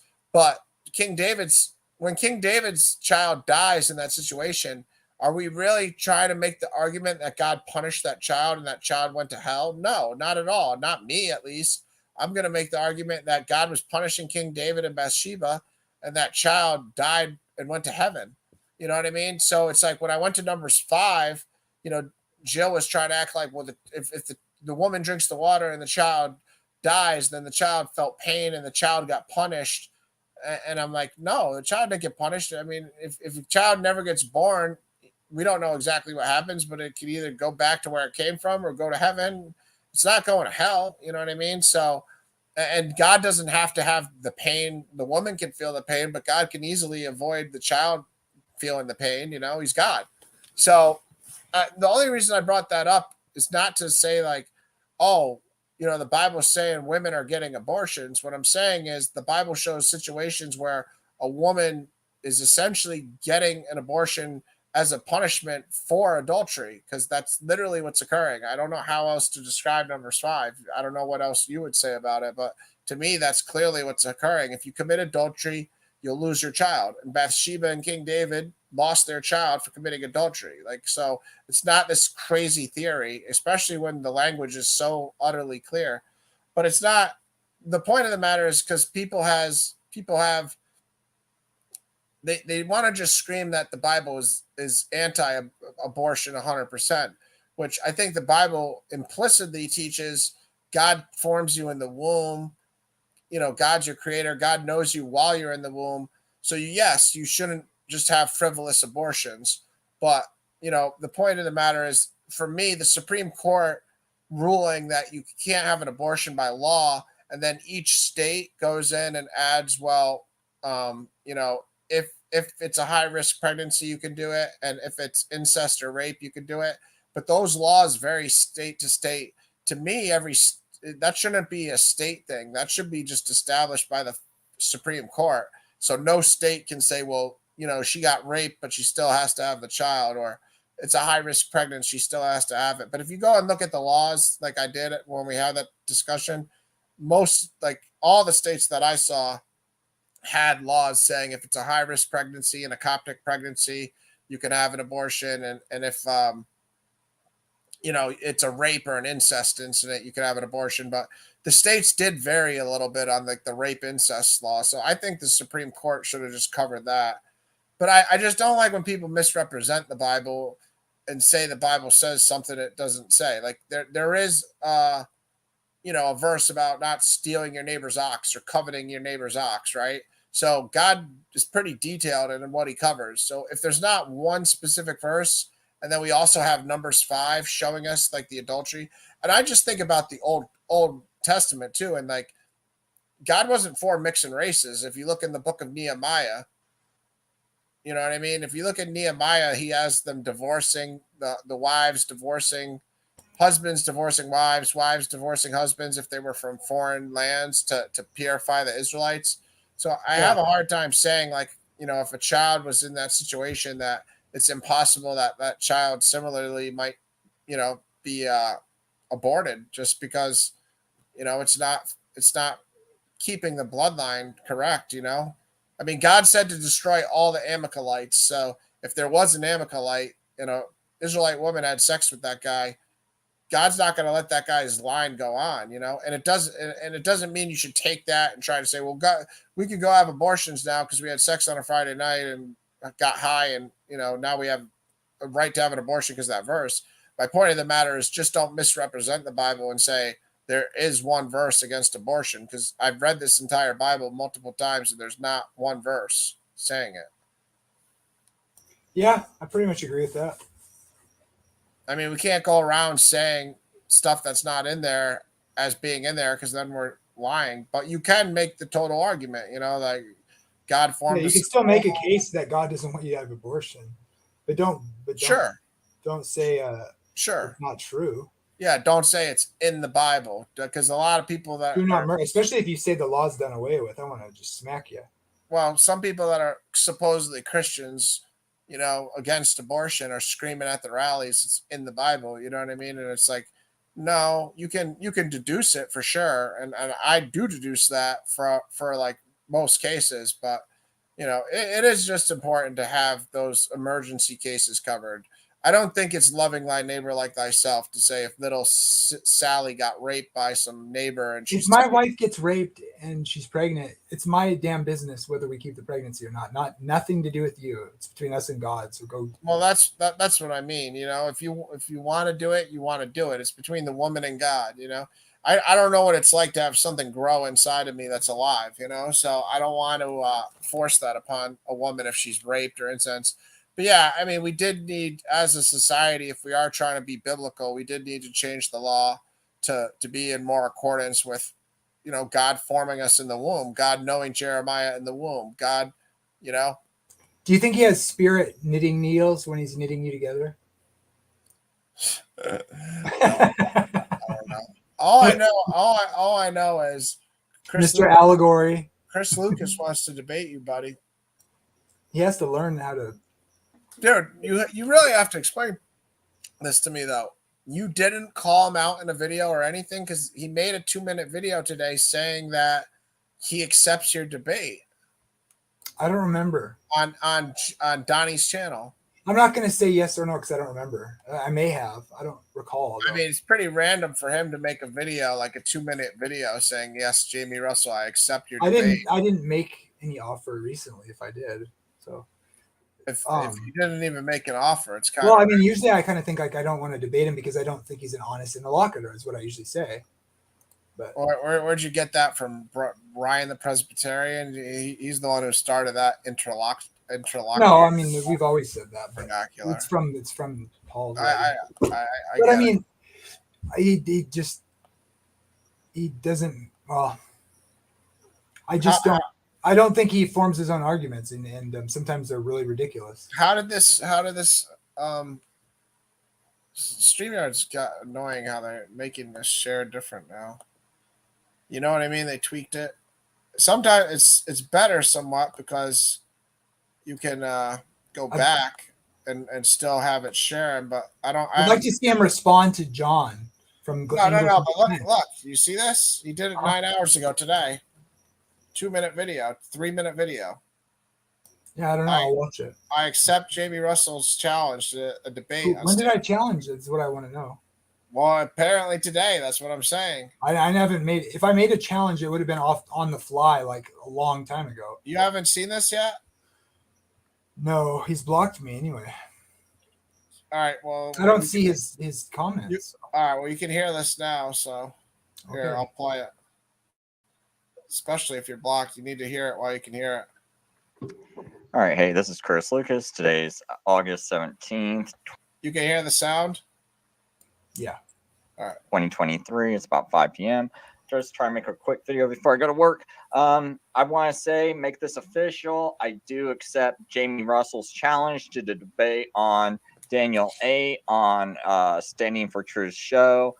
So I'm thrilled that he finally accepted, because I noticed he's on other people's shows saying I'm wrong. So and he sounds pretty confident. So I'm taking that as, you know, he's ready to debate now. So yeah, you know, I'll debate you, Jamie. I have no problem. Just try to schedule it for a Friday or a Saturday, and I can do it any Friday or Saturday. Just give me some notice, how, you know, at least a couple of weeks notice, and I can go do it.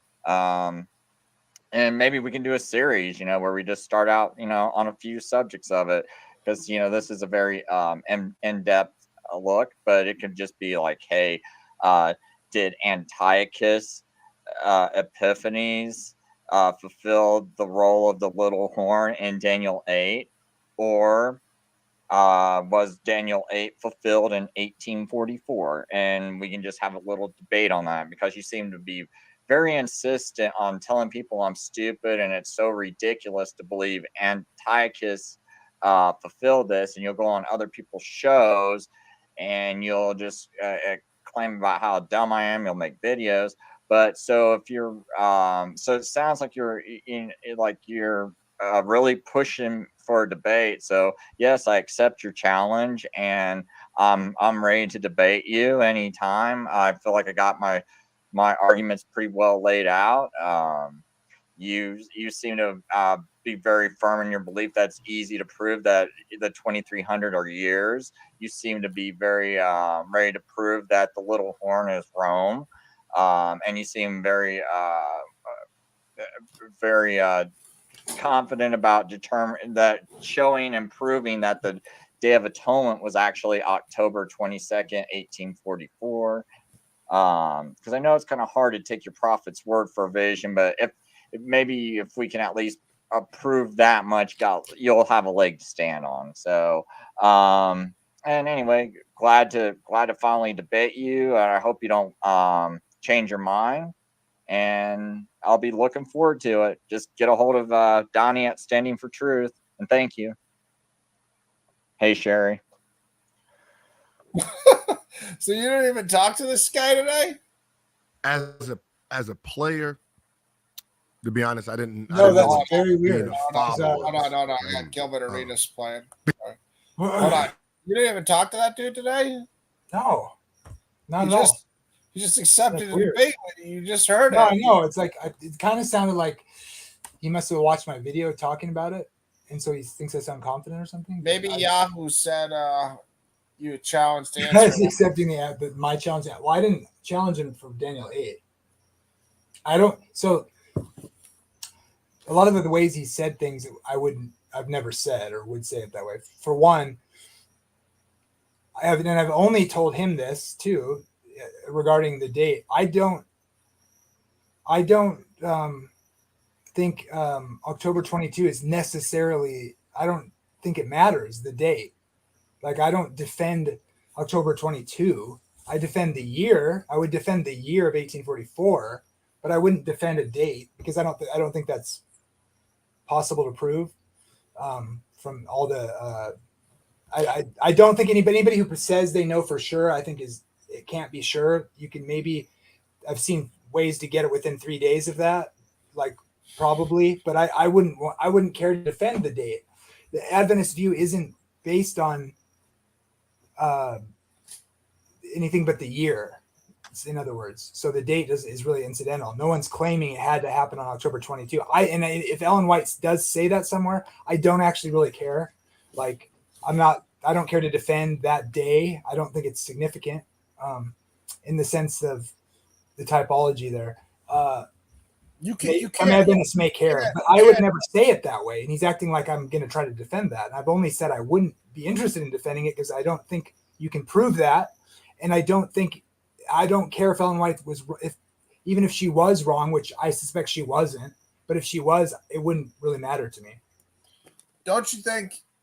I mean, I don't think she's infallible, in other words. Oh, that's what I mean. Don't you think she can I ask why she would even be considered a prophet? Like, what prophecy, what did she predict? Because a prophet has to predict something. There's claims.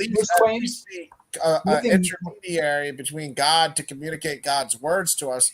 So is she only a prophet or considered a prophet because she's an intermediary? So like God can give her information and she can say like, don't jump rope anymore. Don't eat your vegetables, or is she a prophet because she predicted something? Did she ever predict one event? Like ever, a year ahead of time? Ellen White said it was gonna. There's claims of that. I don't really care about it that much, but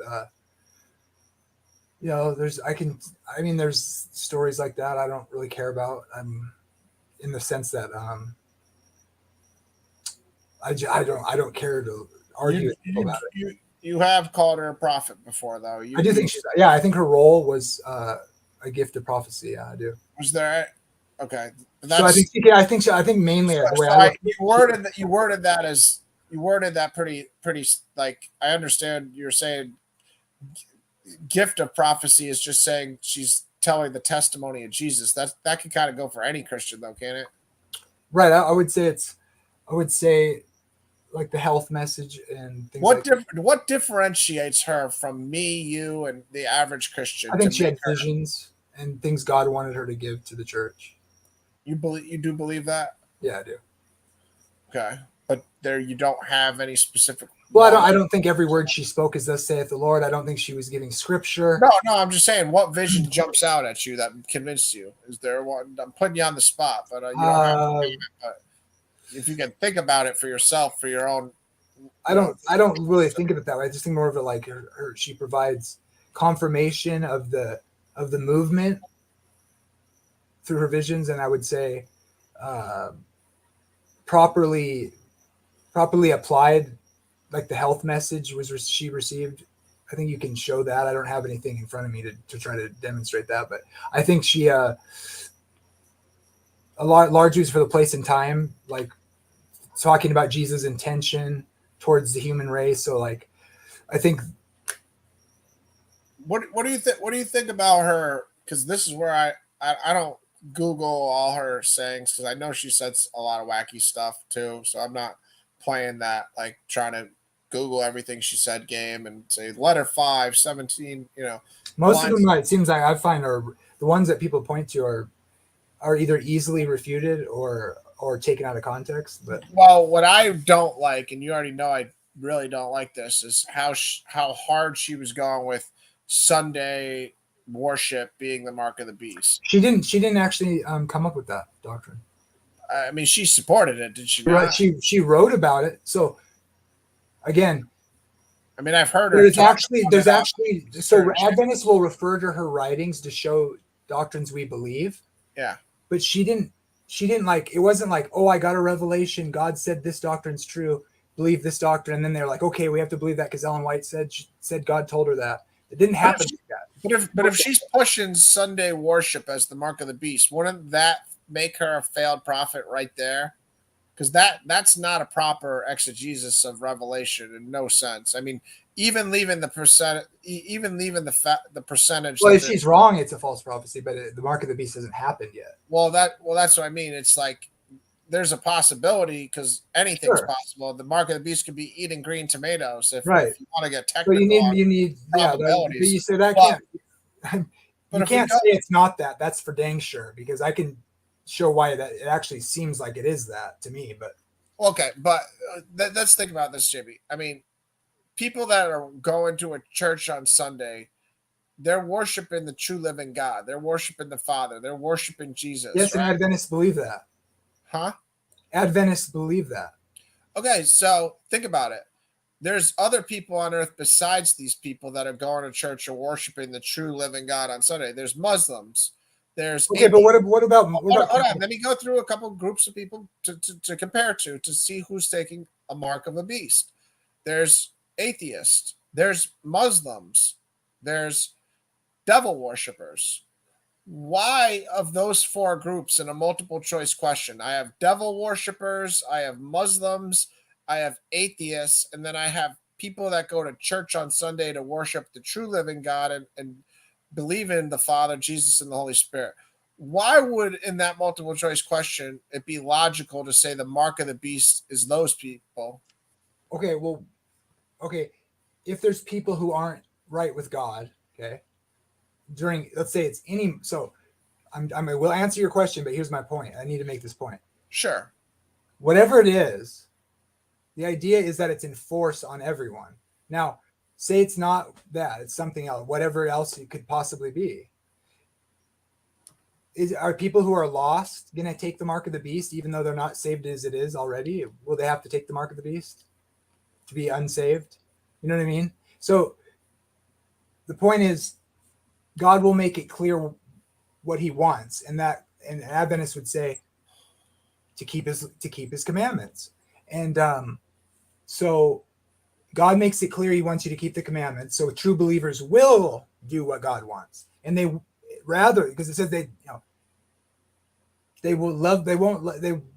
follow the Lamb wherever he goes. They will not they'll endure to the end, even unto death.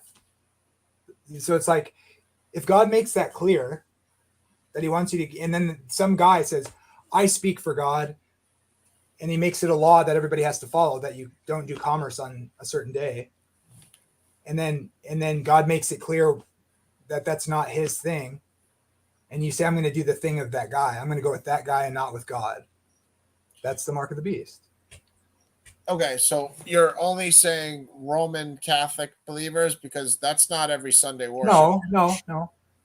It's that whoever the Antichrist would be will gain civil/world power to enforce it through the civil arm of the government. In other words, it'll be a national day that you don't do certain things. Okay, so if I don't want to be, according to Ellen White and what she thinks Sunday worship is the mark of the beast, if I want to avoid taking the mark of the beast, I could be Muslim, I could be a devil worshiper, I could be atheist, right? Because in those three instances, I'm not participating in what she considers to be the mark of the beast, which is worshiping God on Sunday, right? I'd say it like this.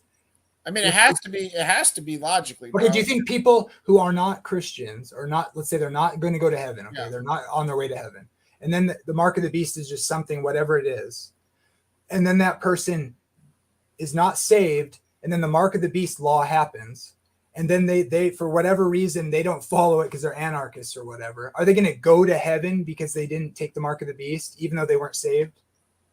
You get what I'm saying? Probably not, but according to right, so they didn't take the mark of the beast, though. Right, but so my point is, not take in that case. It's the same seem problem that- for doesn't any it view. seem It's the same wrong, problem for though? any view in that sense. Well, no, it's not, because not going God's to going to send people to hell that were already going to hell for not taking. going to heaven's a separate issue though. It's like I'm talking about specifically trying to avoid whatever the mark of the beast is in Revelation. So Right. if I'm a Muslim and I just go to the mosque, I'm not taking the mark of the beast. If I'm an atheist, I'm not taking the mark of the beast. Well, presumably, Devil worshiper, I'm not Right. taking the mark of the beast. I mean, doesn't that sound bad? Doesn't it sound wrong?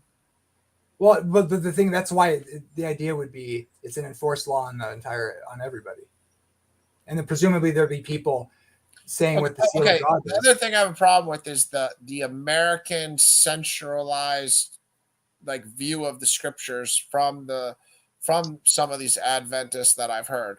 They seem very like concentrated on America. Like Who I else would it be? watched either one of your videos or it was on another channel. Maybe Miles had it or some other channel. I forget where, but the guy was really talking about like America making laws and all this stuff for the mark of the beast. Why in Revelation is America? What is America important to you in the book of Revelation more than Not Russia really. or Brazil? I mean, Or, in Revelation 12, if you want to say the woman fleeing from the dragon and the earth giving, the wings of the eagle or whatever, you could argue that that's like at least in part, religious persecution and the fleeing to America by the Puritans, that sort of thing. But I wouldn't say I don't see how anybody but America could do something in order to give power to somebody to have world dominion. Who else would?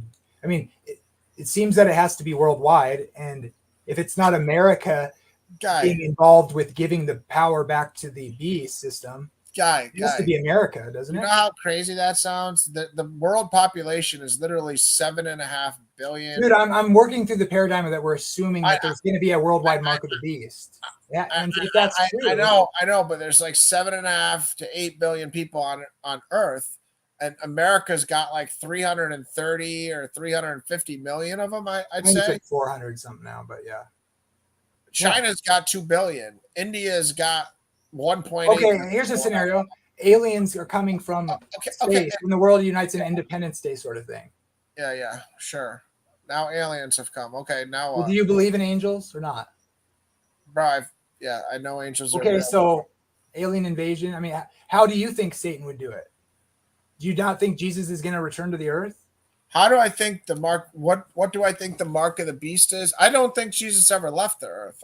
I'm very firm on that. So, well, he says he went up into heaven. Men of Galilee, why do you stare? No, he goes up. He's in heaven right now too. But he can he could be on the earth and in heaven at the same time. In my worldview, like I don't.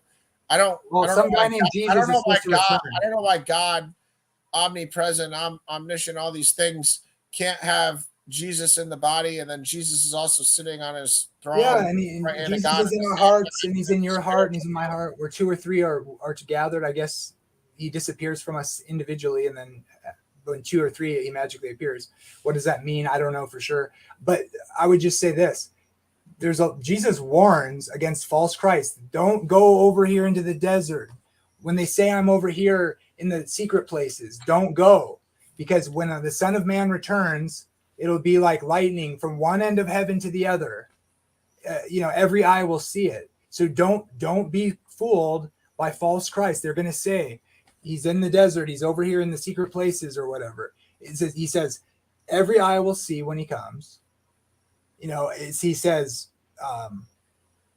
what else? It says, all the tribes of the earth will mourn when they see the sign of the Son of Man coming in the heavens. And a bunch of people are going to mourn when they see that, and they're going to cry for the rocks to fall on us and hide us from him who sits on the throne and from the wrath of the Lamb. And then there's a group, I think it's like Isaiah 6 or something. They're going to say, lo, this is our God. We have waited for him. He will save us. And the angels say when he leaves earth the first time, right, at his ascension, there's a scene there. The angels appear there as he's taken up into heaven.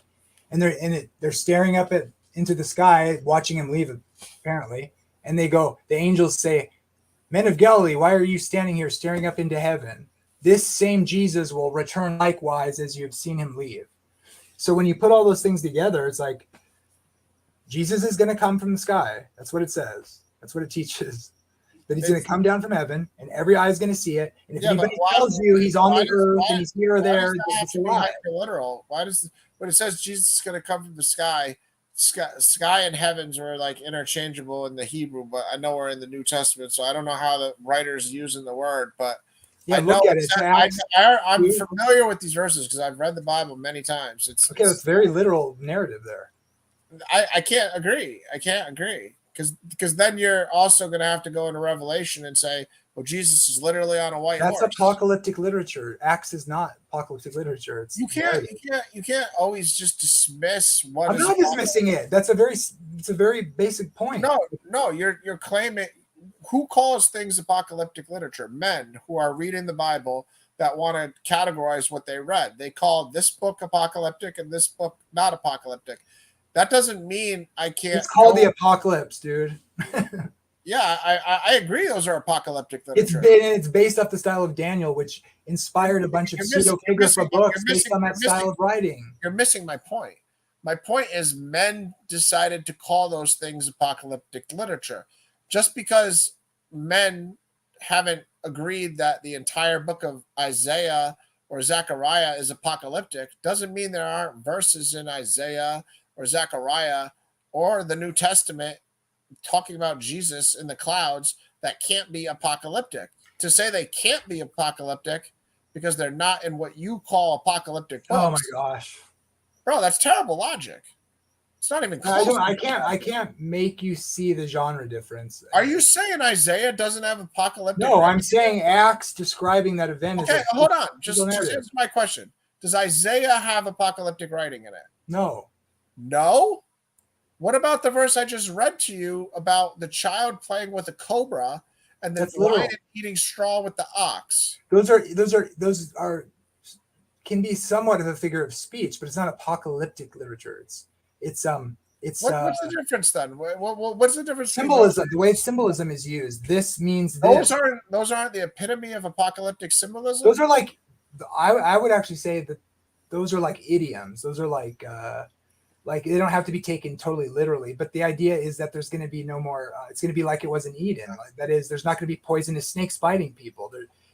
In other words, it's an idiom in the sense that it's suggestive of peace and not turmoil. I'm just saying, there's not like a table of contents in the Bible that calls certain books apocalyptic, right? Right. You know, it's men that are just calling these things apocalyptic writing, right? I mean, it's not the Bible telling you these things are separate from every other verse in the Bible. It's men deciding it. Men and women who read the Bible. I think it's a necessary differentiation because of the style and type of writing. Sure. But I'm trying to show you that it's ignorant to say that there's not apocalyptic writing in the other prophets. Is Jonah going into a fish? I take that literally, actually. Belly of a fish. Yeah, I think he literally died. I take it literally too, but some people say it's very similar to apocalyptic writing because they'll say he went down to Sheol. Okay, you want a characteristic of apocalyptic writing? It gives you obscure symbols and then in many cases will actually give you in the text the interpretation. It'll say the lake of fire is the second death. The incense going up to God in the vision is. Okay, so what's Jonah going in a fish to Sheol? It's just a guy who got ate by a fish. Oh yeah, that's just an everyday. Because that's just literal narrative. That happens every Monday. No, it's presented as just an actual story, history. Says who? Some people will argue otherwise. I think that's clear by the style of writing. Yeah, says who? There's nothing in it that says this means this. As in, this is a symbol for this. In apocalyptic writing, it'll tell you, not in every case, but it'll say the prayers of this and the incense going up on the altar before the 24 elders is the prayers of the saints, or the lake of fire. This is the second death, or the three-head. It doesn't define everything because that's why we have so many discussions. Not always, but when about it, there's a lot of stuff it doesn't define. So that's not how we separate. I didn't say it was universal. I'm saying this is a characteristic that you see in apocalyptic writings, and I already said not every symbol is given, but you're really taking a stance that there's no other apocalyptic writings throughout the entire Bible. Depends how you define it. I'm trying to define it as it's very. Even Daniel is a mix, right? Very supernatural occurrences that can't be qualified by our normal Okay, human standards. 'cause Both, there's both gotta be- apocalyptic books are partial regular narrative. Yes, that's true.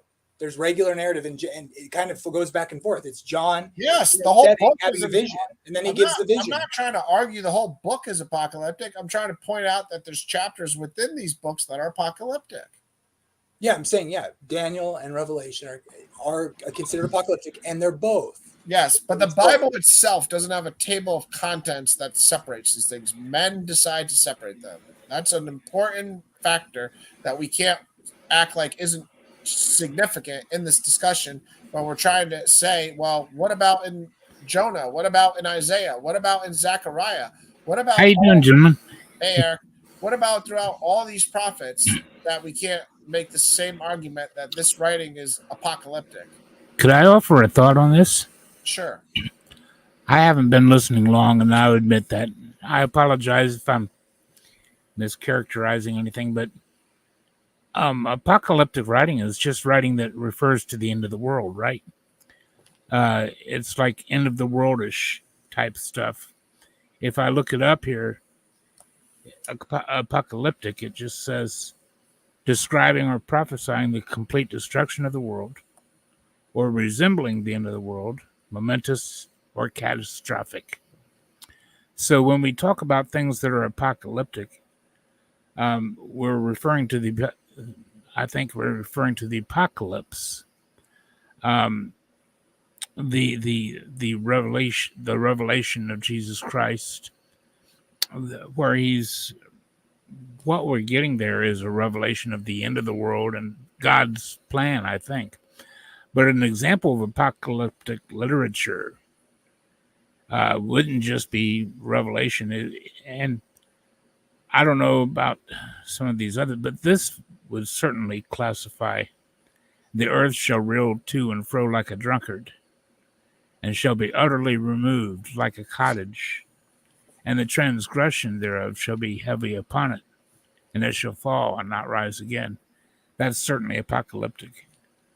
So, yeah. But it's, that's all it is. It's just referring to the end of the world type stuff. Or immense disaster. We can use apocalyptic on a lesser level, on a lesser scale. We could talk about like 70 AD. The people would have seen that as an apocalyptic event. It could have been described as an apocalyptic event, even though it wasn't the end of the world, it was the end of their world. Oh, yeah, the temple getting destroyed for the Jewish people that weren't messianic. That's pretty significant in their life, obviously. Yeah, we lost Luke, or he must have fallen asleep.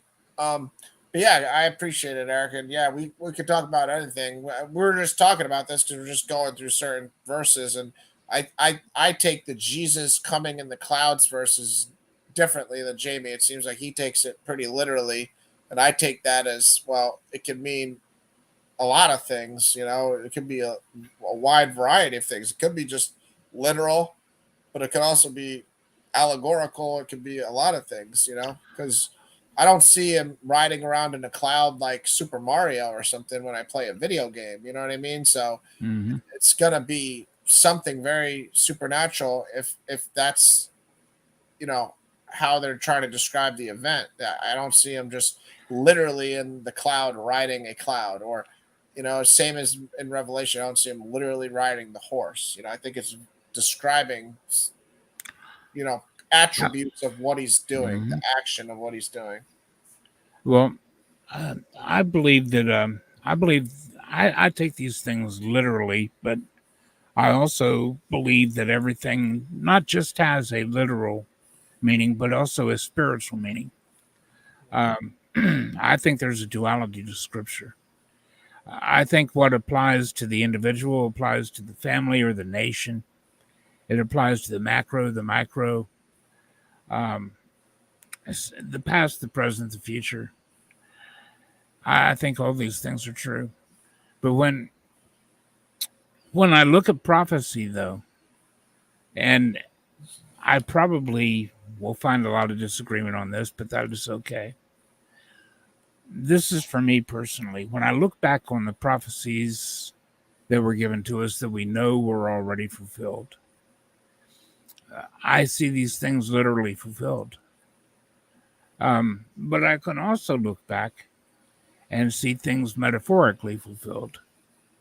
And yet and still, I do see these literal fulfillments in the past prophecies, like the 30 pieces of silver, smite the shepherd, scatter the sheep. There's so many of them. The 53rd, Isaiah 53, the 19th Psalm. There's so many of these that have just come literally true. We have that amazing prophecy about the weeks of days that count down. So many weeks for the temple and the wall to be rebuilt, and for the people to come back for the release by Artaxerxes. All of these things were amazing prophecies that literally came true. Now, when it says he's coming in the clouds, I don't necessarily see that as, I take that as literally true, but I don't necessarily think that it means that he's going to be riding a literal cloud. I do think that since it's apocalyptic, you might have some sort of chaotic special effects there where the skies and the elements are just swirling. It does say the angels. There's symbology of the angels being like the clouds that he's riding on. So angels and clouds have a connection. Yeah, and at the baptism, God coming, because I'm Googling some verses right now. And at the baptism, God coming in the cloud saying, "This is my beloved son with whom I am well pleased." So when it says coming in a cloud, I think he just says he spoke from heaven, doesn't it? I have some verses saying he spoke from a cloud, but yeah. But like when Enoch says, "Behold, he comes with 10,000 of his holy ones to execute judgment." I mean, that sounds pretty straightforward. You know what I look forward to seeing? I think, Jamie, I think this isn't talking about the baptism. Sorry, it's talking about the transfiguration. Sorry, it was talking about the transfiguration, not the baptism. I misspoke. There's something I'm really looking forward to finding the meaning of, and that's when the Lord returns. It says he's returning with his wheels. Have you ever noticed that passage, that scripture? And I've often wondered. Where I think I've seen it. Where is it? I'll have to look it up real quick.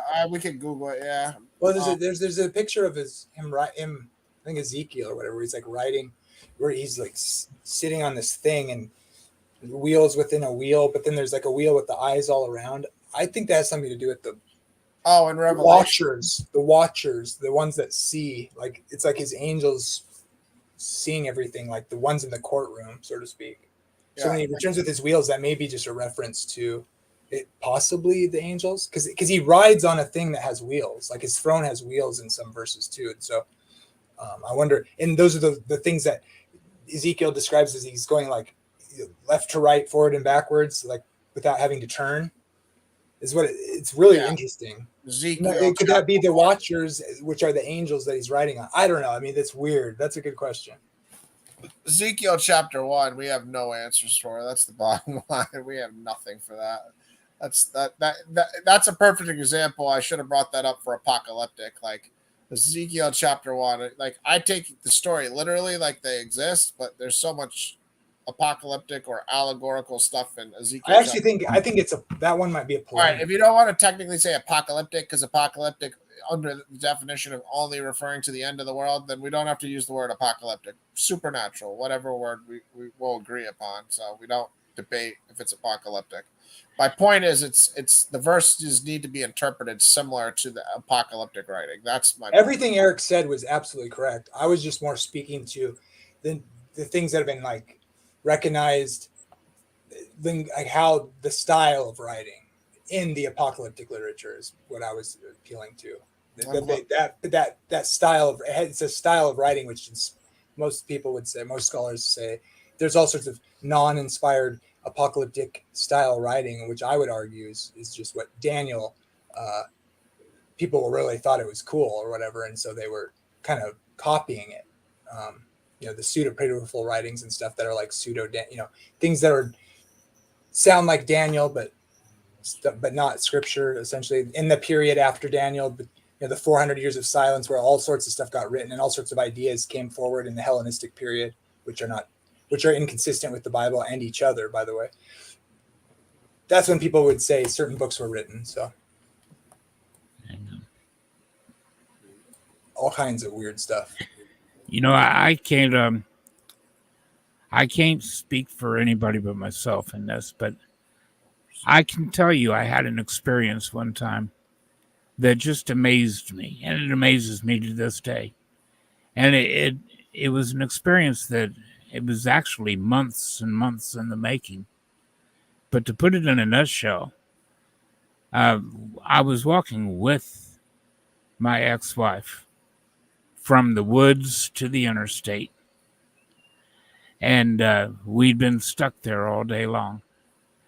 And now all of a sudden, as we're walking to the interstate, the sun has gone down. And I looked up in the sky and I saw this huge wheel, literally a wheel. And it had eyes all about it. And it was so high, it was so dreadful, and it was magnificent in its size. My ex-wife, I pointed up at that, and she was blown away. And then she pointed to the peripherals. And there were jets moving in on it from all sides, and there were helicopters out on the perimeter. Now, this thing was miles high, I'd say. And because the jets, while you could put this in comparison, literal comparison here, if that thing was the size of a basketball, then those jets were the size of peas. That's how huge this thing was. And it would zigzag back and forth, down from up below them, down from up above them, down to down below them, and zigzag, missing them all. And they would do it so fast that if I'd have blinked, I wouldn't have seen it. It would have looked like it just appeared from one point to another. But I literally saw it zigzagging down, which is impossible structurally for anything that we would put up there. Well, I watched this thing play with these guys for a couple of minutes, I would say. And it would disappear and reappear, and they would take off, they would lose it, and they would start taking off in other directions. And then it would reappear somewhere else, and it would come back in on it. And I watched this thing. Now, as I was walking toward the road, right before I looked up and saw this thing, I prayed and told the Lord that we repented. We were really sorry for getting upset, and we were just hungry and tired, and we wanted to go home. We wanted to get home and wanted a bite to eat. And we asked the Lord to help us. And while we're looking at this thing, this dude pulls over in a big 18-wheeler. He ends up buying us 2 meals, taking me all the way home, dropping me off in my mother's driveway, coming inside and having a cup of coffee. He never ate a thing, wouldn't drink that cup of coffee, never drank nothing, never went to the bathroom the entire many hours we were with him. And he stopped to buy us food twice. And then he reached in this non-refrigerated compartment as he's taken off, and he gives us a frozen tenderloin, beef tenderloin that was so huge it wouldn't fit in the sink. And he just gave it to me. And I believe to this day that was an angel. And I can't help but think that somehow that thing that I seen was somehow connected to all this. I just can't help but think that. I mean, what a bunch of magnificent coincidences all rolled into one short little period of time. It was just amazing. To this day, it blows Awesome. my mind. It's crazy. It's cool. And your wife, or whoever you said, your ex-wife, she saw all the same stuff, and Yeah, she told my kids the same thing. You know, it's just I have a hard time. It's a good topic, Eric, because I have a hard time because before I was a Christian, what misled me into being tricked by the devil was aliens and lack of faith in God and angels and demons and God and the devil.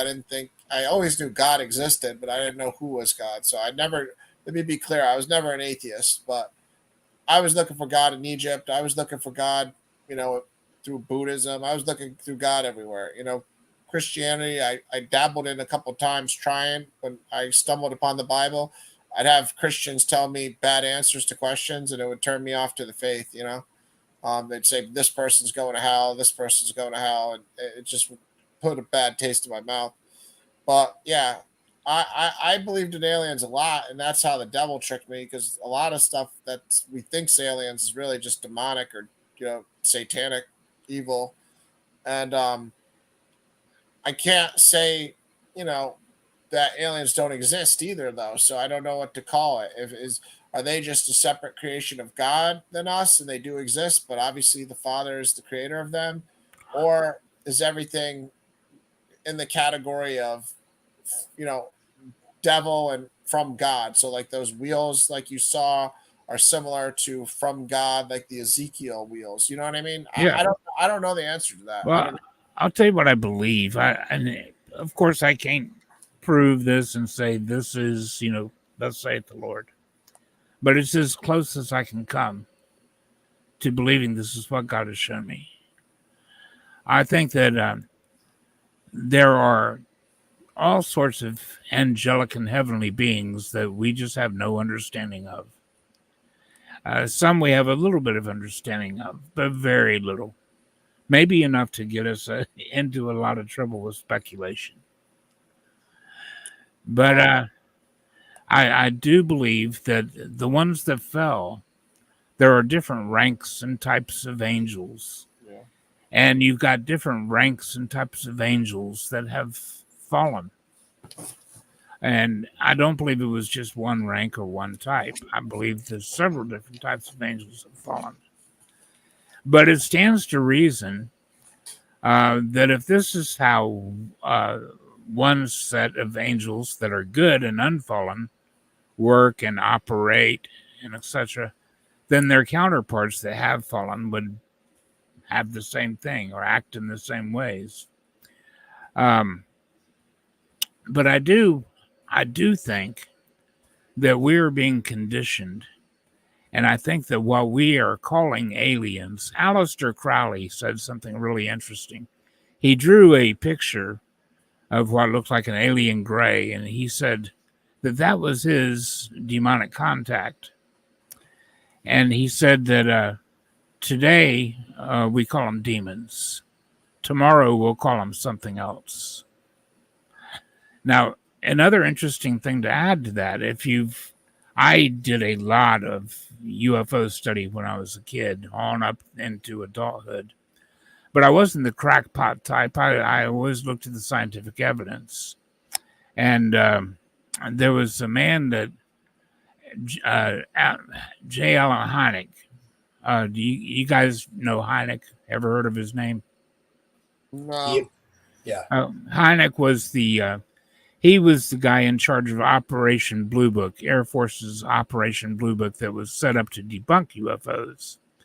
And he was the government stooge that was called upon, that made up all the stories you've heard about. No, that was swamp gas that you really saw there. That wasn't a UFO. Well, he come out after they closed down Operation Blue Book saying it was all a crock of crap. And that some of these things were very real. There was another guy, if you ever saw Close Encounters of the Third Kind, there's a French guy. Well, he's an actual scientist that was working at the same time Hynek was. And both of these men were scientists that were the two top scientists in that field. And both of them come away with the same conclusion, saying that these contactees and etc., the messages that they brought forth, they saw that these things were utterly deceptive. All of their stories were mismatched, and they claimed, even though these were not Christian men, neither one of them, they claimed that these were demons. These were more like demons than aliens. And they actually believed that they're demons from another dimension rather than aliens from another planet. So there you go from, that's the, I guess you would say, that was the early scientific view. Well, like I said, I watch Ancient Aliens all the time.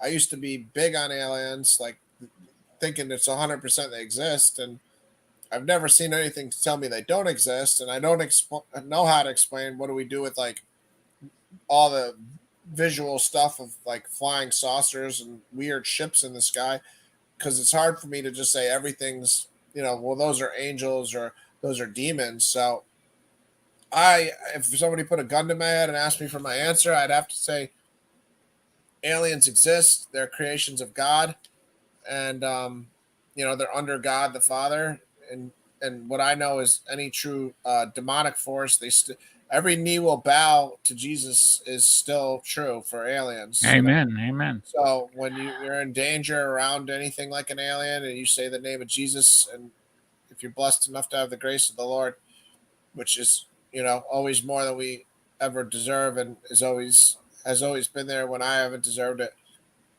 the name Jesus will protect you, because it'll show the authority. You want to see something cool? What? Yeah, I mean, you sent me that video. Do you want me to play it? Here's one of my videos that do you want me to play it? Play this one because it's me and my friend Kenny Rhodes. What did you play? What do you do want? This one. You don't want me to play the other one? No, this one's better. Okay, give me it. I just did it. Me and my friend, he's a scholar, Kenny Rhodes. And we reviewed, because he likes alien stuff too. And we reviewed this video of this guy being regressed into his Jamie, this is hour. Where do you want me to go with this? Oh, just at the beginning. You can fast forward it to where the video starts, where we're watching the video. I don't know how much talking we did at the beginning. What do you want to do? Watch the first 2-3 minutes? What do you want? Yeah. Just go to the video starts. Just kind of find it. Well, I don't know what part of it's what you were looking for here. Just the beginning part? That's it. Yeah. Me and him are on the left. They're reviewing this video we're watching. So just fast forward it to when the video starts. What, are you just promoting your channel right now? Is that all you're doing right here? No, this is an old video. You never will find me in my catalog, but I'm joking. Late night for the very insane only, the ADD and the ADHD Club, and we're gonna look at this review of this really weird alien stuff. And so I got a queued up with this guy who apparently seems fairly. Now, when you say aliens, are you talking about those that are south of the border or those that are south of the North Pole via the North Star? Yes, the ones in the second and third heaven. From planet Nimbus or Nexus or Nimbus. Nimbus. Yeah, they the Anunnaki, that is the story that they give everybody, that they traveled here to the Earth. They live on this planet that is our 10th planet, not the third rock from the sun. That's a good TV program, but they're the 10th rock from the sun, which happens to be on this very elliptical orbit that passes through transverses or transvex or transsexual or whatever, the Earth's orbit, which makes the sign, which it makes the sign. There you go, Transylvania, which makes the sign of the cross, which actually Jesus using the sign of the cross, that is an insult to the principality and powers.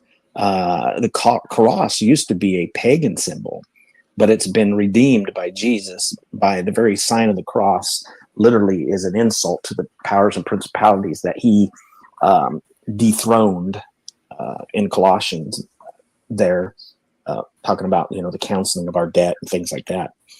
But anyway, that's a very, very interesting part of this story.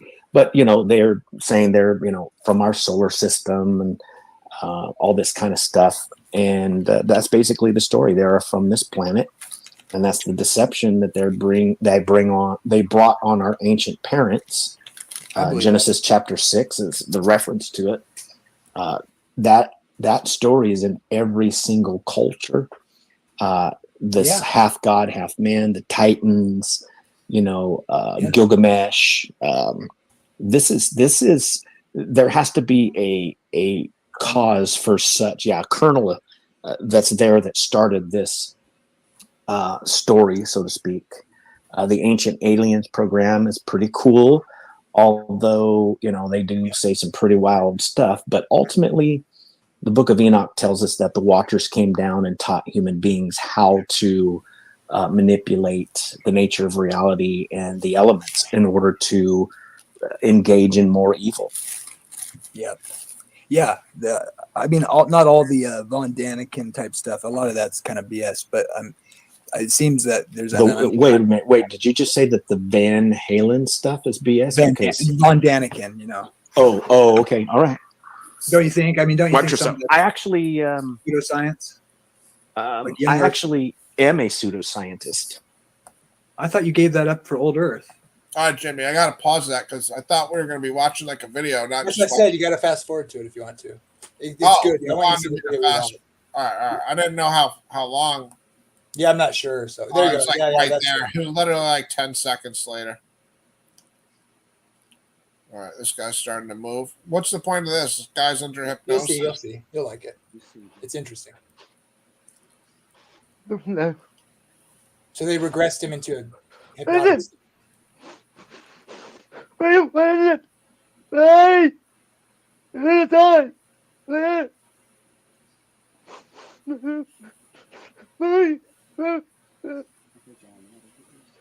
Thanks.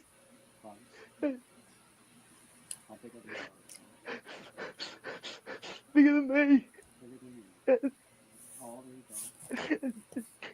Another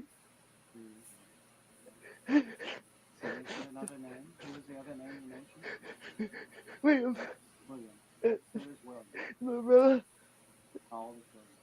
He's 4. Is William with you now? And what's happening? They're watching. Sorry, the volume's low, everybody. It's on full volume, so I can't really do anything on my end. So, do you know what the name of the video is, Jamie? If people actually wanted to watch this, or no? If it's not in the description, I was trying to find it, but I can't find it. Yeah, I guess they could just go to Jamie. You could go to Jamie's channel and type this in, what you see, and you'd be able to watch it. Because I don't know, I'll let it play a little longer, but the volume sounds pretty low. Turn your mic off.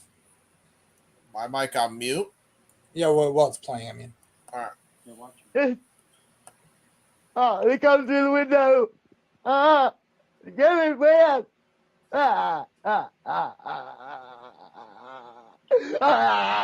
No.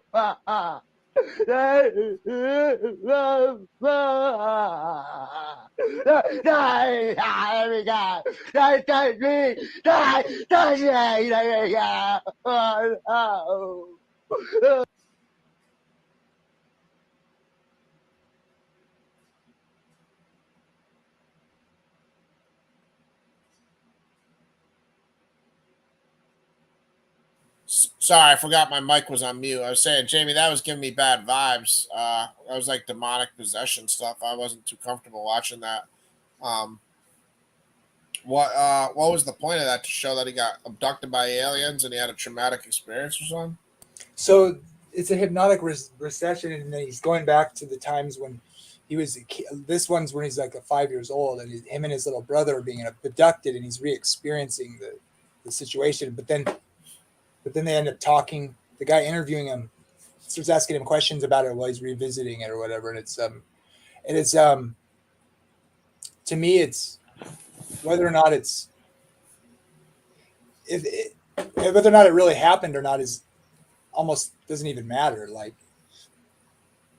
the guy starts talking about starts asking the guy questions, and he starts like having what do you call that, like regression, and then supposedly he calls them Elohim, the aliens or whatever that abduct him, and then as he gets older and they come to abduct him, he gets more like where they're like his friends kind of thing, right? And then pretty soon they're like telling him secrets, and then he's like revisiting this, and he's like chill about it.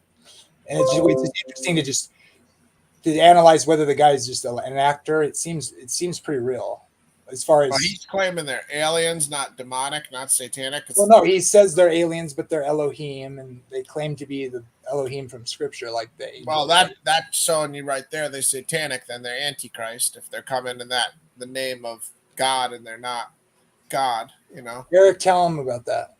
Well, actually, they would be Elohim. Elohim would be just like when we look at the scripture.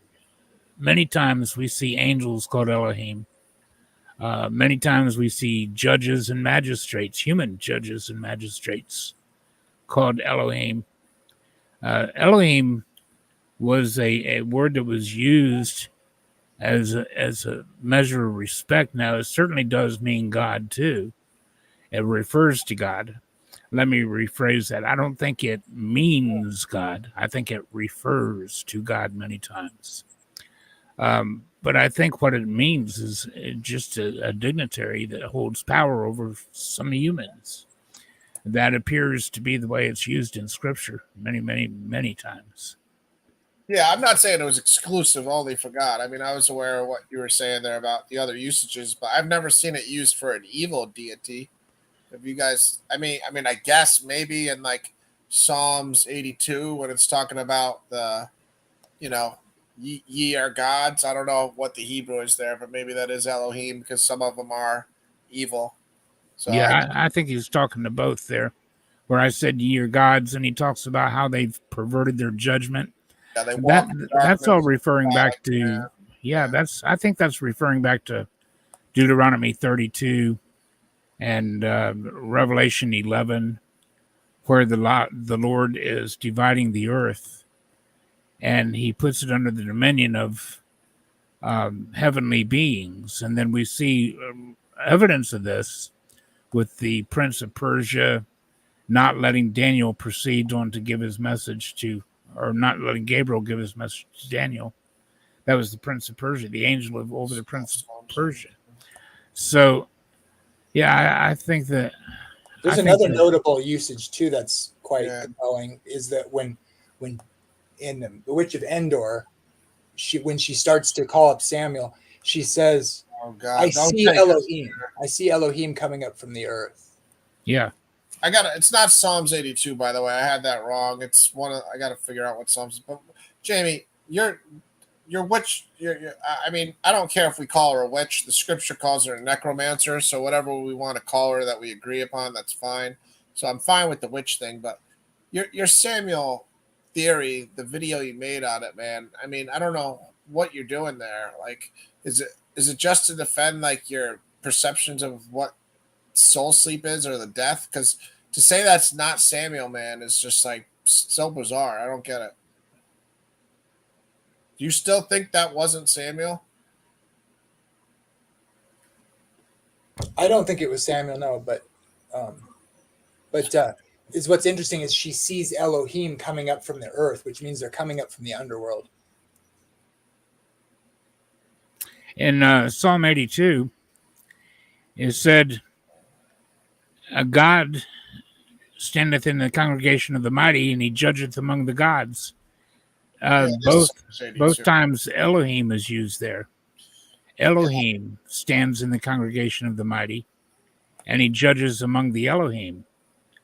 And then he goes on to say, right?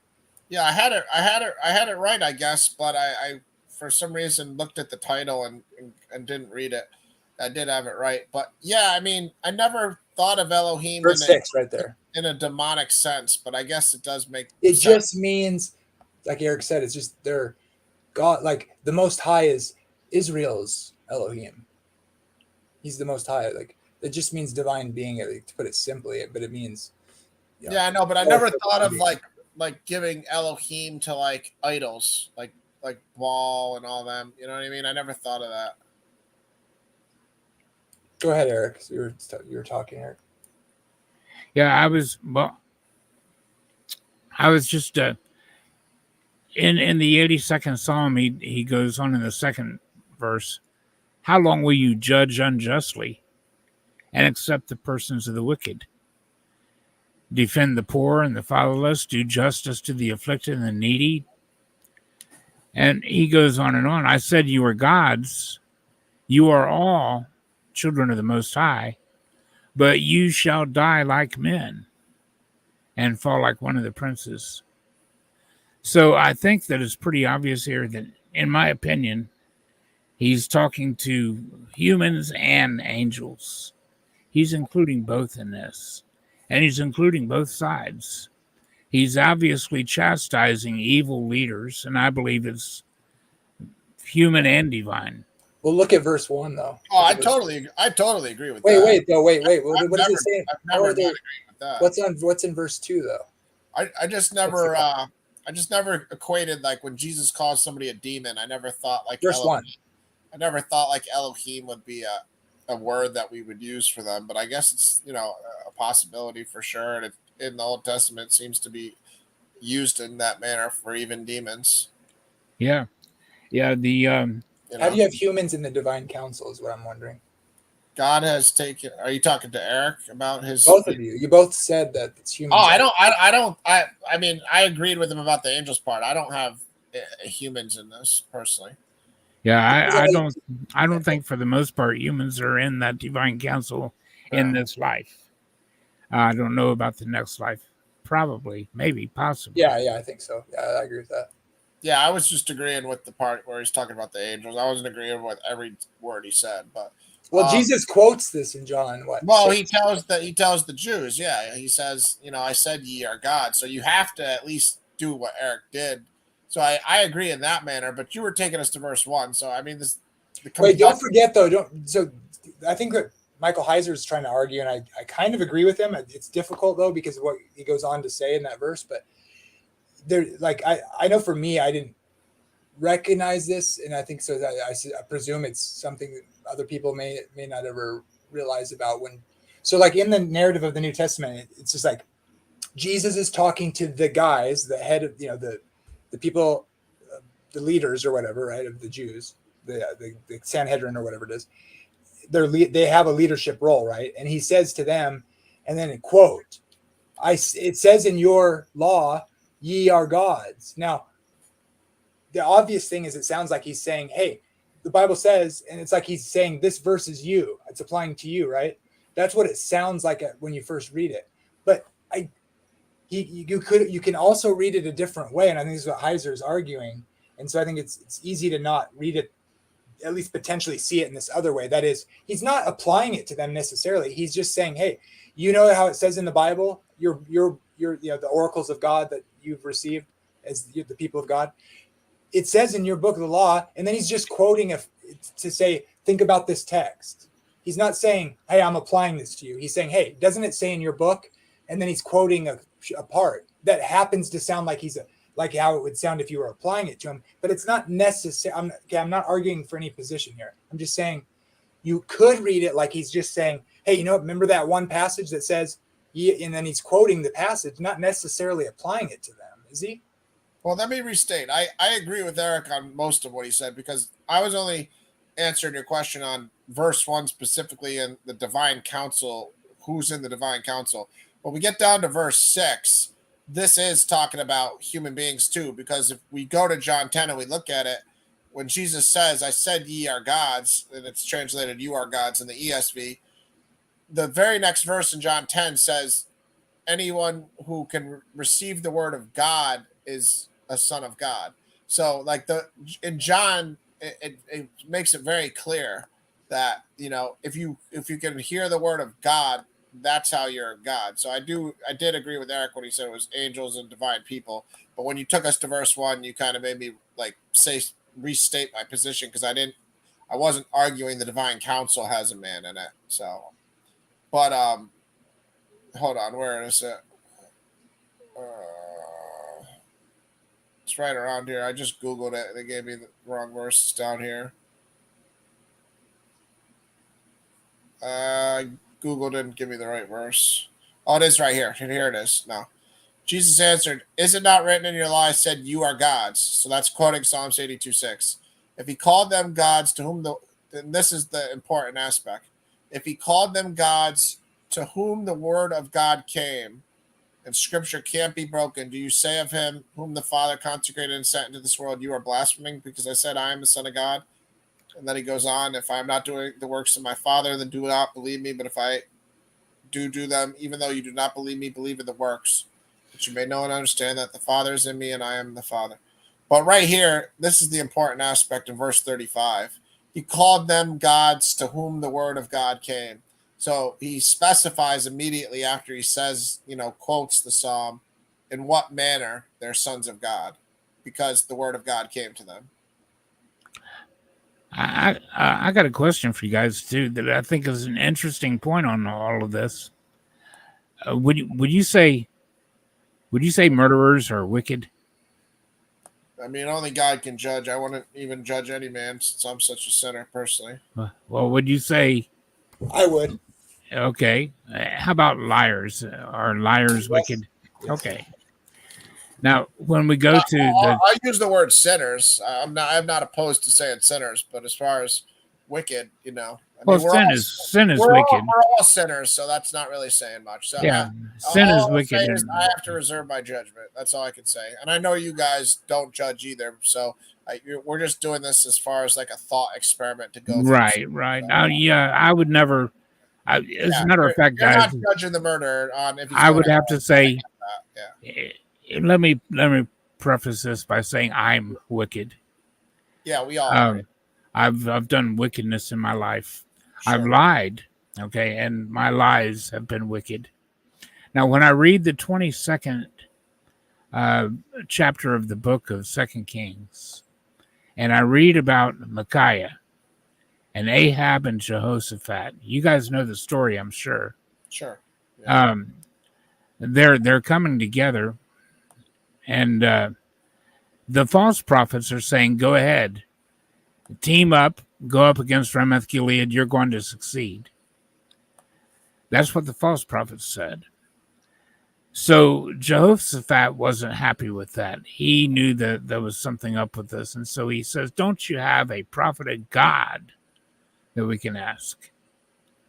And Ahab reluctantly brings in Micaiah from prison because he doesn't like Micaiah, and he literally brings him in from jail.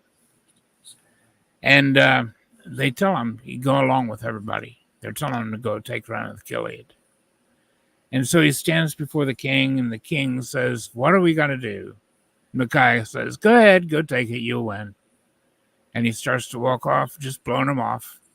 And the king gets really angry. And Ahab says, get back here and tell me the truth, dude.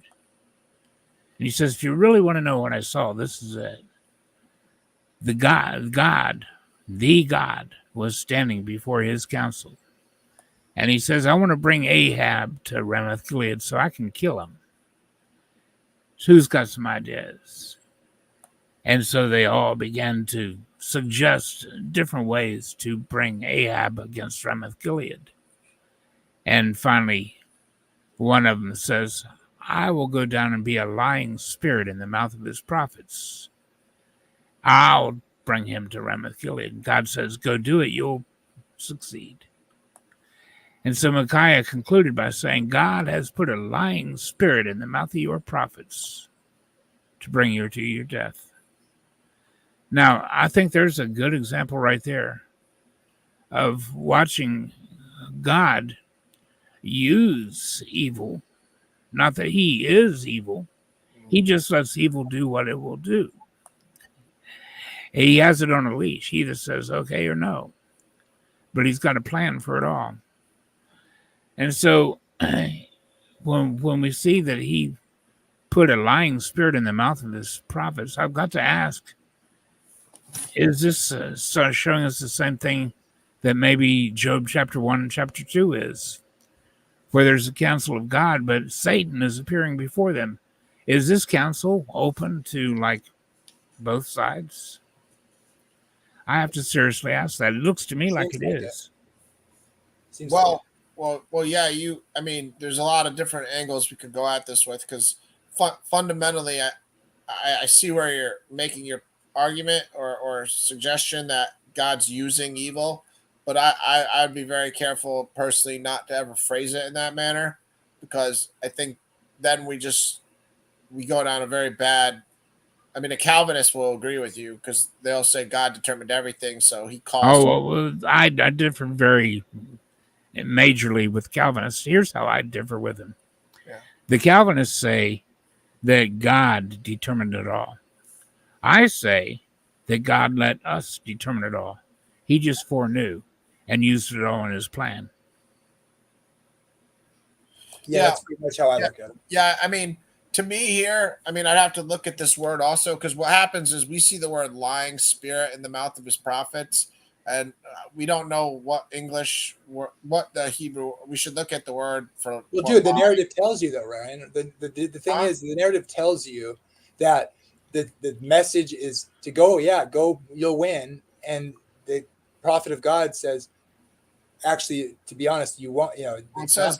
Well, lying is a more powerful word with the connotation, like deceiving spirit. Like in the NASB, they're using deceiving. Like that's a lot more subtle than lying to me. Like because if you're gonna go to think you're gonna win a battle, but you're gonna lose, that's like let's put it this way: like God doesn't owe anybody anything. So if Ahab is coming to a prophet and he's asking for God to give him truth, God doesn't owe him that truth because he's not a servant of God. So if a spirit of God gives Ahab a false vision, that's just God administering justice. It's almost like if a child molester wanted to know if the parent was home at somebody's house so they could go in and molest the child. Is that God using evil if he sends a spirit to that child molester and says the parent is home? Don't go in the house, or is it God doing good because he's steering a wicked person away from causing more harm, or he's steering a wicked person to their demise because they're trying to sin and get more harm? So I can't ever. Yes, when God answered the door, he told the SS that there is no Jews here. I can't. Exactly like Rahab. I mean, Rahab lied.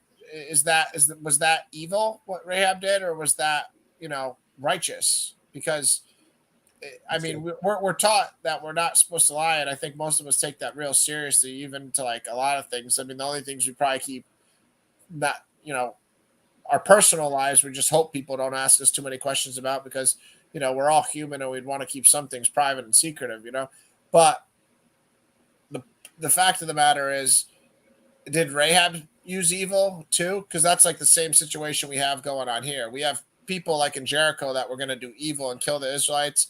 And we have Ahab who's going to do evil. I forget exactly in what way in this story, but that deceiving spirit really doing evil, or is it doing righteousness? I don't see that necessarily as being a deceiving spirit. See it as a lying one. I actually don't see that as anything against God. I see a huge difference there. Her deception saved the two men of God, but it was only deception. Now, on the other hand, Thessalonians 2 as well. I'm sorry I ignored your primary question too, Eric, because you were asking more is evil in this council. I'll get back to that. I apologize. I wasn't. Oh no, that's okay. Yeah, I wasn't trying to ignore it. I do see where Satan is among that council, though, in Job chapters 1 and 2. Satan is among the council, and they're bargaining. I mean, with Job, and God is using Satan to actually cleanse Job. Now, here's my thing with Calvinists, guys. Oh, LLP's here. I believe God is big enough. Look, he's either really all-powerful and really all-knowing, or he's not. And I think there's ramifications to that either way, however we accept it.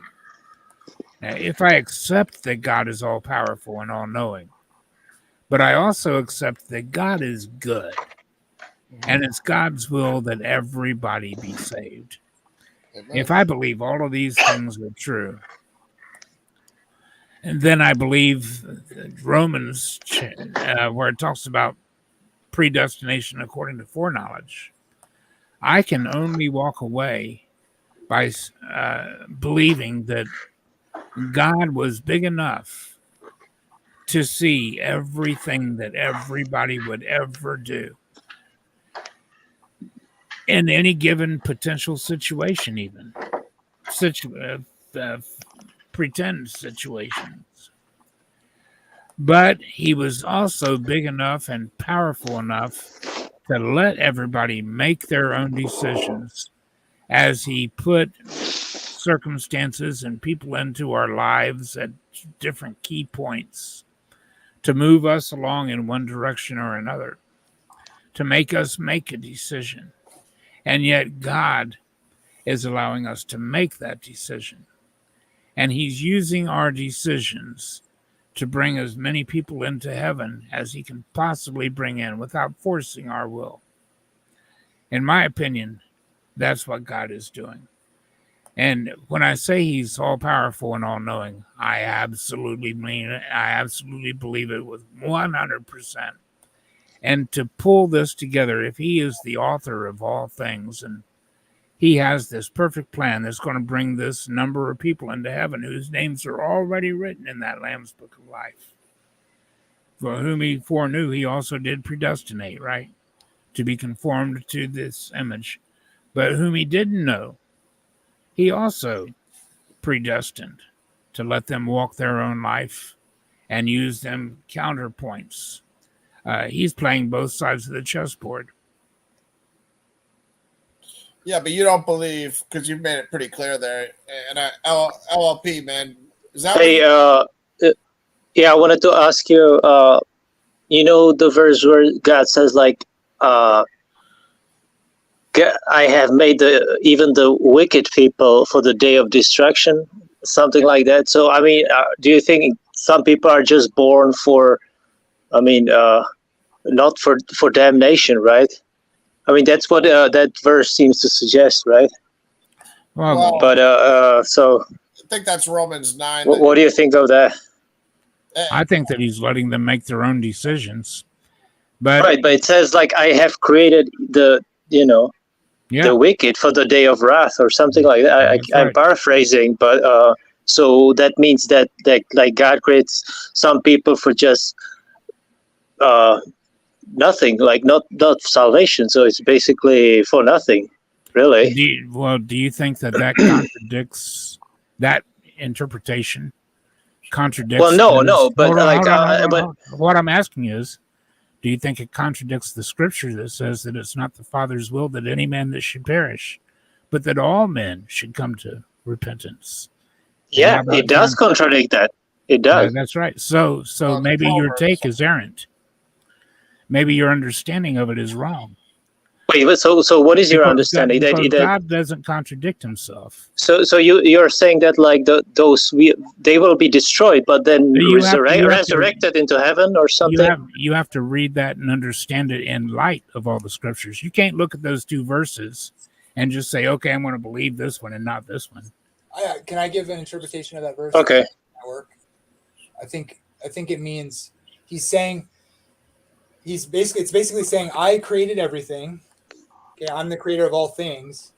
And then it's essentially just saying the wrath is stored up for the wicked. Like, it's known to God that those who fall into that category, their destruction is ultimately the place where the people who are wicked is known, or whatever, if you will. So it's saying, I created everything, and I have a place reserved for the wicked that was always there for the wicked, sort of idea. You get what I'm saying? Yeah. Well, hold on, because it's Proverbs 16:4. That's the verse. So, if we read this in the context, it's clearly defining that the humans have free will before it makes that point in 4. So the plans of the heart belong to man. So the plans of the heart belong to man. That this is all going to lead into verse 4 here. But the answer of the tongue is from the Lord.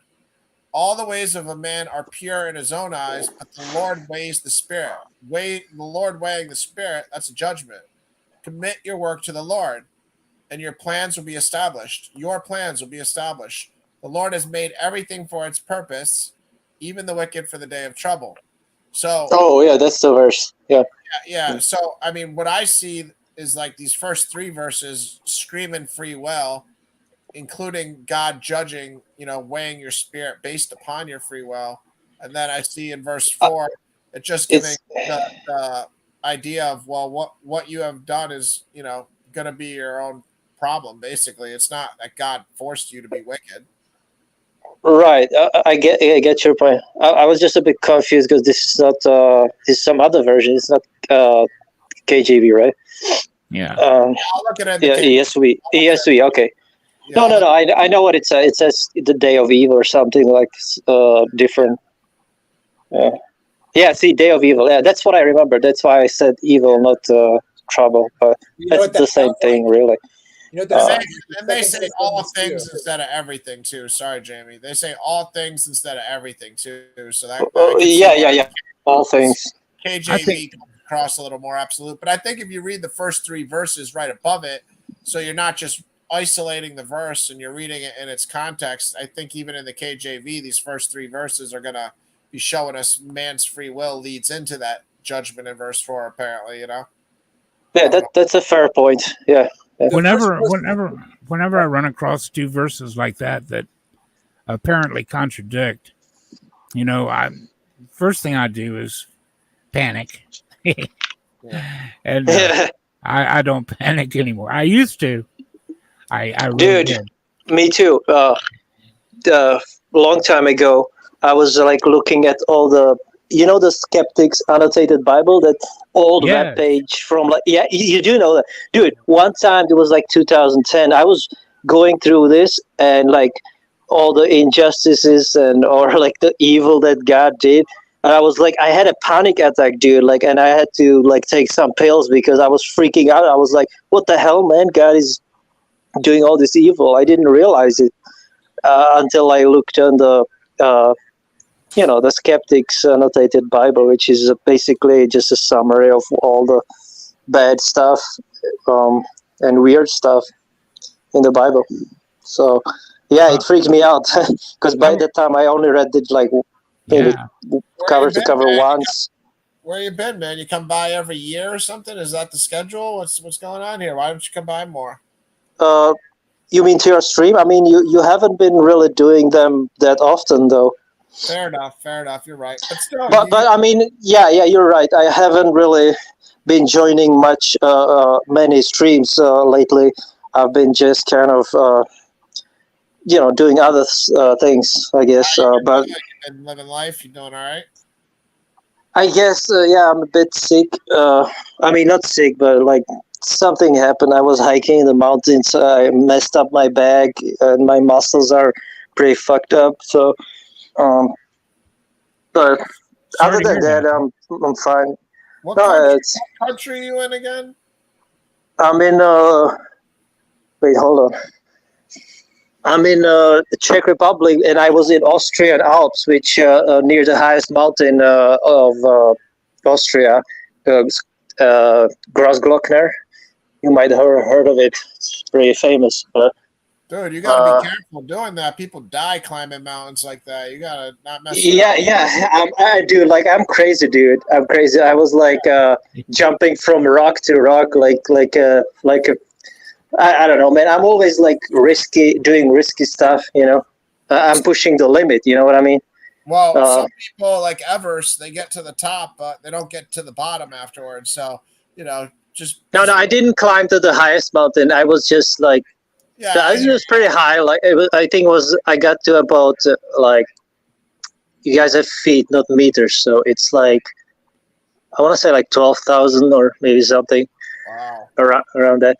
Which and there was a lot of snow there, even in summer right now. So, and you know what's weird, man? One thing like with I read this article about climate change, right? And then they're saying like, oh, there's no more snow in the Alps, and they're like lying because I mean, there's more snow than last year. I've been there last year as well, and this year there's even more snow. So, and they're saying in these articles like, "Oh no, the snow is going away." Like, they want you to believe all this lie.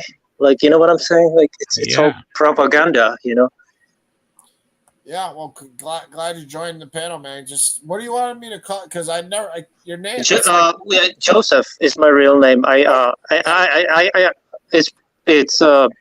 Sorry, I forgot to say that, but yeah, I've been here like a year ago, so I doubt that you would remember that though. Me and you talked for like hours, like right when I first started streaming, and then I saw. Oh yeah, I remember that. I think it was End Times teacher. What's his name? Nathan. ETT. Yeah. ETT, and yeah, I see you sometimes in ETT's live chat, and Yeah. I go by there occasionally, but yeah, yeah, I saw he was kind of getting into that age of consent. I felt like, I saw you there also kind of telling him not to talk about it. And I also told him because, why the hell is he talking about that? You know what I mean? Like, it's just silly.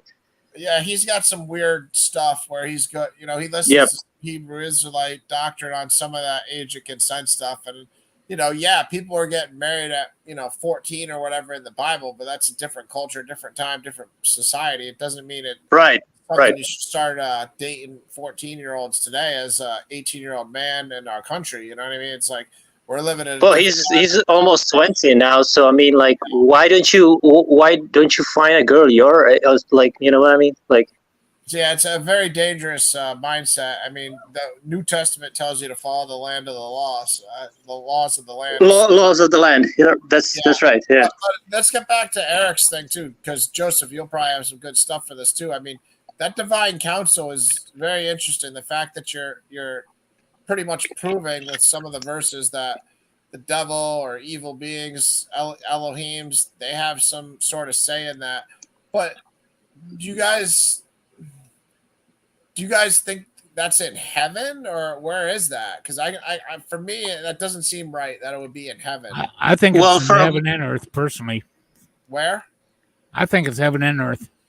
I think that, like if we look at all the references we have in Scripture, when Daniel was fasting for 21 days, he didn't have to fast 21 days because God dispatched Gabriel on day 1. But it took him 20 days because he was held up by the prince. He was delayed by the Prince of Persia. That's right. Yeah, and that's obviously an angelic prince. It's certainly, I don't know of any earthly men that are going to withhold an angel. But anyway, well, because the angels is just means messenger. It's he was on the earth, right?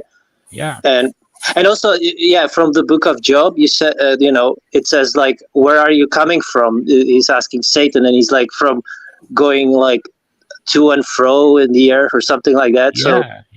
He's in the earth, on the earth, right? So I think that's what the heavenly council is partially for. As a matter of fact, I think one of the things that they're determining are events on earth. How things on earth are going to play out. But it's a bit strange, in Revelation, it tells you that, the devil is released and he has but a short time. So, like, where was he? He was in some bottomless pit or something, and then he gets released and all that. Well, he has a short time, and he has, great wrath because he knows that his time is running out. So I feel like that would be the end times, right? He's just doing all he can to turn everybody against each other and evil. All that. Yeah, I think God has kind of given him free reign right now to destroy the earth. But he's given. You think it's only right now, or because, like, in the last I don't know, 10 years or? I think he's always been on a chain, so to speak. I think his mission has always been to distort the word of God and to kill off God's people. And I think eventually the whole human race. I think those are his objectives. And so I think that God is giving him in these last days. I think this is what we call Jacob's trouble, or maybe the 70th week, the tribulation period, whatever you want to call it. I think that's a period of time where God gives Satan free reign to just do whatever he wants, because we see that his people are being destroyed all the way through, that Christians and the nation of Israel. According to Zechariah, 2/3 of Israel is going to be killed before they receive their Messiah. And we know most of the world is going to be killed off. But I think that, you see, he's given this power right now to bring his wrath on evil, to put an end to evil, to bring it all to a head so he can destroy it all at Armageddon. And then there's going to be one final destruction at the end of the millennial kingdom, from what I can see there. But I think that's why he's got free reign. He's allowing evil to expunge evil and to cleanse the church, to test and try the church. I'm still a bit unsure about the millennial kingdom, because some people say that's already happened. So I'm not really sure about it. Revelation is a bit hard, some parts. Yeah. Because some people do say that it's like the millennial reign was like in the what do you say, dark ages or whatever, Middle Ages, something. Yeah. When I look back, you heard of that theory, or? I just do not see 1,000-year period of time in history where I think the Lord Jesus was reigning over the earth in righteousness. Okay, yeah, they bring up some arguments that like we don't have much from that, like in history, we don't have much from that period of time, like the Dark Ages, right? Well, I mean, we know what happened during that period of time, but I just don't see a 1,000-year period of time where good reigned on the earth. But you weren't there. You weren't there, so I mean, you don't know. Well, but I know the history. Right, but that could be altered and all that stuff, you know. I don't think it was. We have too many sources. Yeah, we have too many sources for this history, all around the world. So, that's my personal opinion. I don't care if anybody else wants to believe that. But I don't really get it. So the end times, and you've got the Armageddon and all that, and then what? Like then there's got to be Christ and the millennial kingdom, and after that, like, because I just don't get it. Why millennial kingdom and not like already like the kingdom of heaven forever and blah blah, you know? Like, well, we're going to see a millennial kingdom, and then it's going to go into the kingdom of heaven. As for why, I don't know. It's God's plan. But it also reminds me the where it says actually multiple times in the Bible where one day with the Lord is as 1,000 years. So it might not seem as 1,000, might seem as a one day. Well, in that regard, you know what I'm saying? I think that one thing that we would have to accept is, if we're going to say the day of the Lord is as 1,000 years and 1,000 years is a day, and then we look back in the Old Testament and we see all these references to the day of the Lord. It does actually say in Peter, but also in the book of Isaiah and in the book of Psalms. It says it even in the Old Testament that for the Lord, and with the Lord is like 1,000 years is one day. It says both in Old and New Testament. You know that, right? Yeah, but we also know that this day of the Lord that's coming is a real physical thing. In Joel, it tells us that the day of the Lord begins in darkness, and it's not pleasant. It's not pretty. Oh yeah, it's the book of Amos. I think that the day of the Lord is darkness and not light, and woe unto them that seek the day of the Lord, because for what end is it to them, or something like that. Amen, remember that. Yeah, it's not going to be. But I think that's for because we should want the day of the Lord, because we don't want to be in the wicked world, right? So I think that's more speaking to the people who are unrepentant, I think, right? But we do. We should seek the day of the Lord. Like it even says in the book of Peter, like hasten the coming of the day of the Lord, right? You should want, the believers should want to hasten the coming of the Lord, the day of the Lord. So What do you think the scripture means when it says that the day of the Lord begins in darkness? well, it says I only know the verse that the day of the Lord is darkness and no brightness in it at all, or something like that. It's interesting. I don't know actually what I think maybe total destruction, maybe, or the blackened. Maybe the sun will be blackened, and there will be a total darkness. Yeah, maybe. I think that's part of it. But there's also this. When God created the world, we had, in the evening and the morning were the first day, and the evening and the morning were the second day, and the evening and the morning were the third day. So then we see in the Old Testament, in several places, it says that the day of the Lord begins in darkness. And when we see Armageddon in Zechariah and Revelation, in my opinion, seems to be what kicks off that 1,000-year period. It's that defeated Armageddon. So when the Lord is returning, and he begins to fight against all the armies that have fought against Jerusalem, killed off 2/3 of Israel. He kills all of the armies of the world.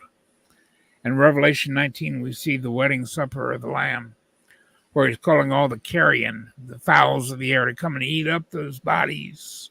So that's also in Ezekiel, right? The fowls of the air will eat the. Yeah, that's Revelation. I think it's also in Ezekiel, a correlation. It may be, yeah. Because most of Revelation is, seen in the Old Testament, quoted in the Old Testament. Yes. So, yeah. But then it goes on, darkness passes. And it becomes daylight. And when the Lord destroys the nations that destroy the world, surely this is beginning that day of the Lord in gross darkness, outer darkness. But then I think it also goes on into the, heaven and earth shall pass away, and there shall be rolled together as a scroll from the book of Isaiah, right? It will utterly perish, and the world shall be moved out of its place. That part in Isaiah.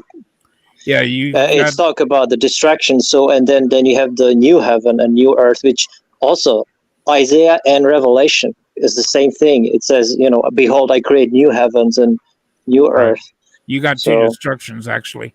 You've got the destruction at the end of this age, which is Armageddon. And then you've got the destruction at the end of the 1,000 years, where the world rebels. You see, there's people that go into the millennial kingdom alive and repopulate the world from all the nations of the world, according to the book of Zechariah.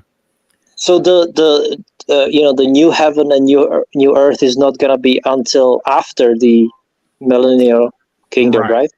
Because then there shall be no more sun even and stuff like that. So, well, where it says new heaven or no more night. Sorry, it says there shall be no night there in the. But also where it says that there should be a new heaven and a new earth. Right. I wonder how I should take that, because if I'm going to take this in the context that I take, behold, we're new creatures. Our old man has passed away and we have become a new creature. If I'm going to take God creating a new heaven and a new earth in the same way he created a new creature in me, then really it's the same heaven, same earth, it's just cleansed. It's renewed. It's refreshed. It's restored.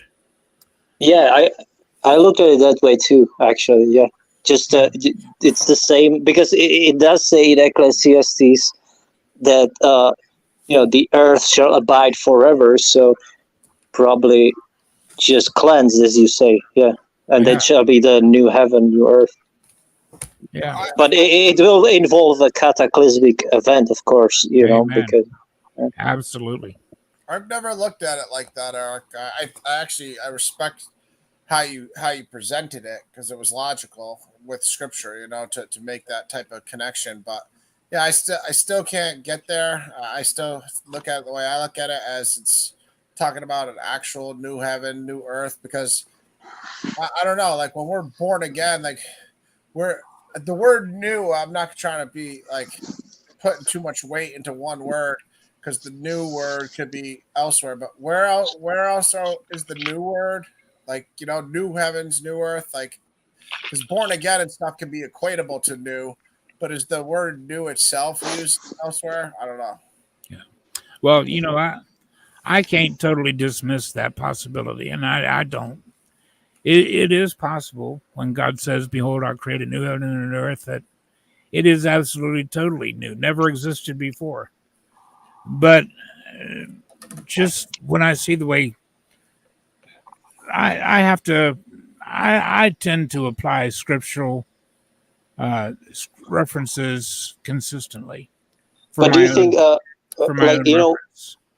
sorry, when Jesus said, I go prepare a place for you, right? That you think that might refer to that new earth, new heaven?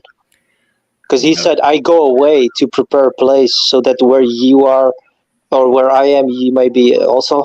That verse? That is such a beautiful passage. Right, but maybe it does refer to the new earth that he is preparing, right?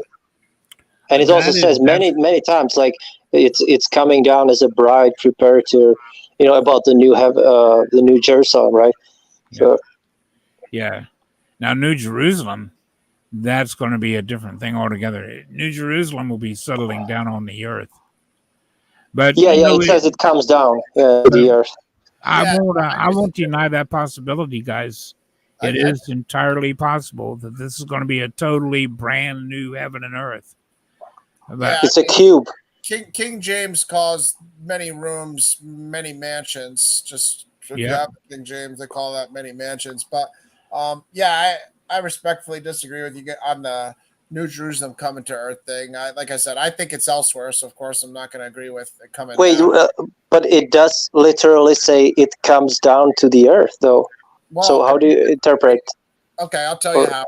The verse right before it tells you that heaven and earth are passing away. So you have to go with at least Eric's understanding of what that means. Because if you go with my understanding of it passing away, to me it means it's gone. It's getting destroyed. It's getting annihilated. Yeah. Yeah. So that's the first start. The second start is John's a prophet, and he's in a heavenly realm and he's seeing a vision. What if it said, I saw New Jerusalem going up, or I saw New Jerusalem going to the left, or I saw New Jerusalem going to the right? All it says is New Jerusalem was coming down. So he saw the kingdom of heaven coming in a downward motion. Like that we can't just jump because it says it's traveling down and just say, well, we're on earth, so it must be coming down to us. Like he's in a heavenly realm. It could be going down to anywhere within that realm. Like what if it was going up? What if it was going right? What if it was going left? Like all it says is it's coming down. You know what I mean? Where would you guys say it would go if it was going up? Like higher in the heavens, So down it like is because the human way of looking at it is like heaven is up and earth is down type of thing. You know what I mean? It's kind of like, is it really that basic? Like that's the only options, You see something going down, so it must be traveling to earth. So I can appreciate if somebody wants to look at it that way, but I don't see enough there for me to make that conclusion. And that's why differences of opinion are excellent, because it makes us think about things, right? Shows us all different sides to one particular point. Yeah, you're right. I thought it says coming down to earth. It just says coming down out of heaven from God. So I thought it says coming down to earth, which it does not. So my bad.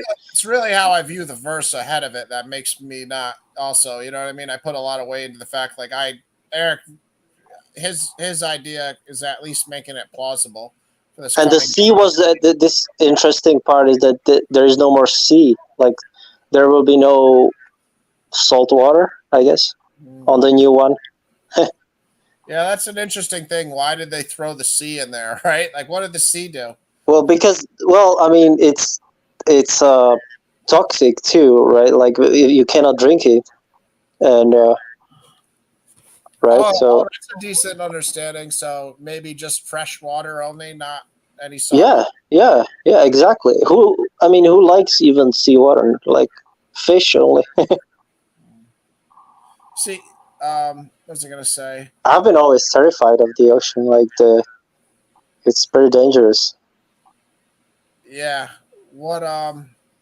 Yeah. Like I said, I can respect somebody's opinion on whatever they want to view this as, because I understand. There's a lot of people that think New Jerusalem's coming to Earth. You know what I mean? But I just I don't know. I'm not one of the people just from the way I look at it. But what was I gonna say? Night, Sherry. God bless. Thanks for coming by, Sherry. You're always the best. You're always first in and stay forever. Appreciate it. God bless her. What yeah. What did you think? Did you see any of the Daniel stuff that we did, Eric, or no? I don't really want to go back to that if Jamie's. No, I didn't, brother. I'm sorry. Oh, all right. Well, yeah, I won't talk about it then, because me and Jamie were going over some Daniel stuff earlier. But how do you guys? I don't know. I'm just kind of coming out, trying to think of a topic right off the top of my head. You guys go ahead. I'm trying to think of something right now. Go ahead. I had nothing. I was just thinking. Well, guys, if you don't mind, I would just like to thank you so very much for letting me share a little discussion time with you guys, Ryan. Thank you, and thank you, Jamie. Eric, thank always. you, I like your stuff, man. I never looked at the passed away as being like born again, but I like that. It's a possibility. It's not something I can completely rule out by any means. Amen. Just thought, but I do have to get off of this for a little bit and get a little bit of rest and spend a little bit of time with a sick wife. Hey, if y'all could remember my wife in prayer, I would appreciate it. Yeah. Oh, what's her sickness? Yeah, you can just call her Lee. And actually, I don't know what's wrong with her. It's something she can't hold down any food right now, and she's just miserable. Wow. Sorry to hear. It sucks. We appreciate your prayers, guys, and I appreciate your time, and I love you all. God bless you. Love me too, but take it easy, man. Thanks for coming. Take care. Take care, man. You too. Bye-bye. Bye. Yep. So everybody in the chat, try to do the same if you can. Keep Eric's wife in your prayers. You know, every prayer helps. You know, and yeah, we can talk about anything. I don't know if Jamie's still here or not, but what's the topic? You've been on for 6 hours almost. That's impressive. Oh yeah, I've done many long streams before, man. I've done. I remember you were doing even like 14 hours at one point. Yeah. I still remember those days. Yeah, we did an 18-hour one day. But what I realized was, YouTube, when I did the 18-hour one, it was annoying. They didn't even let me show any of it. It just like automatically like. No, because the YouTube doesn't keep the stream if it's longer than 12 hours. If you do 12 hours, it will still be there. But anything more than 12 hours, it's going to get chopped to only the first 12 hours. Then after that, it doesn't. Because that's the maximum you can ever stream is 12 hours. I mean, you can stream longer, but it's just not going to, when you upload it, it's not going to be the whole thing. Because 12 hours is maximum. Yeah, now they automatically just cut it off at 12, so it's a lot better. So if, say me and you go 13 hours now they'll just cut it off at 12 and the extra hour won't get out. Yeah. Which is good, because before, like I said, I did an 18-hour one, and then when I went to rewatch it, it wouldn't even let me rewatch a second of it. But that's crazy. I think the longest I've done is like 9 or 11 hours.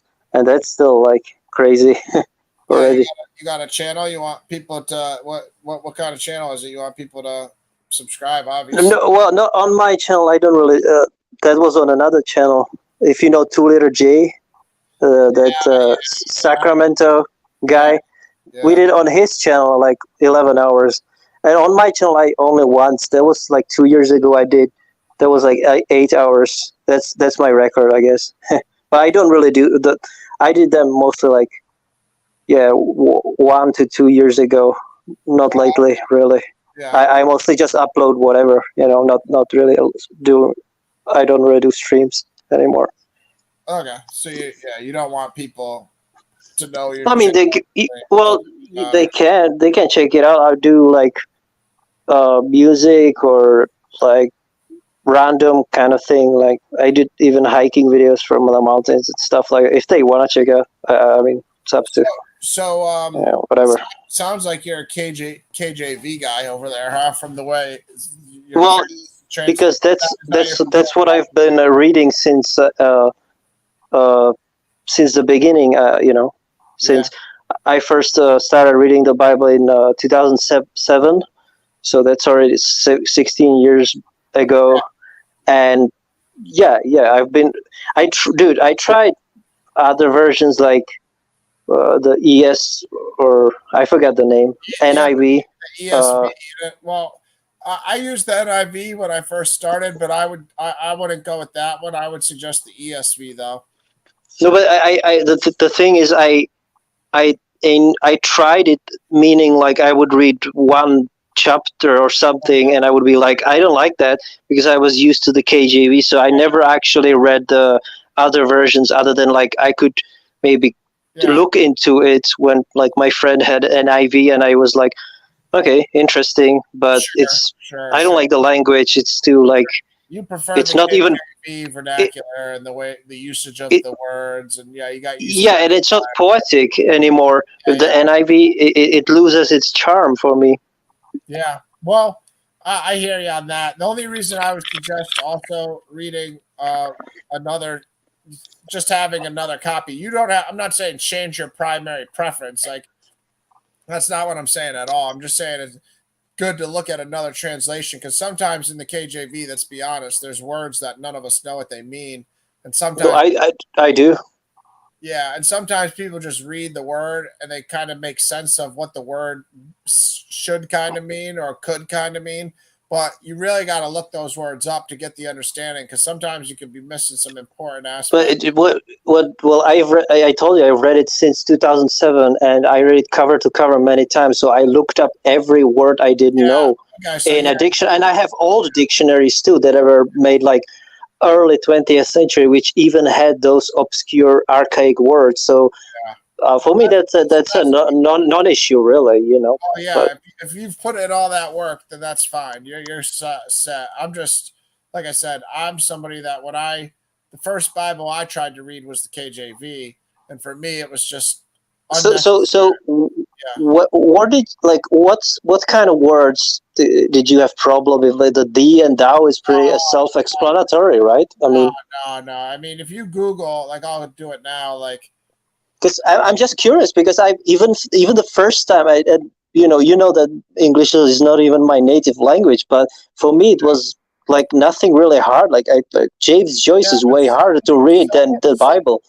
Yeah, but some words I guarantee you're just saying they had a meaning, but you're not using the actual meaning that the KJV had. I guarantee it. So give me an example because I mean. Hey, buddy, I need 30 seconds. All right, I got you. Don't. Yeah, sorry, man. Sorry. Doctor ordered it. I got you. Don't worry. There's a website I'm looking for. Searching for it right now. They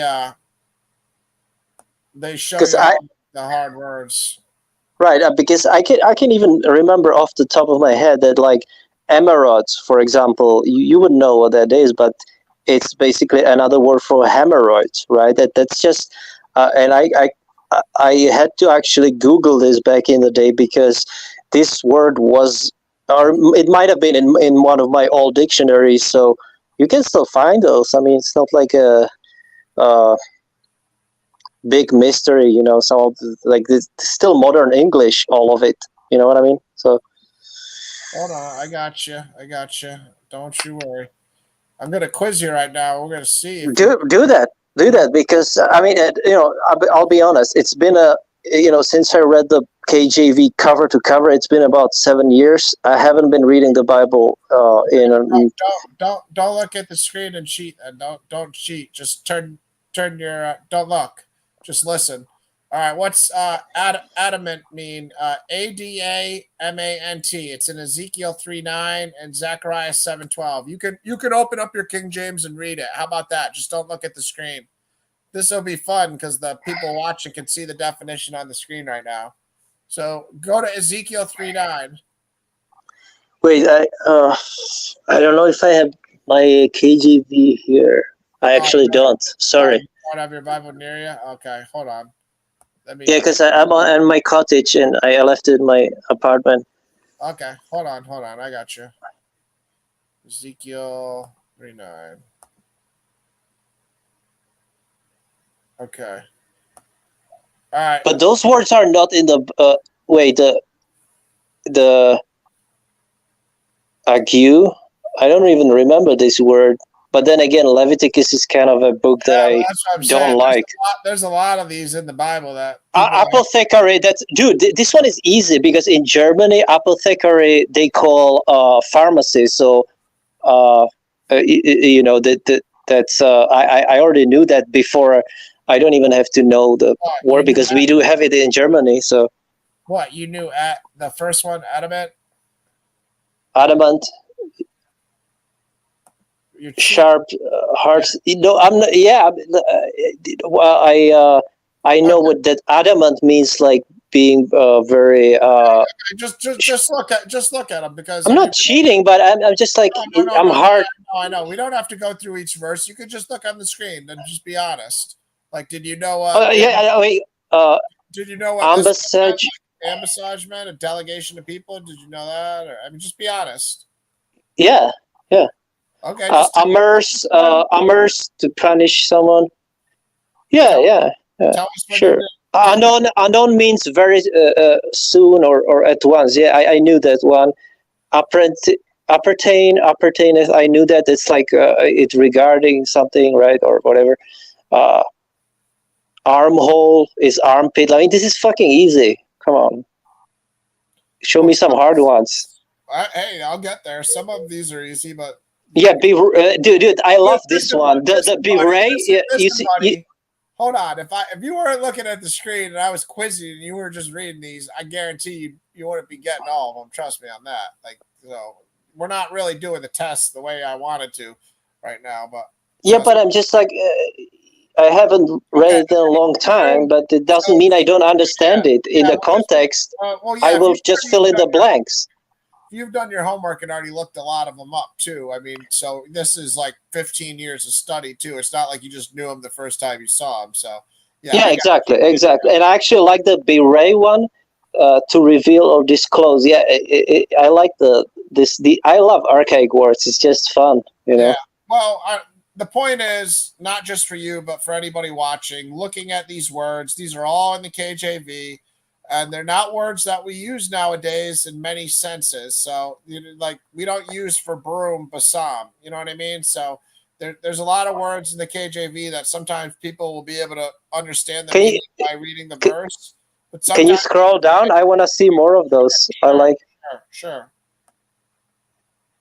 All I did is Google obsolete words in the KJV too. But see, this like broided hair. I know it says in one verse like women have broided hair. It's braided. It's pretty obvious. Like you don't even have to look it up because braid. Yeah, because you can make sense of it with the words around it too, though. Exactly. Yeah. But the problem is with that is sometimes you'll just be guessing and you'll be wrong because you're just using the words around it. Then if you're really unsure, then you go to the dictionary. So yeah. Did you know a brute was a rumor or a report? Brute. Yeah, BRUIT. You knew that was. Yeah, I remember looking this up when I was first reading the Bible. Yeah. Okay. But I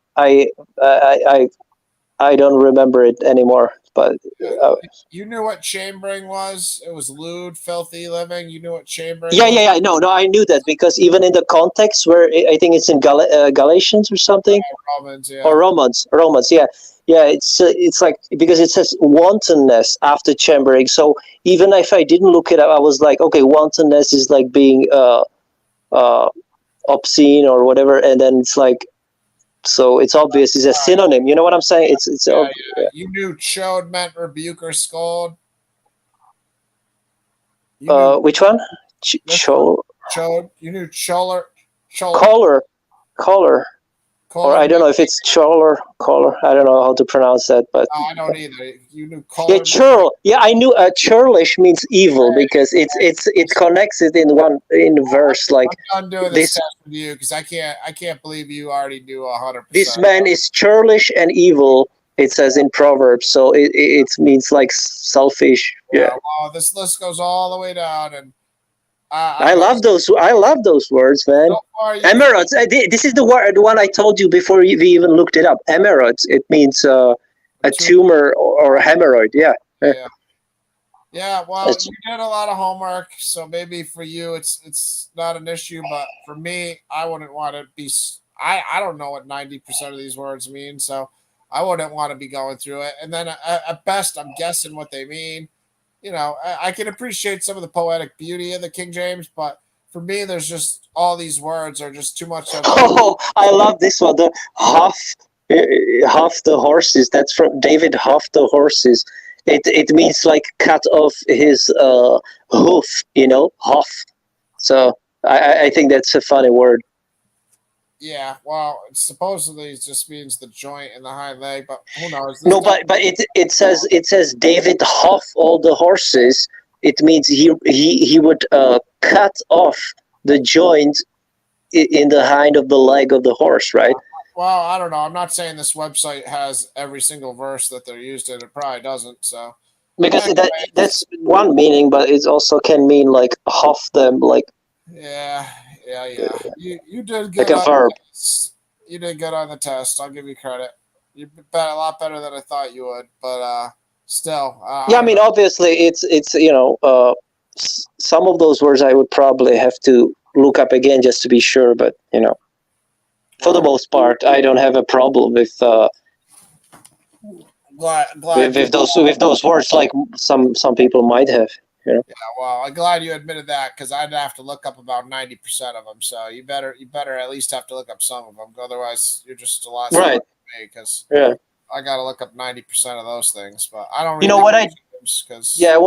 when I was younger, I would actually every word that I didn't know, I would write down on a notepad, with a definition. So, and then I would also every night I would read the notepad with all the words I didn't know with definitions, so that I would memorize them.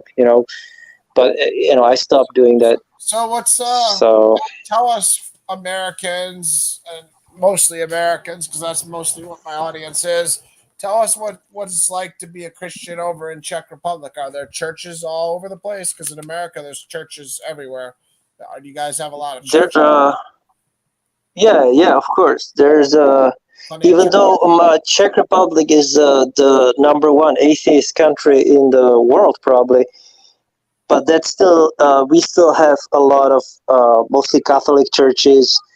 I mean, there's one church in every town, pretty much. Yeah. And there's a lot of in the big cities. You have also like maybe synagogues too and stuff like that. I literally Protestant churches I don't too. live in a big city. I literally have 4 churches at least. No, probably more. I have at least 4 or 5 churches within 4 miles of my house. No exact. You are in a big city, like a million people, something. In a big city. I'm just in like a suburb. I'm like in a I don't know how to describe it, but it's like suburb. I don't know. Suburbs, yeah. Not a city. But yeah, there's churches everywhere around me, and in most cities, there's churches everywhere. So yeah, I was just curious what it was like in the church. It's the same because look, I'm here. This is a small village on the German border, and it has one old Catholic church. Then it has one I think it's a Seventh-day Adventist. So I mean, like Yeah, this is a small town, dude. This is a small town. 1,000 people live here only, and there are already at least two churches here. That's real. Yeah. small. So I mean, yeah, church. We do have churches, but I don't. I call them like Perry. He says it's a heathen buildings. So I kind of agree with that. So Yeah, the guy on the panel seems to have gone to bed or whatever. Jamie, the other guy who's on the panel, he's a Seventh Day Adventist. So that's good to know that if he's ever in Czech Republic, he can go to a church. I used to back in 2010. I was attending Seventh Day Adventist church for a few months actually, because I thought it's interesting for a while back then. They had free lunch. They had free lunch, vegan, so it was like a bonus. Yeah, well, I might go for the free lunch, but I don't think I'd stay for the service because I'm not a fan of their. Yeah, me neither. I was only into it because of the eschatology. I was interested in their eschatology for sure, but then I looked into the history and Ellen White and all that, and I was like, okay, this is she seems to have been like even possessed or something. So I was like, yeah, maybe not a good. Yeah, they just make her too important. You know what I mean? It's like she's not a real prophet God. They got us. I was really digging deep into it. I read all her books too, and she says some crazy stuff. She said, you know what? Ellen White says that sinners burn in hell because of smoking cigarettes. Like what the heck? like she's just making shit up because this is nowhere in the Bible. Yeah. She does. She said something like the stench of the tobacco is offensive into the nostrils of God or something like nonsense like that. You know what I mean? I've seen some weird ones, like playing the piano is demonic or something. Like you Google weird. She was just whack as hell, bro. Yeah. Yeah, she's got some real cuckoo bird, sayings. But people are, people, and when you grow up in a denomination, it's understandable. You kind of have a tie to it because you got friends and family involved. So I hear it, but I definitely think there's some danger in some of it. But well, I didn't I grew up. My parents were not religious at all, so I was like kind of exploring on my own in the Bible, and then I met somebody and they said, oh, I go to this Seventh Day Adventist church, do you want to come? And I said, okay, why not? So it's, and I tried to go to, if somebody else invited me, I would try it out too, but I never really liked any, to be honest. I mean, I like Bible study because it's more like discussion, like what we do here, right? So I enjoyed that, but the church service is where you have to stand and clap your hands. It's like giving up your free will, like obeying some, it's not my thing, And besides, the music is just garbage too. I always have a hard time singing in church. Personally, it's like I never had a good voice, and I'm just not that guy. I sing very quietly in church when I go to church and sing. Well, the problem is not that I can't sing or whatever, but the problem is I don't like their songs. You know what I mean? It's like it's corny and cheesy and bad. Yeah. Because if you look at it, why do they sing only about our God is an awesome God? I don't even know. There's no depth to that lyrics. It's like at least sing some Bibles. They don't even do that though. They just have some songs that are not even the Book of Psalms are supposed to be songs, but they don't really do that. They just have their own songs, which are stupid. Even I went to my parents. They go to this church and they say stupid like Jesus, runway to heaven. That's stupid. It's ridiculous. I don't know. Yeah. So I mean, I'm not a fan of worship music. That's. Well, one of the verses you brought up about the Lord having, a day prepared even for the wicked or whatever. Do you believe in free will, or do you believe everything's predetermined by God? Every single thing that happens, God determined before it happened. What do you believe on that? Yeah, this is a bit hard question. I feel like that it's predetermined, but at the same time, we do have some amount of free choice, right?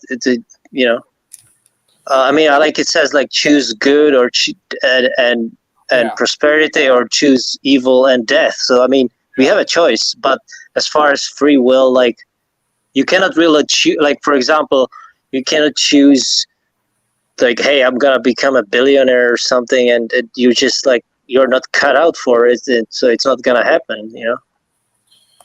I mean, No, I hear you. I'm a free will person, but obviously God's will is always going to overcome our will because He's God. So His will is more important, first of all, and His will should overcome our will. So righteousness and justice and love and kindness will always endure. So His will should be better than our will. It is better than our will. But at the same time, God loves us and allows us choice and free will, and it's a way for us to be made in the image of God and to do like you just said, in Deuteronomy 30 here, setting before life and life and good and death and evil, So we have choices. yeah, and I feel it's a wrong thing to give up your free will and follow blindly the orders. So I believe that we do have that. Yeah. Yeah, Like some people, the problem I really have with it is the people that say we don't have free will. They don't realize that they're blaming God for satanic evil. You then have an issue where you have God being the snake in the Garden of Eden. You know what I mean? Which, you can't have that. It's to me, you can't have that. It's just, God can't be the one who's making the snake lie to Eve. it does say that in the the banned gospel of I forgot the name. I think it's Gospel of uh, Mary Magdalene, right? Have you ever read that? It says that Jesus was actually the one who told them to eat of the tree of the knowledge. That's some bizarre apocryphal book, bro. Well, because it was banned by the church, but I'm just saying, these books are, maybe there's some truth to it. I mean, who knows? Some cuckoo bird can just write the book and slander God. Some Jewish person that hated Jesus probably wrote that one, and Yeah, I mean, it's possible too, I guess. Yeah. Yeah. But it's just like God already knew. There are some good apocrypha. I'm not saying that. I have a book. If you're interested in apocrypha, you guys got Amazon out there, right? Or is your village that small you don't even have Amazon? I don't live in. I mean, this is my holiday house. I live in a big city. Otherwise, so okay. But yeah, we do have Amazon, of course. Yeah. There's a really good apocrypha book I got on there, and it was only like $25, and it has like 60 different ones. Do you already have a lot of apocrypha books, or no? Well, I do have. Yes, so my King James Bible has the apocrypha, the 11, or was it 12 books between the Old and New Testament. So that's one. That's what I have, and I do have the Book of Enoch, which that's called pseudo apocrypha. I think not apocrypha, but either way, I have that as just printed out. I never bought it. I just found it on the internet and I printed it in my dad's office. So, but I have that. So, but other than that, I've read also the Gospel of Thomas. Is the Gnostic. That's a bad one. Yeah, I never read that one. What do you mean? That I love that. Gospel of Thomas is pretty good. I like it. I've never read it, but from what I've heard, it's got some wicked things in it about Jesus doing stuff as a child or something that I think you're mistaking it with the other gospel, but I think the Gospel of Thomas is. I never read it, so I'm just going on what I've heard people say about it. Yeah, it has pretty wild stuff, but it's mostly like it's still a bit consistent with the, especially Gospel of Luke. I think it's a bit similar, but doesn't have crucifixion. It doesn't have crucifixion is the main thing about the Gospel of Thomas, but it says also like I have come to bring wars and division, which that's the same thing in Gospel of Matthew. So does it have Jesus as a child, like doing stuff? Like a teenager or a child? it's been a while. I have to say, I don't remember every detail about the book, but Yeah, well, those are the things I remember hearing about it that I didn't like. They said like as a child, Jesus was like killing birds or some weird things and bringing them back to life. I don't know. Some oh weird- yeah, it does have that. It does have that. I remember now. Now that you mentioned it, I do remember that. It Yeah, has that. Yeah, yeah, and I think it goes further. it's pretty wild. Yeah, it's it pretty has, wild, and it has stuff like it has like deep stuff. Like it has like Jesus says to his disciples, like if you split a log of wood, and there am I in the midst of it. Like it says like weird shit like that. yeah. This is a good It's one. like it's about like his omnipresence. I think it's talking about that. Well, I really recommend this one for anybody that wants it. I got this one sitting right next to me. It's only $25 and you get 54 book. It's like a 900-page book, and it's a really big. Wow. Yeah, It it's has Enoch, Joshua, Jubilees. It's got all 3 Enochs. You got 54 books in it. They got everything, man. It's $25. It's 900 pages. I mean, it's like a, Wow. it's like a phone book. It's like an old phone book. I don't know how old everybody is, but that's how big So, it is. But does it have also the Gnostic Gospels, like the Gospel of Judas and stuff like that, or it's just it's got. I'm trying to look for the table of contents. I have it sitting right next to me, but I don't know how much you'd be able to see it on my camera. So I was trying to. Because I've already read the book of Joshua and Jubilees and Enoch, so I would be more interested in those, apocryphal gospels. So that's what I would. Yeah, this has got New Testament Apocrypha too. Here, I'll try to. Oh, okay, cool. I'll try to just shut down my camera to see if you can see it. I was trying to find it on the screen if I could click. I don't know. We'll see how this works out. I doubt it's going to work out very well if you're going to be able to read it or not. Let me see. Okay. Because I'm not on my laptop, so it's very small.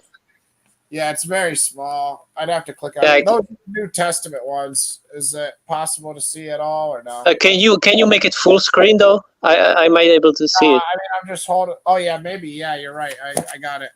I gotta stop sharing my screen. Good point. That's a good idea, man. You're smarter than me. You should be running the show here. You should be running. No, but make yourself as a solo layout. Yeah, I got. Yeah. Good idea. I'm also not great at that, so give me a minute. Okay, here we go. All right, Yeah. so let's see if you can. This is the New Testament kind. A whole bunch on the other page. I'm just see if you can read this. Yeah, I can see it. So, wow, what is that? It's so that's the Apocrypha, right? This is just New Testament. But it says like it says some weird stuff. I don't really. Got Clement, Revelation. Yeah, what is that? Sorry, I'm trying to hold it still, but I'm a cripple and I'm not doing a very good job here. All right. Philippians. Okay, I saw it. Philippians. Yeah. Yeah. It's got all that. That's just New Testament. And then if you go on the other page, it's got all that King James Apocrypha. And then it's got another Daniel, another Esther, a bunch of pseudepigraphas. It's got all. Here, I'll try to hold it up here. Oh yeah, I see it. Yeah. Tobit. I have those actually. I have Tobit, Maccabees, Baruch. I have those because those are in my KJV with Apocrypha, but I don't have the Apocryphal Psalms. A lot of the stuff is missing from my Bible. So yeah, they got 5 extra Psalms in it. They got some Book of Giants that were found in the Dead Sea Scrolls. It's good because they got some stuff that was found like in the Dead Sea Scrolls, so that stuff's cool.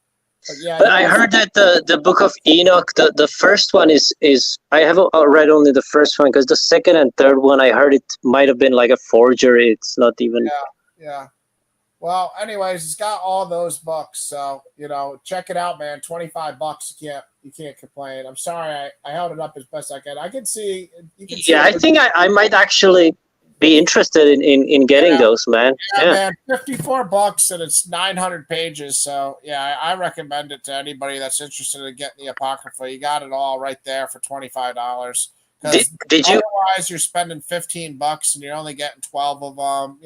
And it's got nice blurbs before each thing where it tells you where where they were found and stuff. What year they were found, Right. they were found, all that stuff.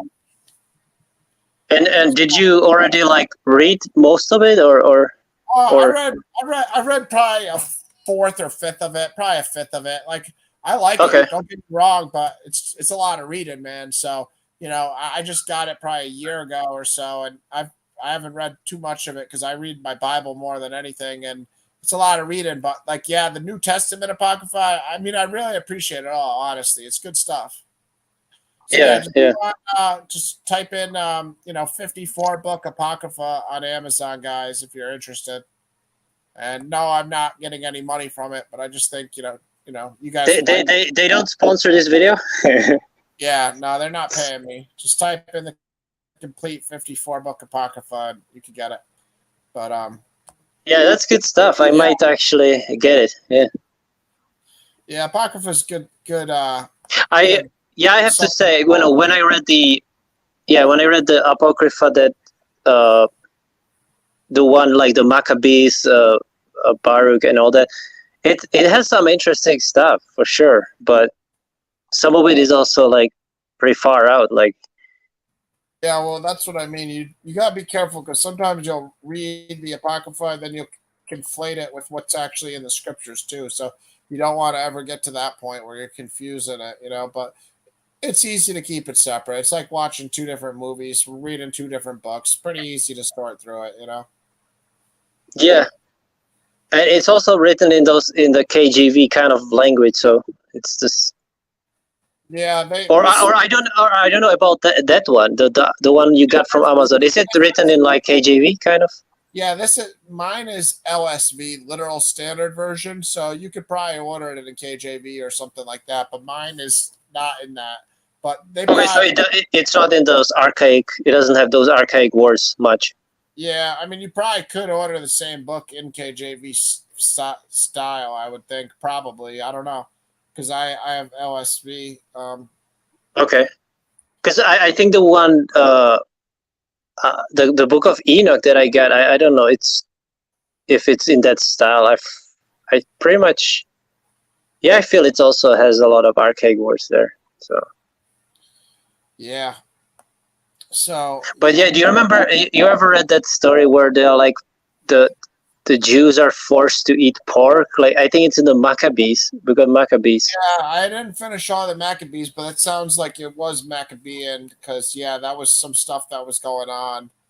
They were there's some guy and he forced them, or they would rather die than to eat pork. It was a pretty brutal story. They were tortured and it's pretty. Pretty weird. That's the ultimate goal for all of us is to be able to give up our bodies like Shadrach, Meshach, and Abednego did, But they survived, right? Yeah, it was in Daniel 3. Remember when? The furnace, furnace, right? Yeah. Yeah, sounds like you've read your Bible. I mean, to be honest, I've only been a Christian for 5 years, so reading your Bible since 2007. You said? Well, okay. The thing is, I've been reading it from 2007 until about 2014 or 15. And after that, I kind of took a break until pretty much now. I mean, I would still sometimes read because I have audio KJV Bible, so I would listen on my iPod and stuff but I would not read it anymore, cover to cover anymore. And also, there's been a time where I was yeah, why'd you stop reading it? Yeah, exactly. Because, dude, if you've read it like me, I was obsessed with it, dude. And back then, especially around 2008, 2010, I was only 22. I was obsessed as shit. I mean, I was reading 5 hours a day, and I went insane from reading it too much, man. That's why I took a break. Wow. So. That's pretty cool, man, that you were that into it. I mean, just that shows God working on your heart, and that's awesome. That's a blessing. But yeah, I mean, taking 10 years off, that's not good. I mean, Well, yes. not 10 years. Like it's, I would still kind of like when I would, but you know, you have to remember I read it literally cover to cover at least 6 times. So even if I took, you know, even if I didn't look at the Bible, I would still remember most of it because I read it so many times back then. You know what I mean? So, You still know it better than most people. Yeah, definitely. but the thing is, I was like, because I would be just having mental kind of problems, I would be like, you know, it's not good for my mental health to read it way too much, you know. That's why I kind of also Yeah, I can relate to that because you know you can Yeah. you can get obsessed with the heaven and hell aspect of it, and it can kind Yeah, of yeah. Exactly. I got obsessed with that, and it's not good. It creates a hard dynamic of living where you don't know what to do besides prioritize every day to God, which is the right thing to do. But it's also you're kind of doing it in a way where it distracts from you living your life too and being happy and building relationships and helping other people. And sometimes Yeah, that be in fear of hell every day, and it can be a lot. It's a big, Yeah, it's it a was. overwhelming thought for a human being to think about eternally being burned. Yeah, I was doing. I was really like extreme with that stuff, man. I like. I would be fasting always, and it just. I don't know. Sounds like you're doing a Was lot. giving too right, man. much. Sounds like What? you did a lot right, man. No, but this was all what I'm saying a long time ago. Well, Right now, I'm actually not really.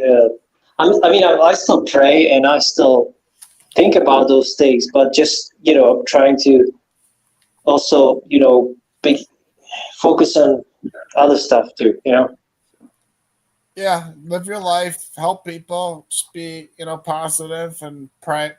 You don't have to read your Bible every day, but still try to pray every day. Or Yeah, I agree. Yeah. be grateful that God's blessing you in whatever way. That's good. What? Hold on, I'll be back. I have to use bathroom. Okay, cool. Yeah, everybody is welcome. If you guys are new to the channel, feel free. I don't know how much longer we're gonna keep it going. Me and Joseph, haven't seen each other for a long time, so it's good to catch up with him. It's been nice having everybody come on. The panel's been running pretty well tonight. I'm glad that we're on a good trajectory at the moment, and I hope this is what I'm gonna give you guys in the future. So hopefully this is a preview of what we can accomplish over here if we all put our minds, hearts, and souls into one and serve God as best we can by respecting each other and sorting through the word without our ego being too involved and allowing each other to be wrong and not having to rip each other down when we think we're right and disagreeing respectfully. That agree to disagree type of thing. But so I'm pretty proud of the way the show's gone tonight. Try to get some more interesting topics for you guys soon too. I'm going to try to think of some interesting topics and get into some more studies of the words. I still do want to get into Ecclesiastics more and really break down and appreciate the beauty of that book and the infinite knowledge God shared with us in that. And that's definitely one of the next things. Hey, you're back. Good. Do you mean Ecclesiastes or Ecclesiasticus? Because there are two of those, right? The Wisdom of Solomon and. Oh yeah, one's apocrypha, so it's not in the 66 book canon. So no, I'm talking about the one that's in the Bible. The one that's in the Bible. Okay. That's only 12 chapters. I know what you mean. I wasn't that impressed with Wisdom of Solomon, honestly. I that is an apocryphal book I read. I read the it's called Ecclesiasticus, and that's like 60 chapters, very long, right? But it has some interesting parts for me, short chapters that I remember the Wisdom of Solomon, but I just wasn't that impressed with it. But I really like Sirach. I think Sirach was an excellent apocryphal book. No, that's what I mean. Sirach in other name for that is Ecclesiasticus, right? But in some versions of Apocrypha, it's called Sirach.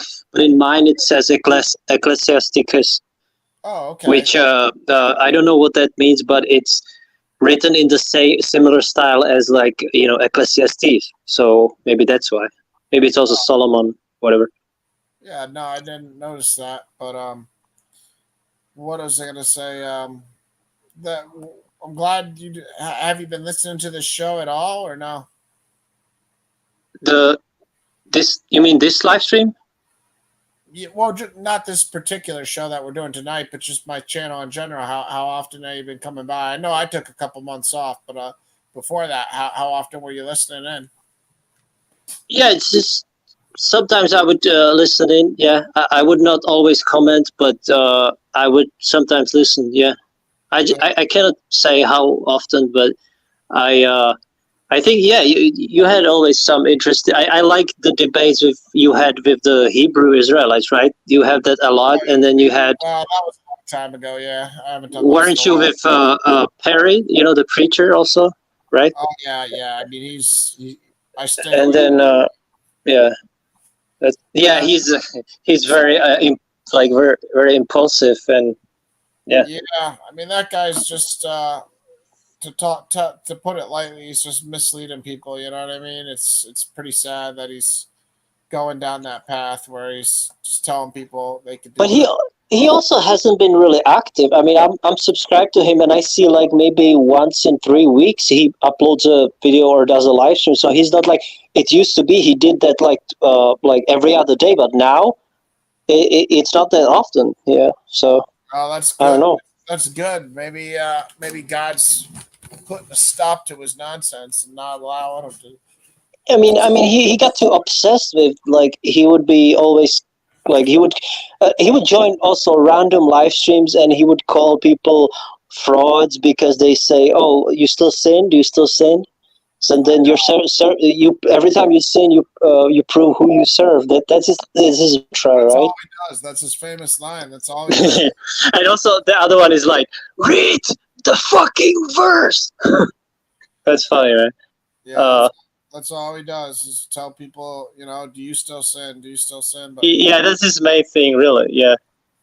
But I do like, I have him on Facebook, so sometimes I talk to him, but I don't know. Are you still in the Discord? Are you in the Discord or no? Well, right now I only use Discord for like I'm in some music servers, so I'm not really. I left the ETT server because he was always going on about the age of consent. I was sick of it, and he was also justifying rape from the Bible. I'm like, what the hell are you? Wow, really? I know he was just on my show yesterday. I didn't ask him. Was he? Yeah.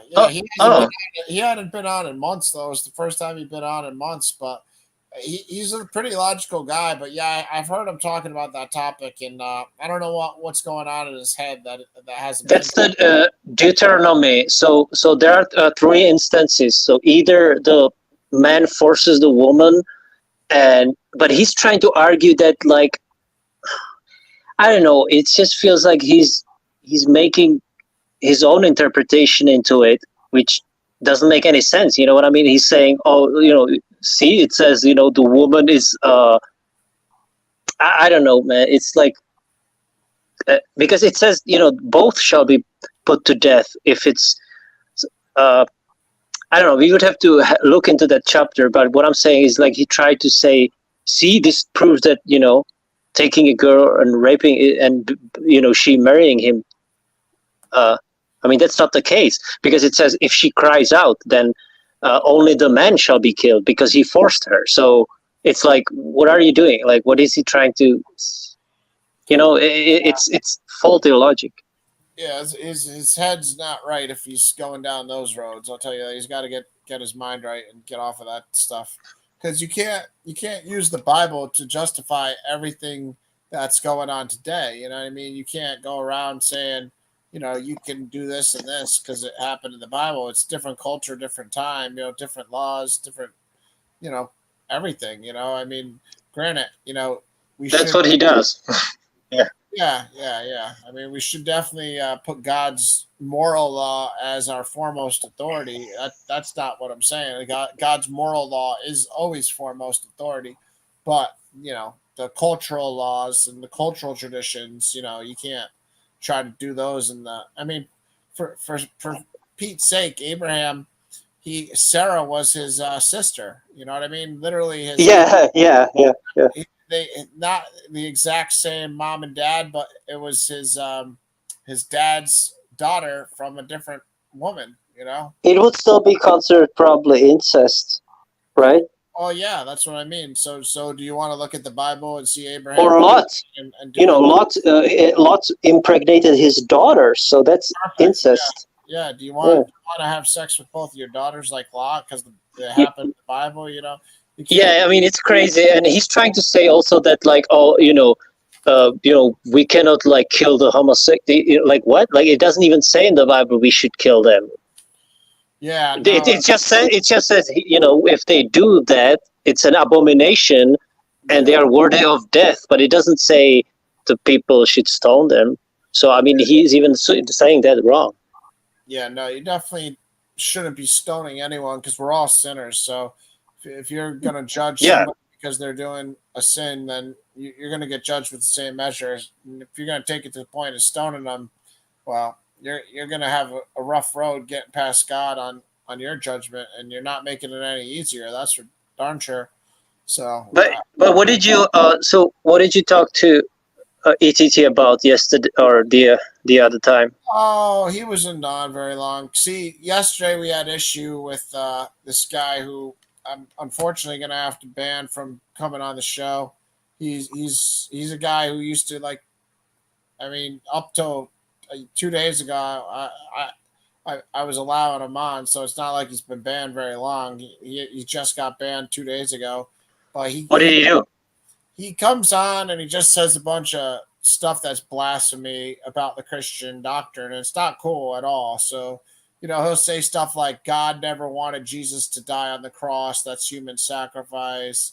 He'll say, God never told Abraham to kill Isaac.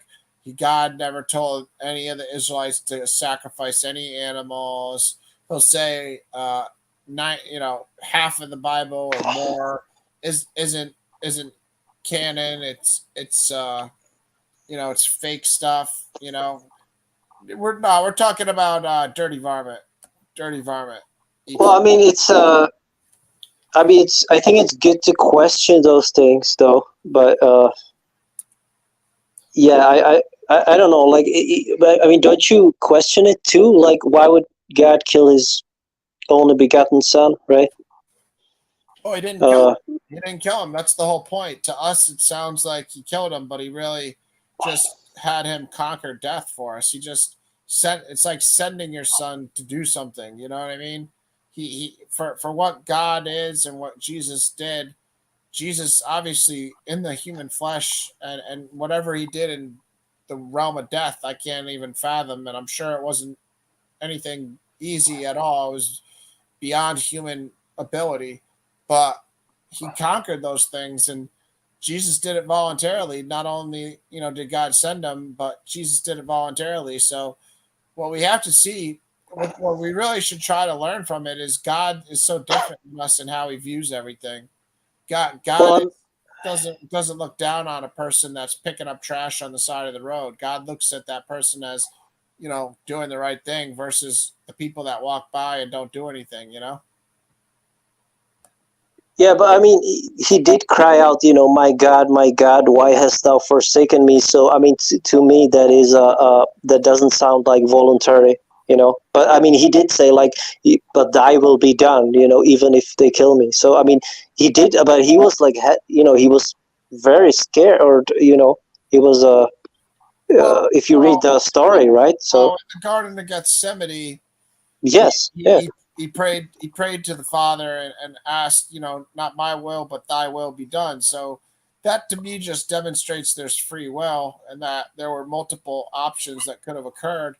But it also Yeah, he shows. says, if it was possible, take this cup of suffering Yes. away from me. So he obviously he had his human nature. He didn't want to suffer the torture and death. Obviously, so that makes him more relatable because he's not some Terminator guy that doesn't feel pain. You know what I mean? So Well, I view it as that as him being God, but he gave up his divine powers for and he felt pain like we do. So that makes him relatable. Well, that's the thing.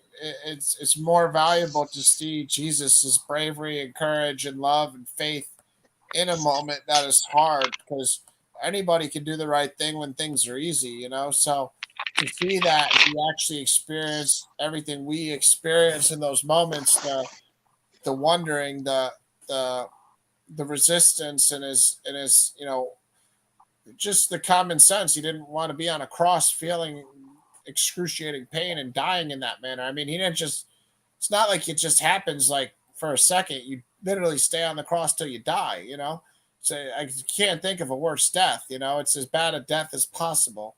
So yeah, it's one of the worst for sure. Yeah, it's one of the worst deaths possible. You're dying of hunger, thirst.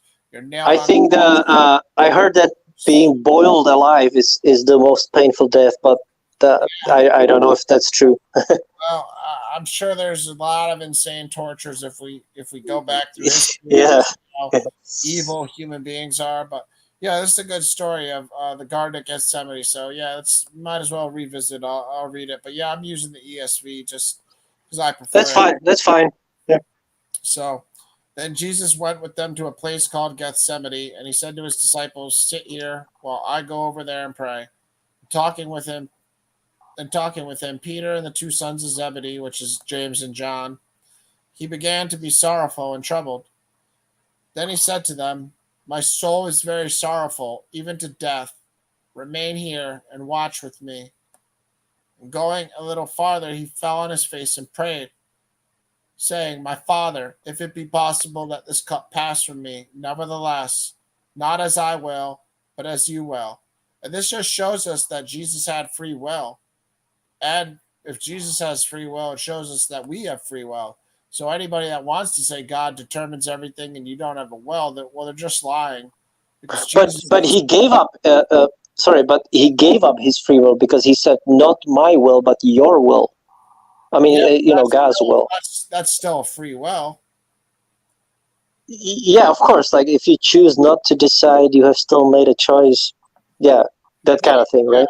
If I choose to do whatever you tell me to, it's because I'm choosing to do so. I have a free will to do it. He's obedient to the Father to the point of death, as Philippians 2:6 through 2:11 brilliantly says, and it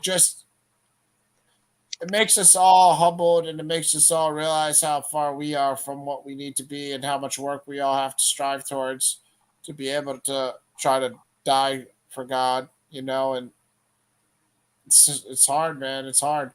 We're human beings too, and we go through these same emotions, but we have the same dedication. It's scary. It's scary to think about, torture and death. It's very scary. So, and he came to the disciples and found them sleeping, and he said to Peter, "So could you not watch with me 1 hour? Watch and pray that you may not enter into temptation. The spirit," and this is always true, "the spirit indeed is willing, but the flesh is weak." Again, for the second time, he went away and prayed, "My Father, if this can't pass unless I drink it, your will be done." And again, he came and found them sleeping, for their eyes were heavy. So leaving them again. And you know what's beautiful about this story too, is we see that the disciples can't even stay awake. So it's a contrast of God's will, the Son of God, Jesus' will, with man. And the disciples are just, human beings that literally know, he's only got several hours left, but they still can't even stay awake for him. He's going on a mission of dying on the cross, and he told them he's going to do this, and all they're tasked with at this point, stay awake, and they can't even do it. So what it does is it contrasts the true obedience to God, and it shows that man, even in the presence of God, with Jesus giving them a command to not fall asleep, is failing, and it shows the love and mercy of Jesus, which also is the love and mercy of the Father, because Jesus is, asking them, but he's not scolding them, screaming at them, you fools, and he's just Yeah.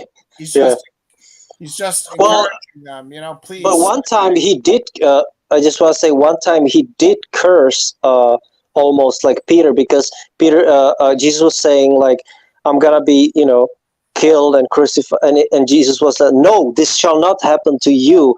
And Jesus was like, "Get behind me, Satan." So he called Peter Satan. So that's kind of like cursing him almost. I mean, Well, that's right?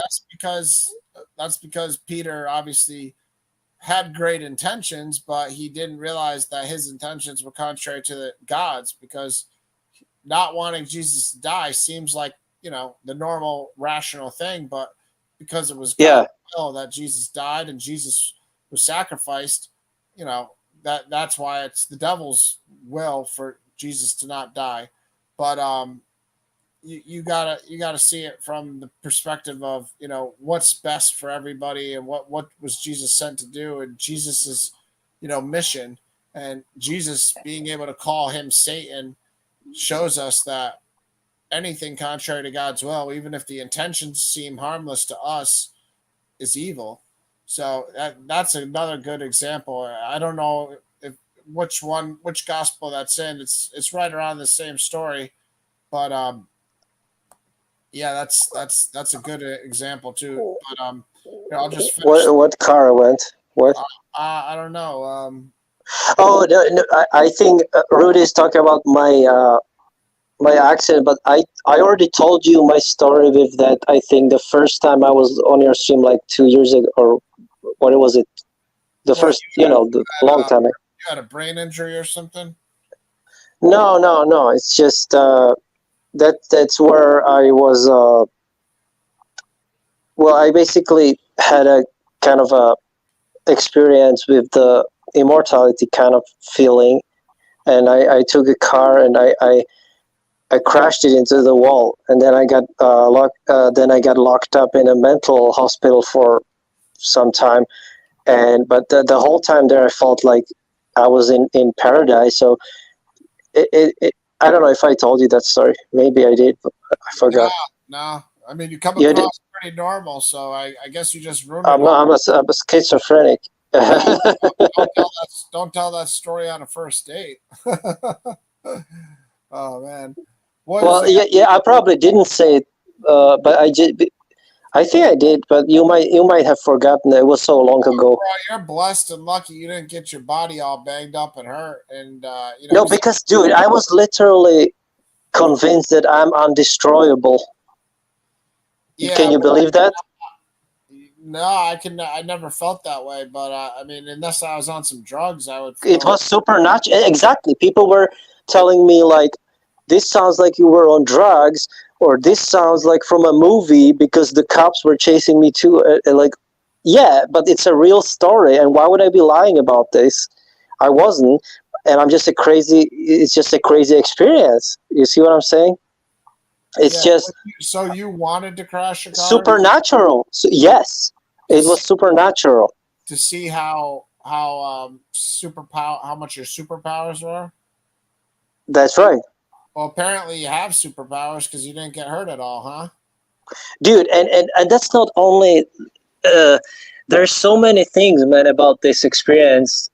Well, it's a long story too, but the thing is, when I stole the car, it started playing the song "Break On Through to the Other Side," from the Doors. You stole the car too? Well, it was abandoned.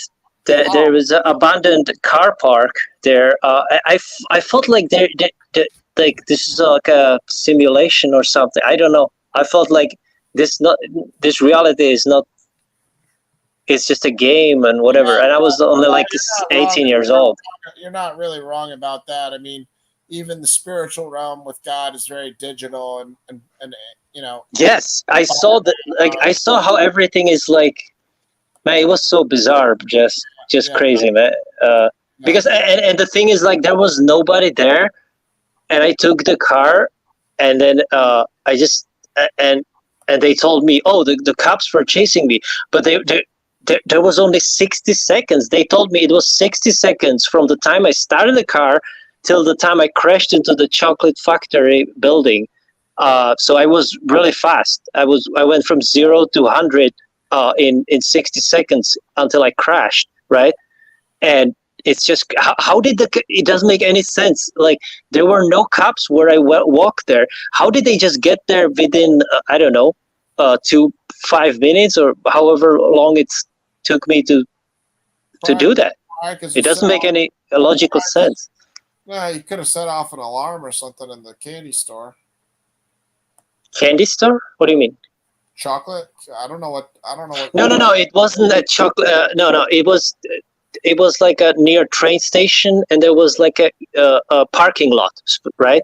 With there was one car, but it seems like there was nobody around, like at all. So it's weird, like as if like in a video game you turn around and then there are people again, and you turn around and there are no people. Like it's so weird. Well, sounds. But I was out of my mind because I did like I didn't sleep for 3 days. I was also fasting, and I traveled across the whole Earth from Europe to New Zealand. So that might have to do with like me maybe getting all the reality shattered, so to speak. So, do you ever have demonic or like being schizophrenic? Does that ever cause you to deal with evil like in a way that other people normally don't see it? Because I have that in my, I'm not schizophrenic, but I've had issues. I used to have like terrible nightmares where I would get my body being pulled by an invisible force, and I would pry open my eye, and I would see my body was on the ceiling. But this was a long time ago. I don't have those anymore. But I mean, still from time to time, like some terrifying nightmares. That's or what are you asking? Like some like voices or something? I used to have those too, but running into people like in the mental institution and stuff, where some of the people like I've been many times. Yes, I've been 5 times at least confined to mental hospital. Each time it was at least 30 days. So, I mean, it's some of those were terrible. Some of those were like, I guess, not that terrible, but it's like prison, basically with pills. Yeah, I've been there twice. Really? Oh, okay. So, have you ever been like diagnosed then, or? No. Well, I've been to the places 3 times, but 2 of the times it was only for like a week or so, 3 days, a week. Yeah. But still, they when you are like sectioned in a mental hospital, I've never stayed in one for 30 days. I've only been to them for a week or 2 here or there, but it's so that's not enough for diagnosis, they say, or well. My situation was kind of different, but yeah, I've had some interesting life experiences, we'll say, to put it mildly. But that's why I was asking you how yours. No, you don't. You don't have to talk about that. I'm just curious if like they put on you like diagnosis or pills or whatever like on me. I mean, I'm sure they diagnosed me with something, but I don't right. know, like. It's not. Yeah. I mean, they change it too. The pills they give you are terrible. The pills are. Yes, they are. They are the hardest thing to come to quit it. It's so hard because they are made to be addictive. They're just weird. They're not like normal medications in those places. So you're not alone, man. Everybody's been through some stuff. Everybody's gone through some depression or some hard times, and we're glad you came out on the other side of it. That's a cool story, but Yeah, I'm still surviving. yeah. It doesn't sound like you regret the story too much either, which is that part of it's pretty nuts. You sound like a man that doesn't have much regrets about crashing a car into a wall. Well, I didn't hurt anybody. Yeah. Well, and I did pay for the damages of the destroyed car, the building. I spent all my inheritance on it actually. So I could have gone to prison, but they said I was schizophrenic and I didn't.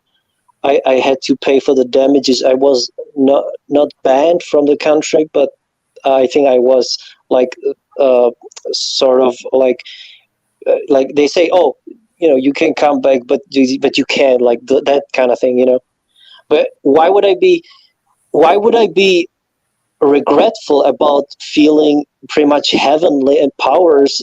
Like, I don't get your point. Like, I didn't hurt anybody. I did cause the damage to fucking building and a car. So what? And I paid for it. So what? Like, I paid for my crime. And on top of that, I suffered schizophrenic depression all my life. How is that it's something to regret? Well, wouldn't you say like maybe I shouldn't have done that too? Well, I can't change the past. So what do you mean? I mean, no, I'm not asking you to have a time machine, man. I'm just saying, like, sometimes when I do something that I don't think I should have done, and like I look back at it years later, I kind of look back at it and I say, oh man, I wish I didn't do that. Yeah, I wish. Yeah, because I can never return to that country now, so I'm pissed off. Yeah, that's right. What country? I told you it happened in New Zealand, which is the whole world away. Right?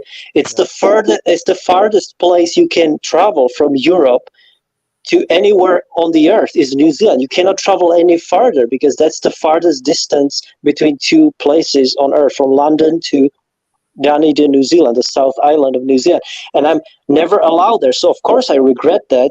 But like, as I said, I can't change the past. So, I mean, it's like crying over a spilled milk, it's like, whatever. Yeah, I hear you. It's not productive. You got to move forward in life and stuff. I hear you. But, what's, how did you end up over there? You took as I said, it's a bit of a long story. I was I'm just talking about, did you take an airplane or did you take a boat? How do you get over there? Dude, this was in 2008. Yes, there were already airplanes back then, if you can believe it.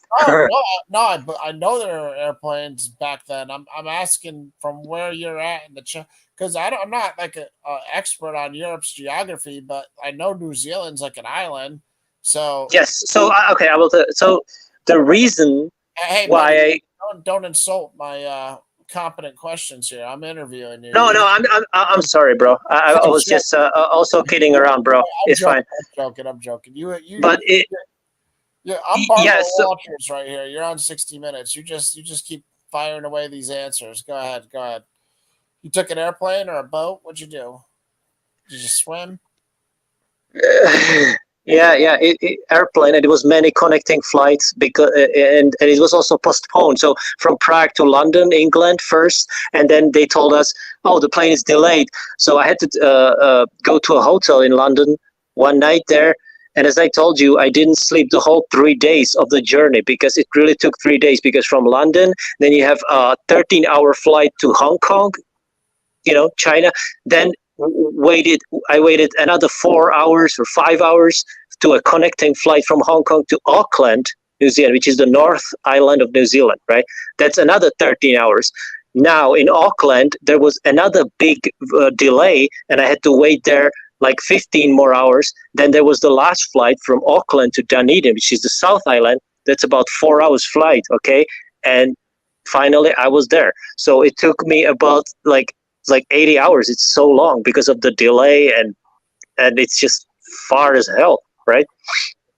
So, and the reason I went there in the first place, because the previous summer, 2007, I met a girl in Canada, and I kind of kept in touch. He told me he's gonna study in a high school in that city in New Zealand. So it's like a study town. And she said, why don't I come there to visit her? Because I was in love with her, but I think she only viewed me as a friend. So I was also kind of like lovesick, if you know what I mean. So, but anyway, so that's how it happened. And initially, I wanted to go there to meet her. So she was the reason why. So basically, things didn't go well with her, and that's what led to you saying, "Screw it, I'm going to crash this car." No. That could be a part of the reason, but also there's no way you went over to her house, banged her, and then decided to get into a car and go drive. No, I didn't even meet her. Yeah, I know. I'm just saying, there's no way on earth that you banged her and then got drive this car into a wall. So something had to frustrate you, piss you off, whatever. Yeah, because I tried to like message her. I think from the airport, she wasn't like replying, and then as the plane was delayed, so I thought she was gonna meet me at the airport, but she, of course, because it was delayed, and I don't think even my phone was working there, so that I was kind of sad, I was very lonely. I thought, I didn't know anybody there, and I saw everybody meeting their loved ones at the airport. I was so sad, man, and I just was like, okay, time to crash a car into a wall. That's what I'd say too. No, that's not what I was. I was like, I would just drop my bag to this backpackers in a hostel kind of place, where and then I took a walk, and I started even running. I was kind of like felt the energy, I felt like immortal and stuff, and then I saw this cross, and it's like a Celtic cross there near the train station, and it says on it like, this cross symbolizes eternal life, and it just confirmed in me like, oh, I'm already in heaven, But and then I just kept going, and I found the car, and the rest is history. Well, so I did meet her one time though. I tried to call her too, but and I did call her from the mental hospital. She was like, and I told her, hey, I was in an accident. I'm in a hospital, and she's like, it's Vakari Hospital, and she's like, oh, there's no hospital there, because she thought it's a regular hospital. She didn't know it's a nut house. So anyway, so when I finally met her about a month later, she already had a boyfriend. So whatever, Yeah, well, that's how it goes sometimes. But at least you didn't get hurt in the car accident, man. I ruined my life in a car accident. I broke my neck. Just a few scars, but I didn't. Yeah, no broken bones or anything. No, if you're still climbing mountains, you're fine. I broke my neck. I was paralyzed from the neck down, and now I'm still paraplegic to this day. My whole right side of my body is messed up still. So that was 10 years ago too. Damn, man! What was it? Car accident too, or something else? I was asleep on the highway, and I hit the left guardrail. My car went airborne. I landed on the roof. Oh my!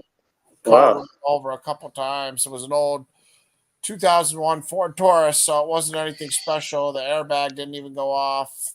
Airbag might have saved me from breaking my neck. Didn't go off, and yeah. No, so the airbag actually saved your life? No, the airbag didn't go off. I'm saying it didn't go off. I think it would have stopped me from breaking my neck, but it didn't go off. The seatbelt saved my life for sure. Well, I didn't have seatbelt in the car that I stole. I didn't put on seatbelts, and the car did not have airbags. So what happened was, when I crashed, I put like my knee in front of the steering wheel, so it prevented me to crush my chest basically. So I guess. So I have a large scar on my knee, and I had glass all over, like all over my left body from the windshield, because it smashed, in my forehead too. They had to put stitches, but the glass splinters were like under my skin, They didn't even get it out. I was pulling glass from under my skin for like 2 years after that even. It's crazy. So But sometimes, how often do you get those feelings where you feel invincible? How often does that ever? Because I've never felt that way. only once. I was there. Sadly. That's why because once you feel that highest, I mean that most, like the highest power or whatever, you are, everything mundane or worldly seems like nothing. So you sink into deep, crippling depression because you want to feel it again, but you can't. And no matter what you do, I tried everything. I tried fasting. I tried doing, sleep deprivation too, but it would never return that feeling I had back then. So it happened only once, really. I came close in like 2 years after that or 3 years, but it wasn't even close to invincible feeling. It was like more like euphoric, yes, but that's about it. Only once, and the second time was way weaker. Like if I had to compare in percentage, it was maybe 1% out of that 100% that I felt in there. So the first time, so I never reached it again at all. So, but I mean, you're right that most people don't even feel it once in their life. So I guess in that sense, I was maybe blessed or whatever. But it came with a lot of, baggage because dealing all my adult life with schizophrenia, depression, all the torment. It's I don't know, man. If I trade it for like a normal life without really a lot of depression, but without feeling heaven, I don't know. I probably wouldn't trade it, but still, it's tough. It's tough. Wow. But anyway, man. Yeah, I'm getting kind of tired, man. It's I'm on the East Coast. I don't know what time it is there. About 6 a.m. It's noon. It's a noon time. 12 okay. p.m. Yeah, just afternoon for you, but yeah, 6 a.m. over here. So I also didn't sleep. I'm just I'm waiting for a package. I ordered something from the internet, so that's why I didn't sleep. But man, it's been good chat. Yeah, I never blocked you or nothing. So please come by and keep sharing your stuff, man. And I appreciate you opening up about some of the personal stuff. You didn't have to share that. So you're a brave dude, and keep inspiring people with your story. Yeah, because Rudy asked me to share it. I thought I already did tell you that story before, but I guess I didn't. But if I'm glad that you are open to that story, or like because people can judge me for that because they say like, well, that's blasphemous saying that you felt immortal or whatever, but you didn't do that. So I'm very I respect you for that. Well, it's how you felt. What do I want? I don't want you to lie. You know what I mean? You felt right. We both know. You weren't immortal. You definitely could have died. You got some scratches to prove it. So, you got some scars to prove it. So that's right. That's right. It's just that I really didn't even feel pain, though. It's so weird. Even though I was pretty banged up, right? And I even did some crazier stuff. After, because one day they would let me go to because my dad had to come there, right? Because of the I needed some guardian. I was only 18, so he came there and he took me out to the movie theater, and I got paranoid a bit inside. We were seeing some movie that was coming out and I ran out of the cinema, and it was like the ground was wet, maybe partially frozen too, because it was winter. And I would run as fast as I can, and I would just jump and slid on the ground, but I banged my head, like the back of my head, into the concrete ground. So how is that possible? I felt no pain. I felt pleasure from what was supposed to be a terrible pain or whatever, like banging your head against a cobblestone fucking ground. How is that even possible that I felt no pain from that. I should have cracked my skull, but I didn't. So how do you explain that if I was mortal? Well, See what I'm saying? Well, it depends what you did to the car and stuff, man. You know, I mean, if you had jumped off a building, you would have found out real fast you're not immortal, you know? No, yeah, that's what people tell me. I'm just saying it was only that one time I felt that. Rest of my life, I felt pain, I felt mortal. It was only that one place and one time it happened back then. That's the only time and only place I ever felt this way. No other time in my life. So I'm just wondering, what is the reason for that? Why only there? Why only at that time? What is the reason that I felt it? So I cannot figure. It's been all my life I've been trying to figure out why did it happen to me, and then it went away. So I felt I'm already in the kingdom of heaven, something. But yeah, it's weird.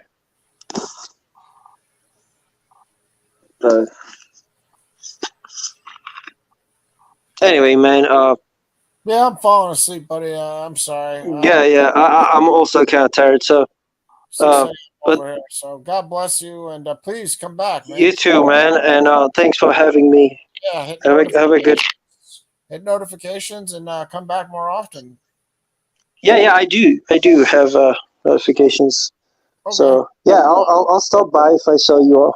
All right, yeah, don't be shy, man. You're a smart guy. I appreciated all the input, and God bless you, and hope God willing, see you soon. And thanks everybody else for watching too. I appreciate you guys, and I hope we all found something interesting and educational, and something that maybe we could improve on. And we're all just trying to sort through things, guys. Nobody here is an absolute authority, so just continue to share with each other your life and your journey, and hopefully we can all strive to be better because of it, and love God, love Father, Jesus, and the Holy Spirit as much as you possibly can with all your life, mind, strength, and soul. I misquote that one. But anyways, thank you guys. God bless. Okay, good night. Later.